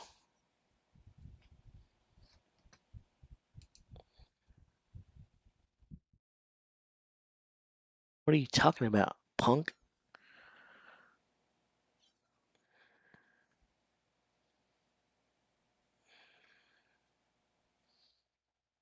I was never blocking the results. Creep. Um, yes, tomorrow's a day off. Sofa King. Sofa King good. I know you're Sofa King good, but have you ever been Plow King good? I've never been Plow King good, but I have been Mr. Plow good.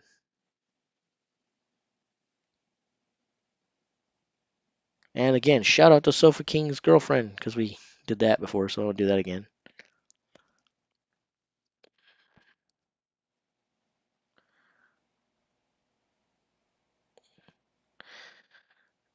Let's see here.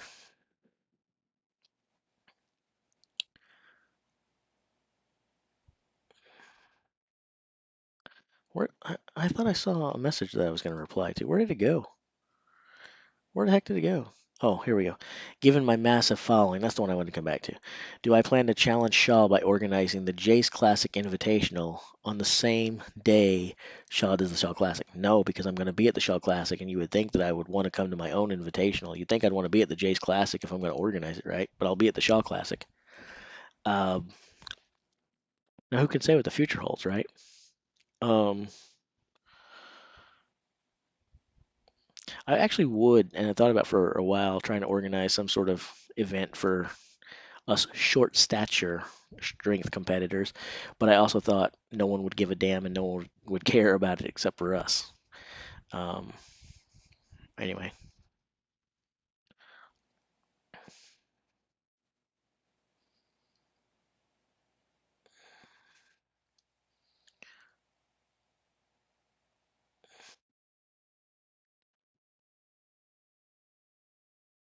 two strongmen from each group qualified in final. Yeah, that's the way it works. So the top person gets in, aka the group winner gets automatically in, and then second and third fight for a chance to go. Nobody else moves on. Short lives matter. I want to believe that short lives matter, but I'm not sure we do. I'm not sure that short lives do matter. I feel like it'd be nice if short lives matter, but I'm not sure we do because I kind of remember actually that short people got no business. Yeah.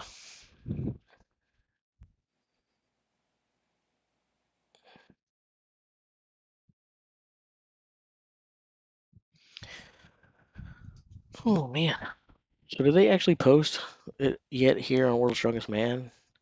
They didn't. They still don't have the stone off results on the World's Strongest Man site, guys. So based on that, I'm gonna go back to the Strongman archives for the stone offs, and I'm gonna stay here um, until we know the results for everything. Okay, that's how I'm gonna handle this because I don't want us to miss anything. So we're gonna stay on the Strongman archive site. Fair, fair or not, that's what I'm doing. So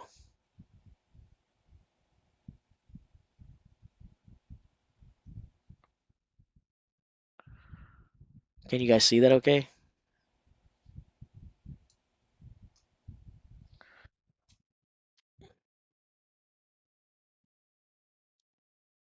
Um,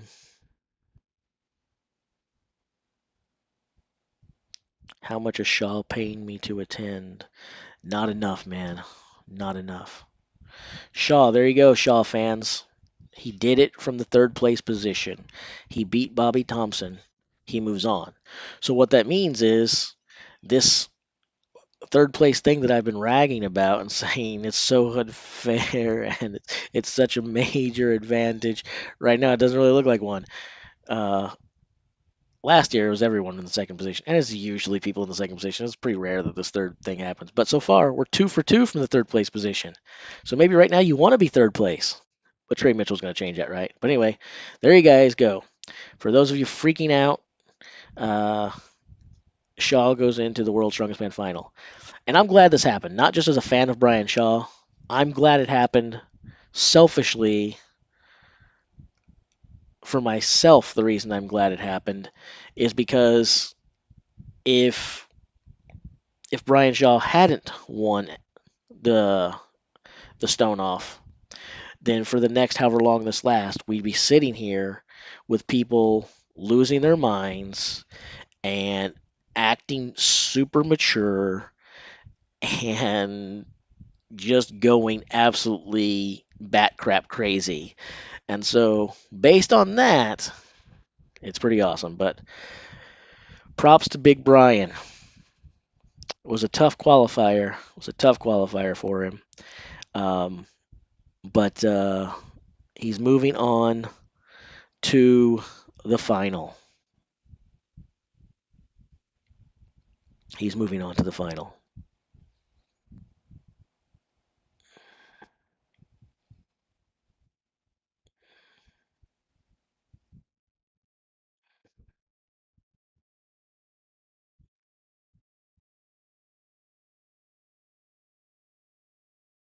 Let's see here.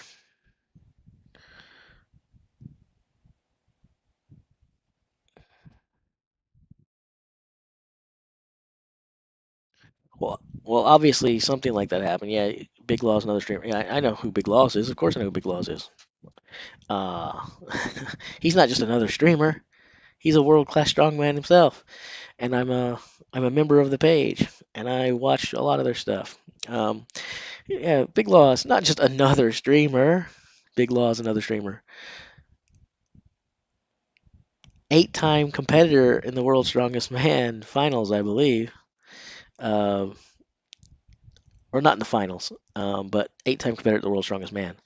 Um, I believe, I believe Big Law has made 8 World's Strongest Man. Um, but yeah, he's a very credentialed person in our space here. But yeah, Bobby with 0 either means something happened or obviously he couldn't hold it. The Bobby usually does better than that. He's a middle of the pack stone lifter, not great, not terrible, average.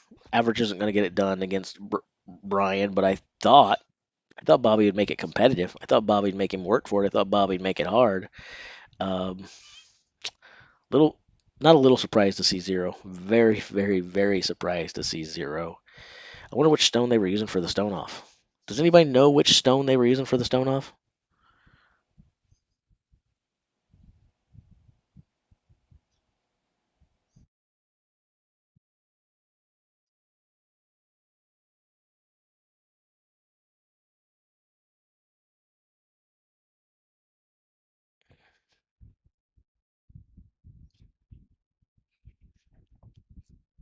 I feel like you got to use a pretty big stone in the stone off, especially if Bobby is getting 0. That's nuts. But Bobby does suffer from the same disease I do. Short arms, little guy syndrome, no reach. I feel your pain, brother. I feel your pain. I got that same disease working against me myself.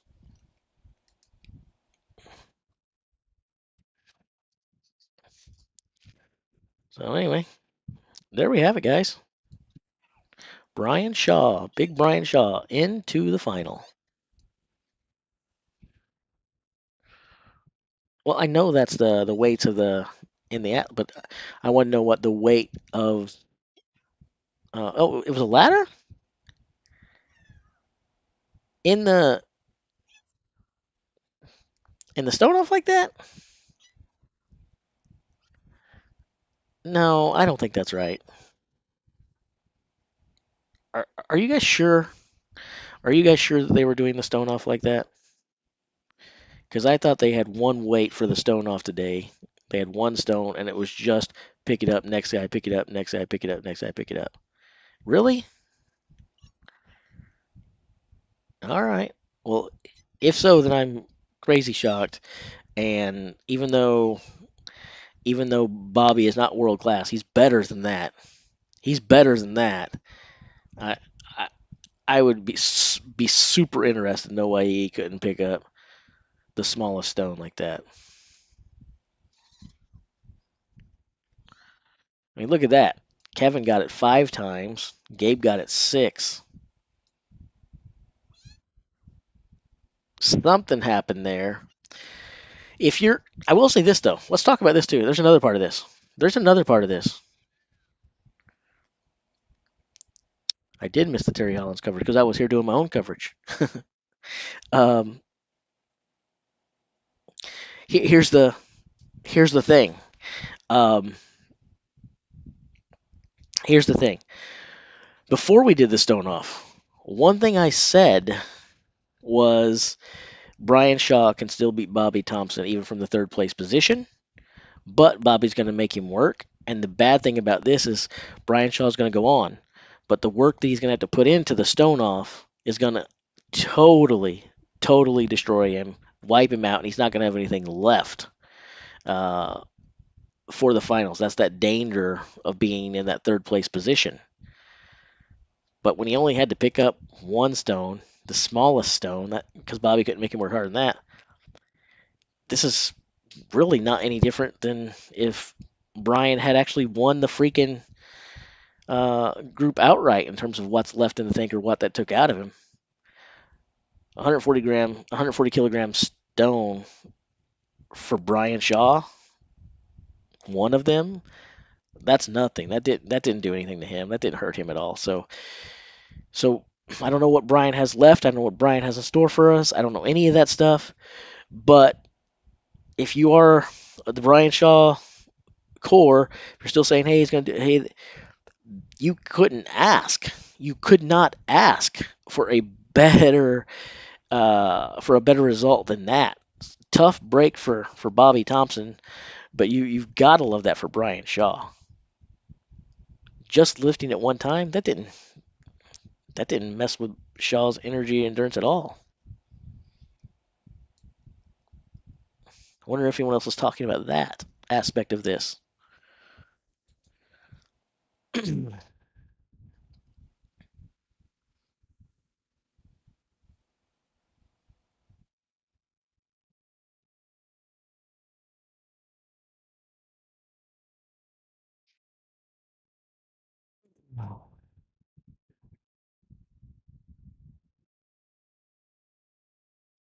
finals fit Brian way more. I don't know. I don't know.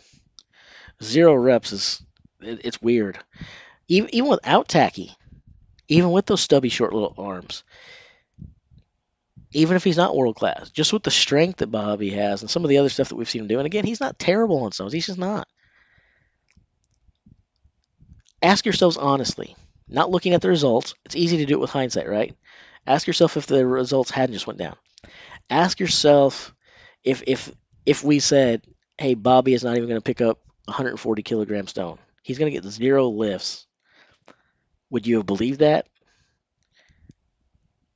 And then if I said, I threw in, oh, but they can't use tacky, would that have changed your opinion? It wouldn't have changed mine. I wouldn't have thought that he really needed that until, well, maybe 160, maybe, but I definitely wouldn't have thought he needed it for 140.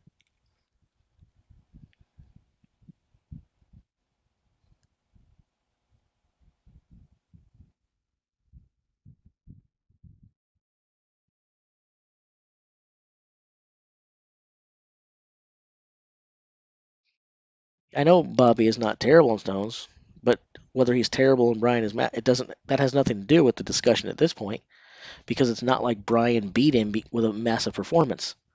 What we're talking about here is that Bobby Thompson got 0 reps on a 140 kilogram stone. So it doesn't matter that Brian is massive. It doesn't matter that Brian is awesome on stones. What's at play here is why couldn't Bobby get a single one on a really light stone? A really light Atlas stone here, not a really light stone out of your yard, right? Um,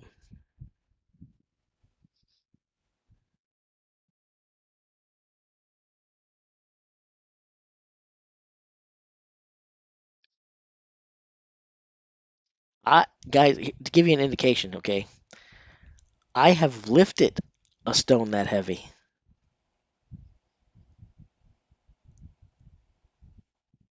That is the max stone I've ever picked up. I've lifted a 140 kilogram stone before. One time, but I did that. I'm 5 feet 3 inches tall, a little over 200 pounds. I've picked up a 140 kilogram stone. It's my max. It's my best ever. That's my bragging rights. They go up from there. But if I could pick that up, I would expect Bobby to pick that up and move it.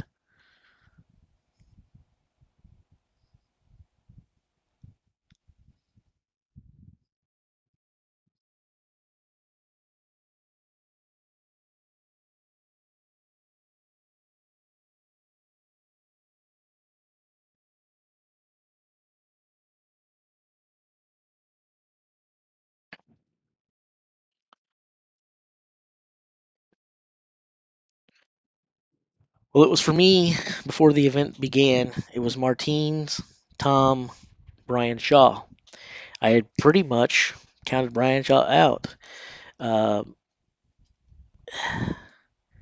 I almost have to rethink it now because, again, even though he hasn't looked podium Brian, he should have plenty in the tank now and pretty fresh. It's almost, again, it's almost like making it with a group win and not a stone off. One rep for 140 kilograms. That did nothing to Brian. Maybe he still has some sort of podium shot. I think I've removed him from that because I already told you who my top five is going to be once I took him off of it. But Brian may come here and make me eat crow this weekend, and I'll owe him a great big apology. I'd be okay with that.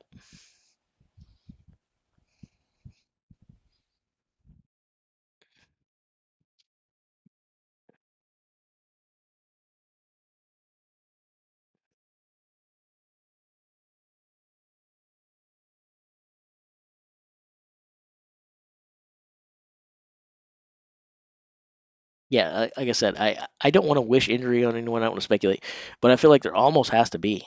And tacky, problem with your tacky can't be the answer here. I've told you guys, and this I'm not saying it to brag. I'm a nobody. I'm a nobody. I have lifted 140 kilogram stone. The guys I worked out with at the gym have lifted 140 kilogram stones who aren't as good as me. I've never lifted heavier than 140. That's the single heaviest stone I've lifted, but I have picked up a 140 kilogram stone. Am I world strongman level? Hell no. Hell no. I shouldn't be able to do anything that these guys can do.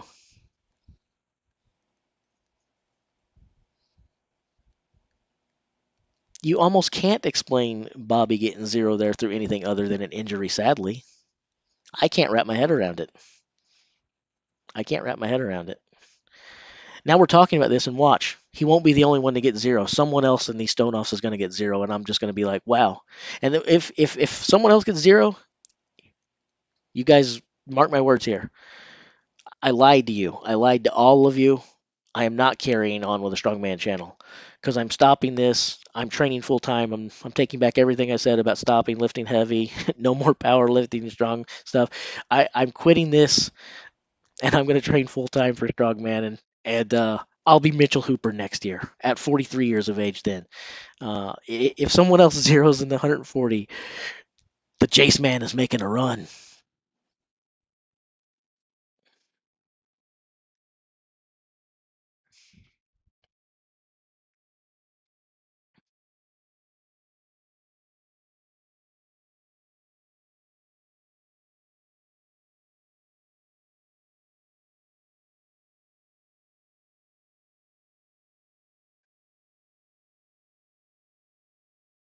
I wouldn't want G's. Maybe some money, but you can't spend a G anywhere. You know, you can't spend a G anywhere. That's not a very good currency. But if he slipped me some money, I'd maybe consider it.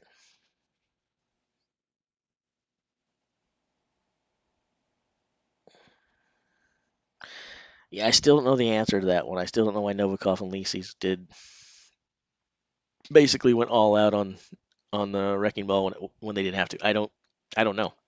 But honestly, the fact that Novikov and Lisis did do that, back to Brian Shaw. Eventually, everything was back to Brian Shaw. If you're Brian Shaw, you like the fact that they went out there and held the wrecking ball for a long time when they didn't have to, because now they took away some of their power meter. If this is like a video game, they sapped away some of their energy reserves, which, if you're anybody but those two guys, helps you out. So if you're Brian Shaw, you're glad that Lee Sees and Alexi did that. Now, I still think that Lee Sees wins. Um, but if you'll remember, I had Lee Sees, Stoltman, Shaw. I didn't have Alexi up there. I did have Alexi up there after I gave Brian Shaw the boot. But now that Shaw got to take it easy in the stone off, and Alexi went out there and held it forever, does that mean now that Brian can catch Alexi? Talk amongst yourselves. Maybe, maybe. I don't know. It's getting interesting.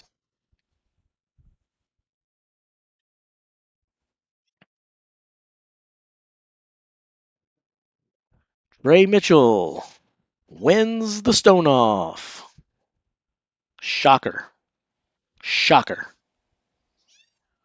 Not a shocker.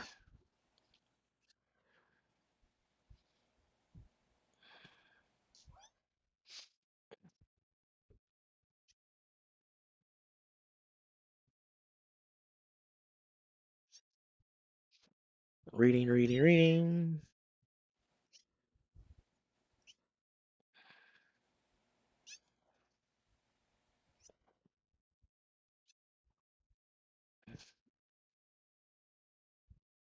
Mm, of course, Trey won his stone off. He probably would have won it from the third place position, like the other two fellas did.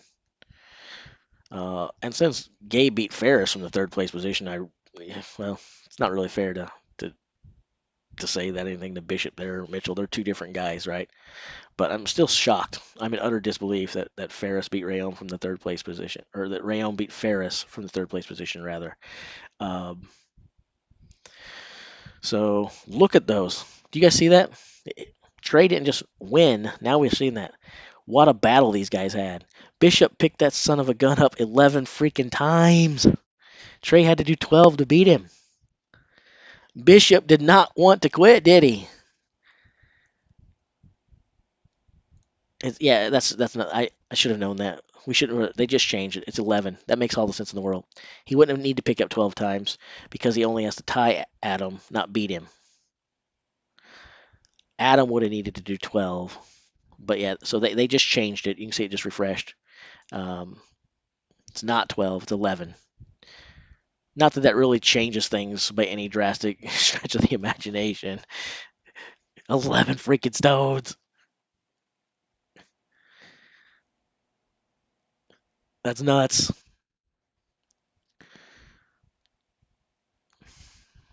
Wow.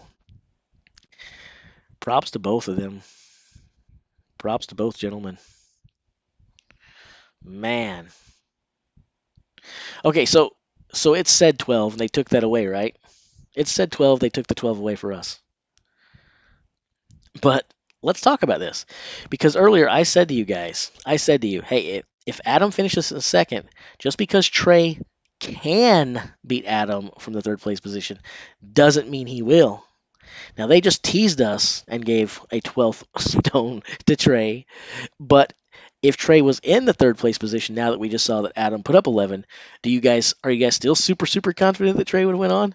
Do you think he had a 12th stone left in him? What do you think now that we know that Adam picked that thing up 11 freaking times? Was Trey lucky and did very well for himself finishing that wrecking ball better, or would he? Is it elementary, my dear Watson? Of course, Trey would have picked it up as many times as he needed to, and 12 would have been no problem.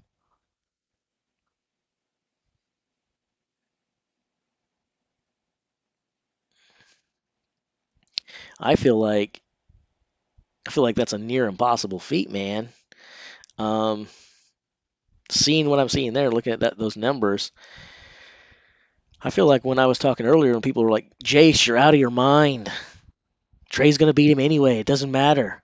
I feel like looking at that now, I'm thinking I wasn't out of my mind. It's a good thing that Trey was in that second place position. I'm not sure he could have got 12. I'm not going to say he couldn't have. I never want to say what someone couldn't have done, but that's a tough ask of anyone on any day of the week, man. And to do that, do you know what that's going to take out of you? 11 takes a ton out of you, right? Trey is hurting now, man. He's got 24 hours to recover. He's going to need every one of those hours. You put another stone on that? Oh my goodness. Sorry guys, I'm a little pumped up. I'm a little pumped up. I apologize. Um, we're getting this info from strongmanarchives.com. Am I still mad at Lab? What was I mad at you for? Tell me what I was mad at you for, and I'll tell you if I'm still mad.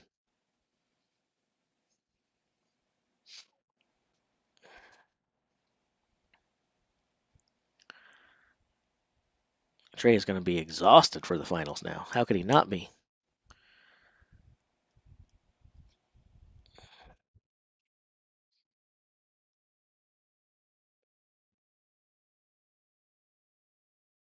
Man, oh man. This is about as much fun and excitement as some spreadsheets and numbers on a screen can be in a table, isn't it, guys? Yeah, this is about as exciting as text on a screen can possibly be.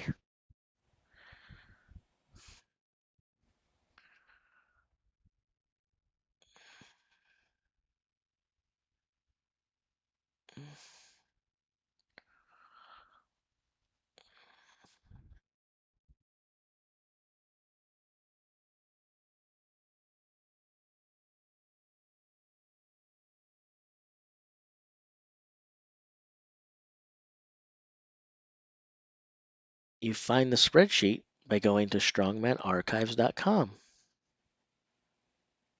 or worldstrongestman.com and view the live results. Although, based on what I was looking at, and it appears to still be the same way, they're not really telling you jack crap on worldstrongestman.com now. It's a good thing I switched over. It's a good thing I switched over. World Strongest Man was just going to leave us, tell us nothing. I guess they were going to wait until the entire thing was over and then tell it all at once because they're so fan friendly and they love us so much. Um, I'm gonna need to go pee soon. Oh, I don't say pee. I say tinkle. Hopefully that Max and Pavlo don't finish, but I can't wait any longer. I've got to go tinkle. You guys are on your own.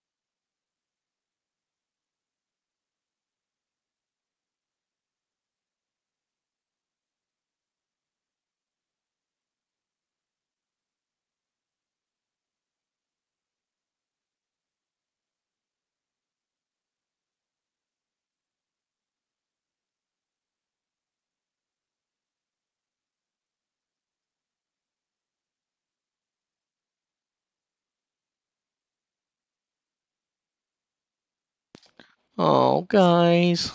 Little Kaz is whining like crazy. He got so scared when I abandoned him to go tinkle. Sorry. He's okay, pal. Tinkletown. Sounds like a good name for one of those reality competition shows.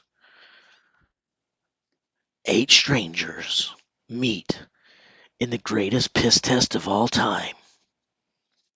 Which one of these will illustrate the greatest bladder control? We'll find out. And here's your celebrity guest. And then you guys name whoever you think would be best for that. Obviously me, right?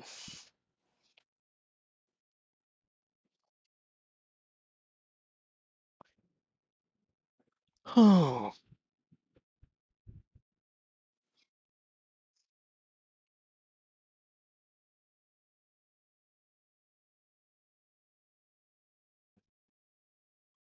Are you guys explaining uh are you explaining why Trey won even though the number was tied? Because I was out of the room going to Tinkletown. So I don't know exactly. But is that what we're doing? The only way I can figure that Bobby Thompson got 0 is again if he got hurt. I don't get it any other way. I don't get it. I can lift a 140 kilogram stone. I'm not Bobby Thompson. I'm not in Bobby Thompson's league class. Never would be. Something is up. Something is up.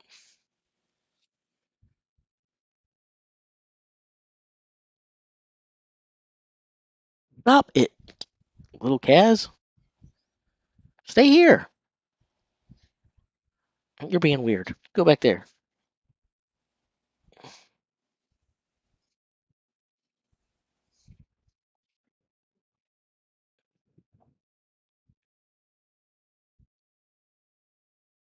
Personal question. Nobody sees it. You can tell me. Did I divorce because being married collided with your bench press program? Um,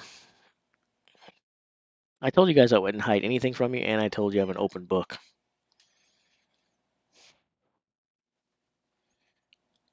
Um, mm,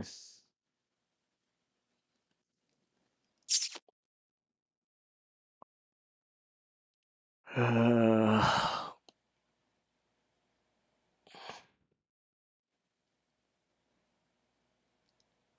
mm,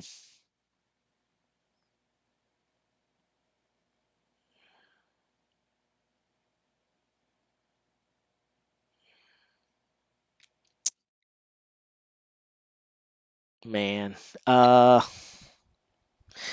I'm actually twice divorced. Didn't want either. Um, didn't file for either.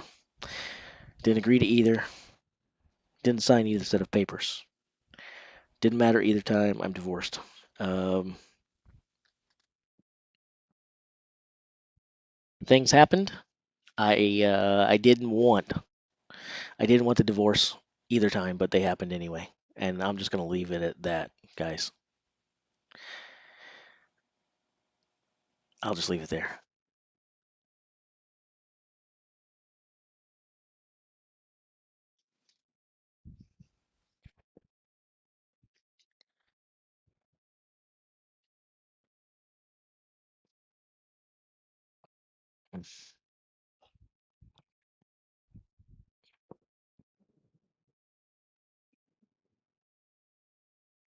Um, I'm not sure what that actually means.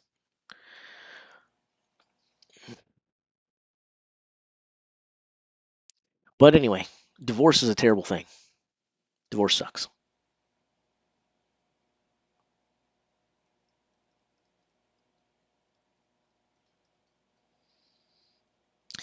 Let's get these Maxime and Pavlo results in.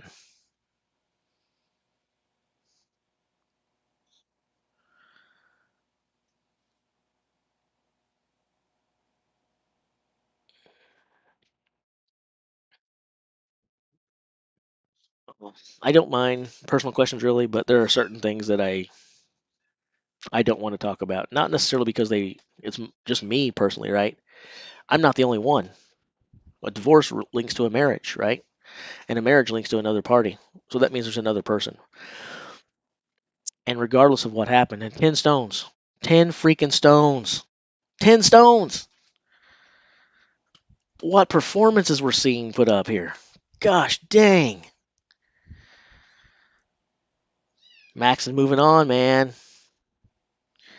Max is moving on. So in the finals, it's Martins and Maxime. Martins and Maxime. They were here. Now they're going to be there. Soon they might be everywhere. Who knows?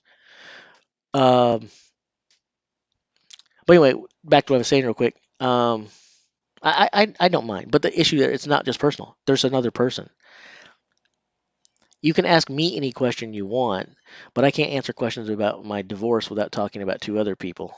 And I feel like that is not my place to do, and that would be wrong.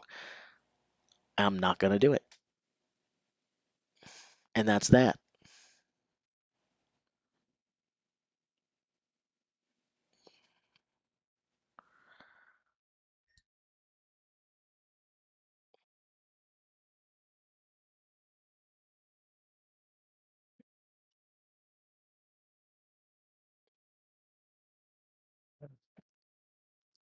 All right, guys.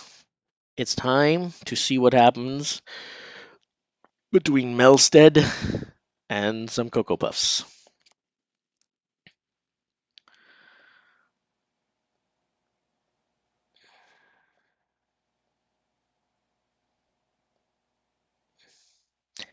I was not married to the two at the same time.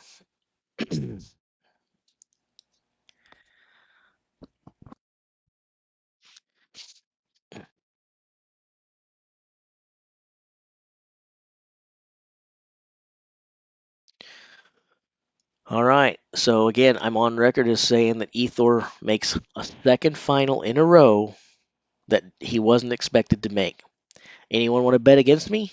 Anyone think that Coco's gonna pull off the upset from the third place position here? Anyone?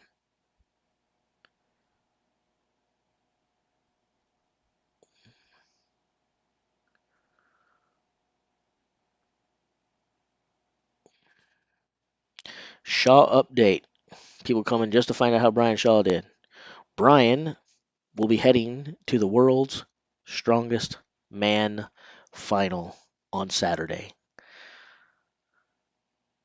And not really because he he put in a crazy performance to get there, but because his adversary in the second place position, Bobby Thompson, didn't manage a single lift. Bobby Thompson got 0 stones. So Brian had a pretty easy path and walk to the finals. Kind of just marched right there. Bobby Thompson helped him out with that a lot. Really hoping Bobby didn't get hurt. Um, I almost feel like he had to, though, sadly. Anyway, that's your Brian Shaw update. We're on the last one, Tim. If it's okay with you, what I'm gonna do is I'm gonna do a recap when we're done here because we're literally waiting for the last two guys to square off, and they could come at any time. So let's see how these two do, and then we'll do a rundown. We'll look at what where that leaves us for Saturday, and then I'm gonna get pumped, and I'm gonna do a recap tonight. Tonight, I think I'm gonna have some little graphics, maybe. Got a little extra. Maybe I'll do some graphics tonight. And hopefully you guys will come back Saturday and hang out with me some more.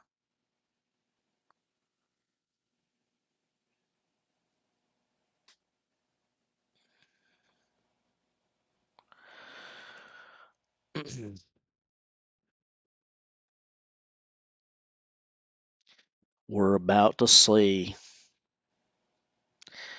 I don't really think that he can beat Milstead from the third place position. I don't know the max all time. Somewhere between 550 and 600. Somewhere in there.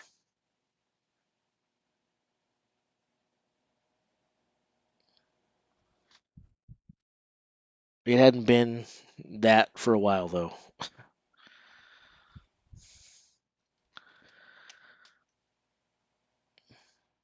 Well, I mean, you can think that he can do it, but I don't think he can. But we'll find out in a minute. You have a chance of being right, or you won't be. So we'll know in a minute. I don't think he can do it from the third place position.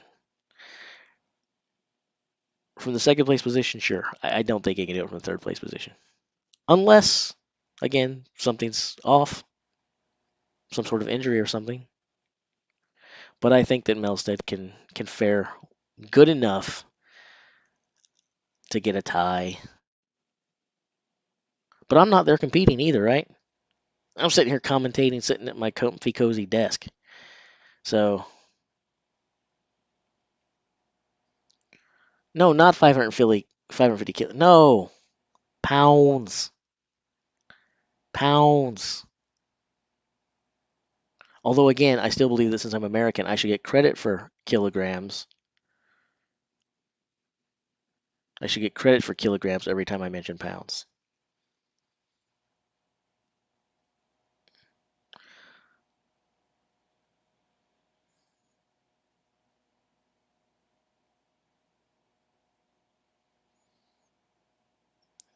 Yeah, if I'm pulling 550 kg, we're not sitting here having this conversation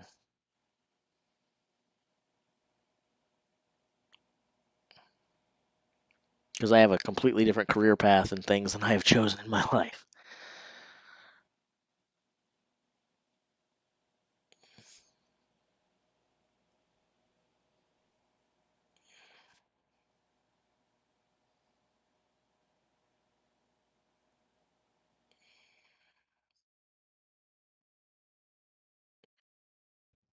Am I the only one that thinks the term natty is stupid as hell?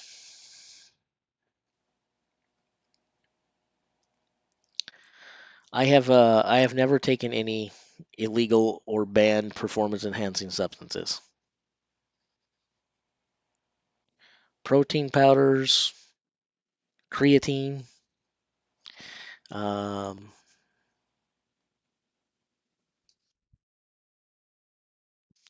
glutamine, good old glutamine. Get my BCAAs in there. Uh,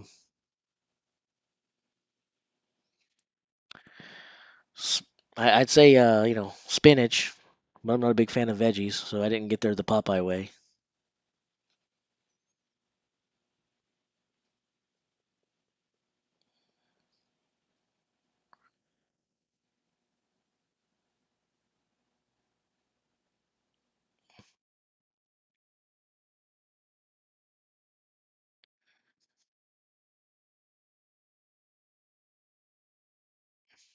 No, I didn't take anything to prevent damage from creatine.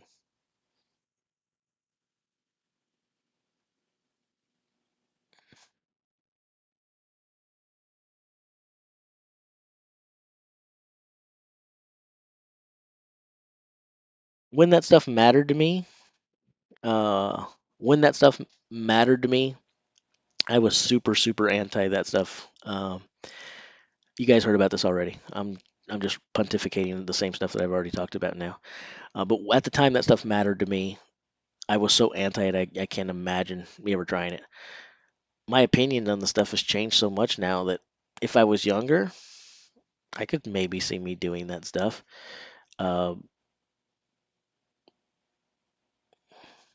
I could maybe see me doing it these days, but there's no reason for me to now. I don't care about any of it. I'm not competing. If I was competing, I don't know that I'd do it unless I thought everyone else was competing to do it. But um, at the end of the day, I do kind of have a. Someone called me a libertarian yesterday. Uh, Not quite true, but do have sort of libertarian views on that. I mean, I kind of feel like if you want to do it, and you're not, it's on you. You do you, bro. Um, but I was very, very, very anti that stuff for most of my life, pompously so. Um, no, I lift. I lift. I don't lift aggressively like that, and I'm not competing in anything right now, and I'm probably never going to compete in anything again. And I'm 42 years old, realizing that I'm 42 years old, and I don't feel like I need to go out and convince the rest of the world how tough and strong I am. I don't have anything to prove to anyone else, and I no longer feel like I have to prove it to myself. So, I guess what I'm trying to say is my tough guy day mentalities are behind me. My go out there and show the world how strong and Billy Bad Butt I am. It's not there anymore. So, I don't care.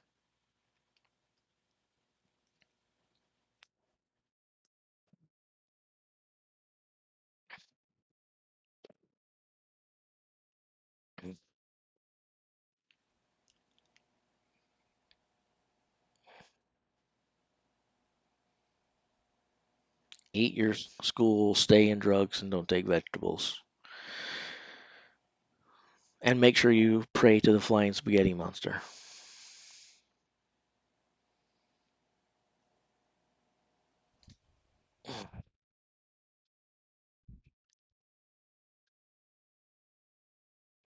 I listened to him as far as don't take vegetables.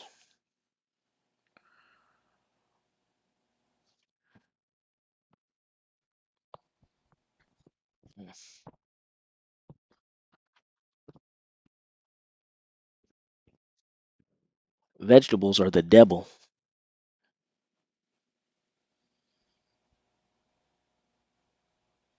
I wouldn't take the vegetables behind mama's back or in front of mama's back.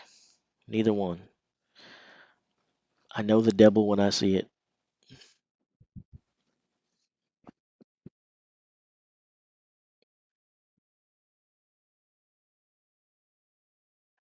ERT, test, Tren, and Twinkies. It doesn't really work because it's TREN, not REN. Um, but I like it.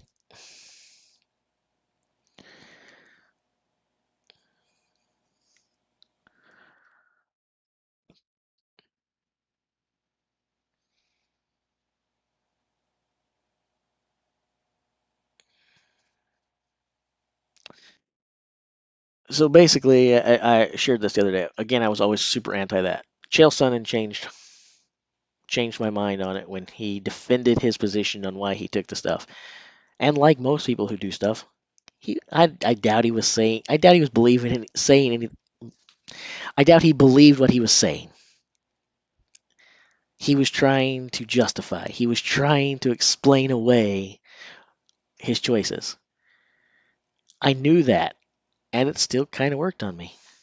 I still listened to what he was saying and wound up going, "Huh, he got a good point." So anyway, I'd like to think that my mind is not so open that my brain leaks out, but I also want to believe that my mind is at least open enough that I'll consider information even if I don't like it or agree with it.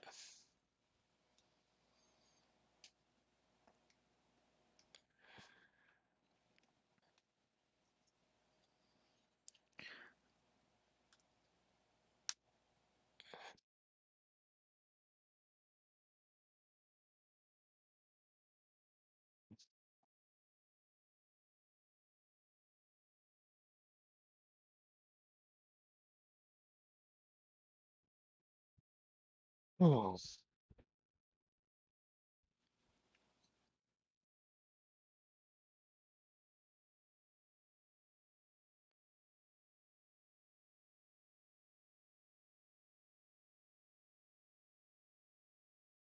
I can't do that without first believing that Yoel Romero is natural.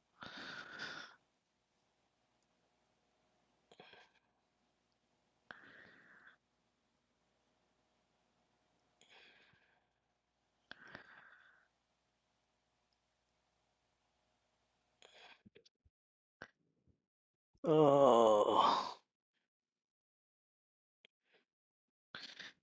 took a look at Matt Rhodes' story.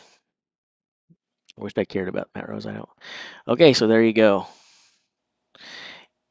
Ethor Melstead moves on from the second place position because Vanilla Coco was wrong and Coco couldn't get the job done and do more than Melstead from the third place position. Not that I want to rub it in, Not that I want to say, see, I told you so, because I'm not the type of guy to do that. I'm above that sort of thing on this channel and in life in general. So I'm not going to say that. I'm not the type. Again, I'm not going to do it. I won't do it today. I won't do it tomorrow. I won't do it yesterday. It's never going to happen. You guys can trust me when I say this. Mark my words. So, um, so we have a tie, which effectively means we have a win for Melstead, who will be going to the World's Strongest Man final 2 years in a row from a position when it was considered that he was not going to make the final either year. So props to him. And yeah, there's the Evan Singleton stuff to talk about, and we can talk about things. But again, like I said earlier, we got to start giving Melstead credit. We've got to start giving him credit. He's performing. He's doing what you got to do, and that's what you do, right? Um, all right. Let's see here.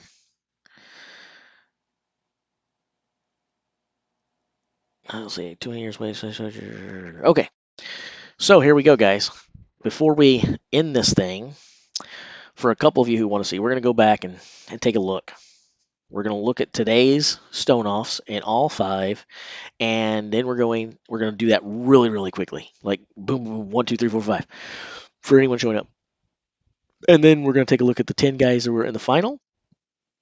So who's going to be my secretary? One of you are going to play my secretary and list all 10 names so that we can have them to look at on the screen, because I'm feeling too lazy. I've done a lot of this work.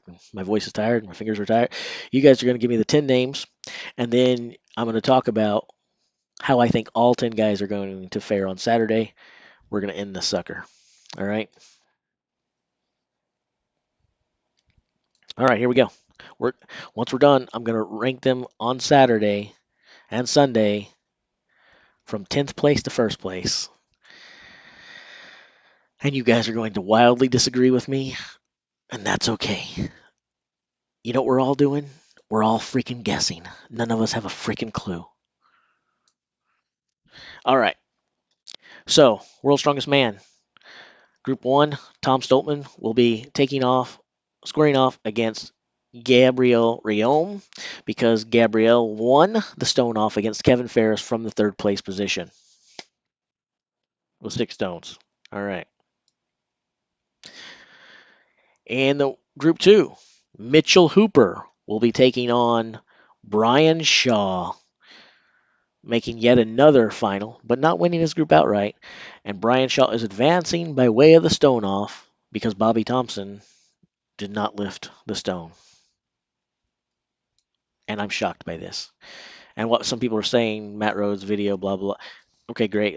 That's pretty shocking. More than shocking, because again, I can pick up 140 kilogram stone. I'm not a world class strongman. Okay, Alexei Novikov in Group 3 is going on. He will be squaring off against Trey Mitchell, who was forced to lift that stone 11 times because Adam Bishop would not go away.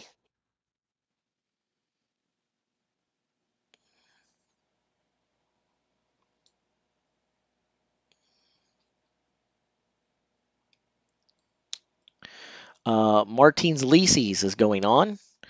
He will be in there against Maxime Boudreau, who should be pretty tired as well because he had to lift 10 stones. Because much like Adam Bishop, Pavlo would not die. It's an awesome stone off, 10 stones. Props to those guys. And our final group, Luke Stoltman, who had the easiest day of everybody, because he didn't show up. Now, I don't literally know if he didn't show up or not, but certainly didn't have to. He didn't do anything. He goes into the final against Ethor Melstead, who managed 5 stones from the second place position, which was enough to secure his position. All right, so we've got Brian, Evans. Those are not the 10 I asked for. So nobody did what I asked them to do. Nobody jotted down our 10 finalists for me. jerky faces. Okay, so let me do this real quick. Notepad is the greatest app of all time. Okay, we're going to put this here, right? Let's say we know we've got Luke Stoltman. We also have Tom Stoltman. We have Ethor Melstead. We have Maxime. I'm gonna look. I think I know how to spell Boudreaux. I'm not going to. There we go. I'm not going to do that on my own. Uh, we have Martins Lisis. 1, 2, 3, 4, 5. We have Alexei Novikov and Trey Mitchell. We have Trey Mitchell, right? Uh, all right. Um, Mitchell Hooper and Brian Shaw. So we have a Trey Mitchell and a Mitchell Hooper. I wonder if that will cancel points out in the final. 2 Mitchells.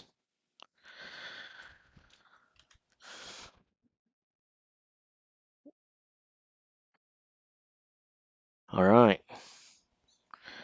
And Gabriel Rayom. Is that 10? I think that's 10. 1, 2, 3, 4, 5, 6, 7, 8, 9, 10. Okay, great. Let's change this. There's actually a zoom in Notepad now. I didn't even know that. Holy crap. I don't even have to go in there and change the font size. All right, can you guys see this? Who can see this? Is my big head blocking the results for you guys, or the names for you guys? Let me know if the names are blocking or blocked by my head. I'll just peek. Looks like I do need to move it a little bit. So we'll move this over here, and I'll open up my streaming software and move that over there. Okay, great. So we're going to go ahead and rank these guys from 1st to 10th. Okay, so again, I'm not going to change who I remember my picks were, even though I'm questioning them because of some of the strategies here in the wrecking ball hold and certain things. So we're going to say I'm going to give my first place finish to Martins Lisis. I'm going to say the reigning, defending, undisputed world heavyweight champion, Brock Lesnar. Oh, Tom Stoltman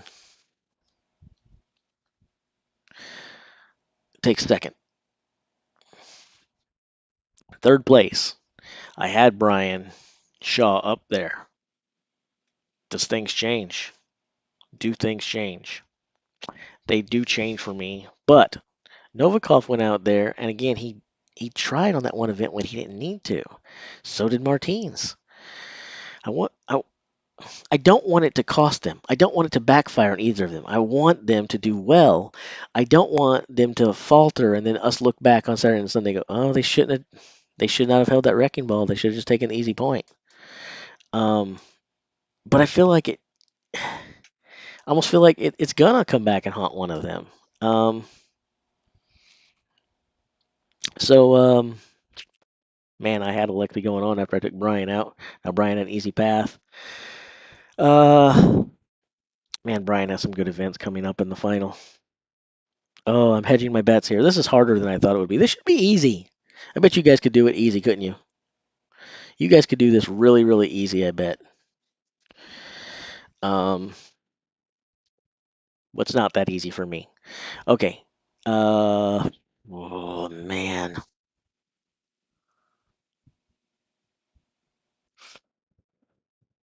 Oh gosh.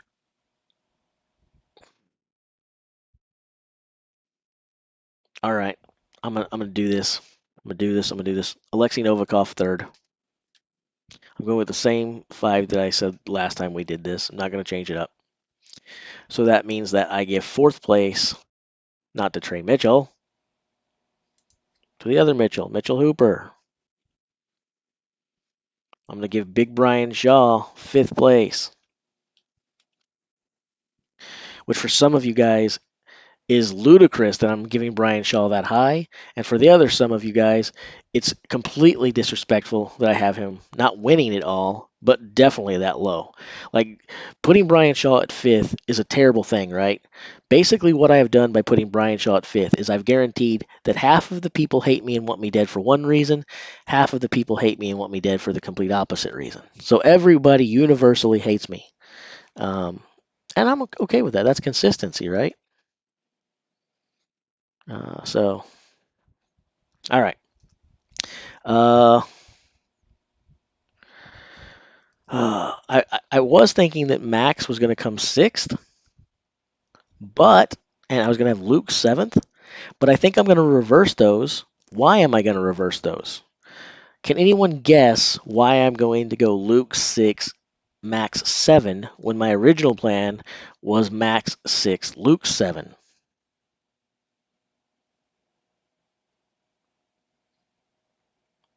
Answer. Spoiler alert.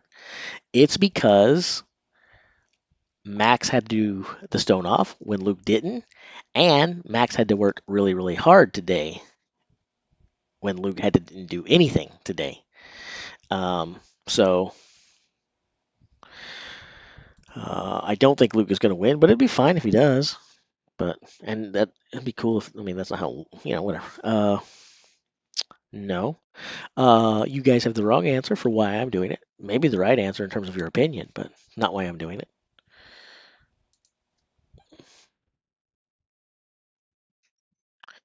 And then we wow.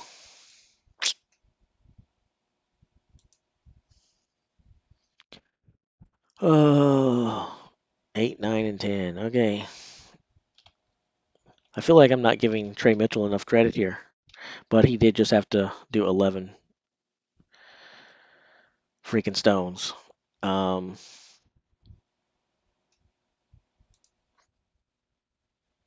9 and 10. I just said let's give Ethor his respect, the respect that the man has earned and deserved at this point, and I stick him at the bottom of the chart. Okay, I'll see here. Now, what did I miss? Let's see who's cussing me out and calling me names. I just think you're right. Show's gonna Lucas. Can you type the finals events because I can't find a video? But I'm not gonna type them, but I will show them because I had them on the screen a minute. We'll look at them again. Um, but but uh, we're gonna hide some more of those. Imagine it's in the order you just wrote them down. You mean if I went 10 for 10? I'm not gonna go 10 for 10. Um, I'm not confident about any of my picks, if I'm completely honest. There's not a single position that I have on that chart that I feel really good about. Not a single one of them. Um, so, but I like that. Is that not refreshing going into a weekend when you don't really have an idea what's going to happen? I think that's awesome. I think it's awesome. It has me excited. It also has me that much more ticked off that we can't watch it live. Um, okay.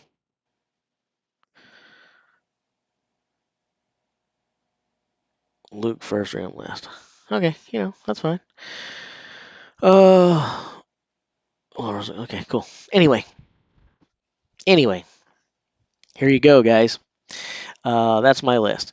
Martins Lisis, Tom Stoltman, Alexei Novikov is your podium. Mitchell Hooper is left off the podium, but he gave us all plenty to cheer about and be excited about and wowed us this year. Brian Shaw, 5th. Luke Stoltman, 6th. Maxime Boudreau, 7. Trey Mitchell, 8. Gabriel Riom, 9. Ethor Melstead, 10. Now, here's what we got to look forward to this weekend. the events that are going to cause that to happen. Saturday, May 8th, we get up and we do the Giants medley at 8 a.m. And I'm going to get my head out of the way again because someone's going to complain. Big bunch of crybabies in here. Oh, always telling me how big and fat my head is. Get out of the way. Uh, all right. So, anyway, we get up Saturday, we kick it off, we start streaming. Giants medley is our action at 8. We'll go into the deadlift at 10. The Flintstone lift at 1:30, which I am really looking forward to. It's nice to see something a little bit different, a little spin on what we usually get to see, something with some aesthetic prowess, and it's just cool. It's just cool, Flintstone lift. Um, then on Sunday, we're going to start the day with something that is a strongman classic. It's good to see it back. Love it, love it, love it. I love it. I love it. I love it. The bus pull. Then we're going to see the power stairs at 11. And then, of course, the Atlas stones in every single one of these things, and it's no different here. So that'll be at 2 o'clock. And sometime shortly after 2 p.m., Pacific Standard Time, not the time zone I live in, on Sunday, we will know who the world's strongest man is. And we will see that all 10 of my predictions are were made. That's what we'll find out. That I made 10 predictions. they'll they're not going to be right. I already know that. So anyway, guys, I'm going to make a video in a minute to do a recap of everything that you guys sat here with me. And you sat here with me through it all. I appreciate it. Thank you, guys. I'm going to do a short recap for those, you know, the lazy people who aren't as dedicated as we are. The casuals who don't have the guts and the love for the sport to stick it out and stare at spreadsheets all day long. We're going to do a quick short recap video with them with some charts and little graphics. And then I'm going to wind this thing down for the day. Much like the strongmen are taking the day off tomorrow, I'll probably do the same. Although, I'm going to try between today and tomorrow to reach out to Mr. Mitchell Hooper again, see if he responds again. I was surprised and grateful that he did respond before. And I'm going to see if he's willing to maybe give me a sit down 15 to 20-minute interview with him so we can get to know him better. Uh, Now, if we do, guys, that's not coming before this. He needs to concentrate on that, right? But I'm just going to throw it out there and say, hey, once everything gets settled down, once the event's over, once you get back home, would you maybe be gracious enough to sit down with me and let me talk to you and let our fans get to know you a little bit better and hopefully he says yes. But I'm gonna try, okay? Later, guys.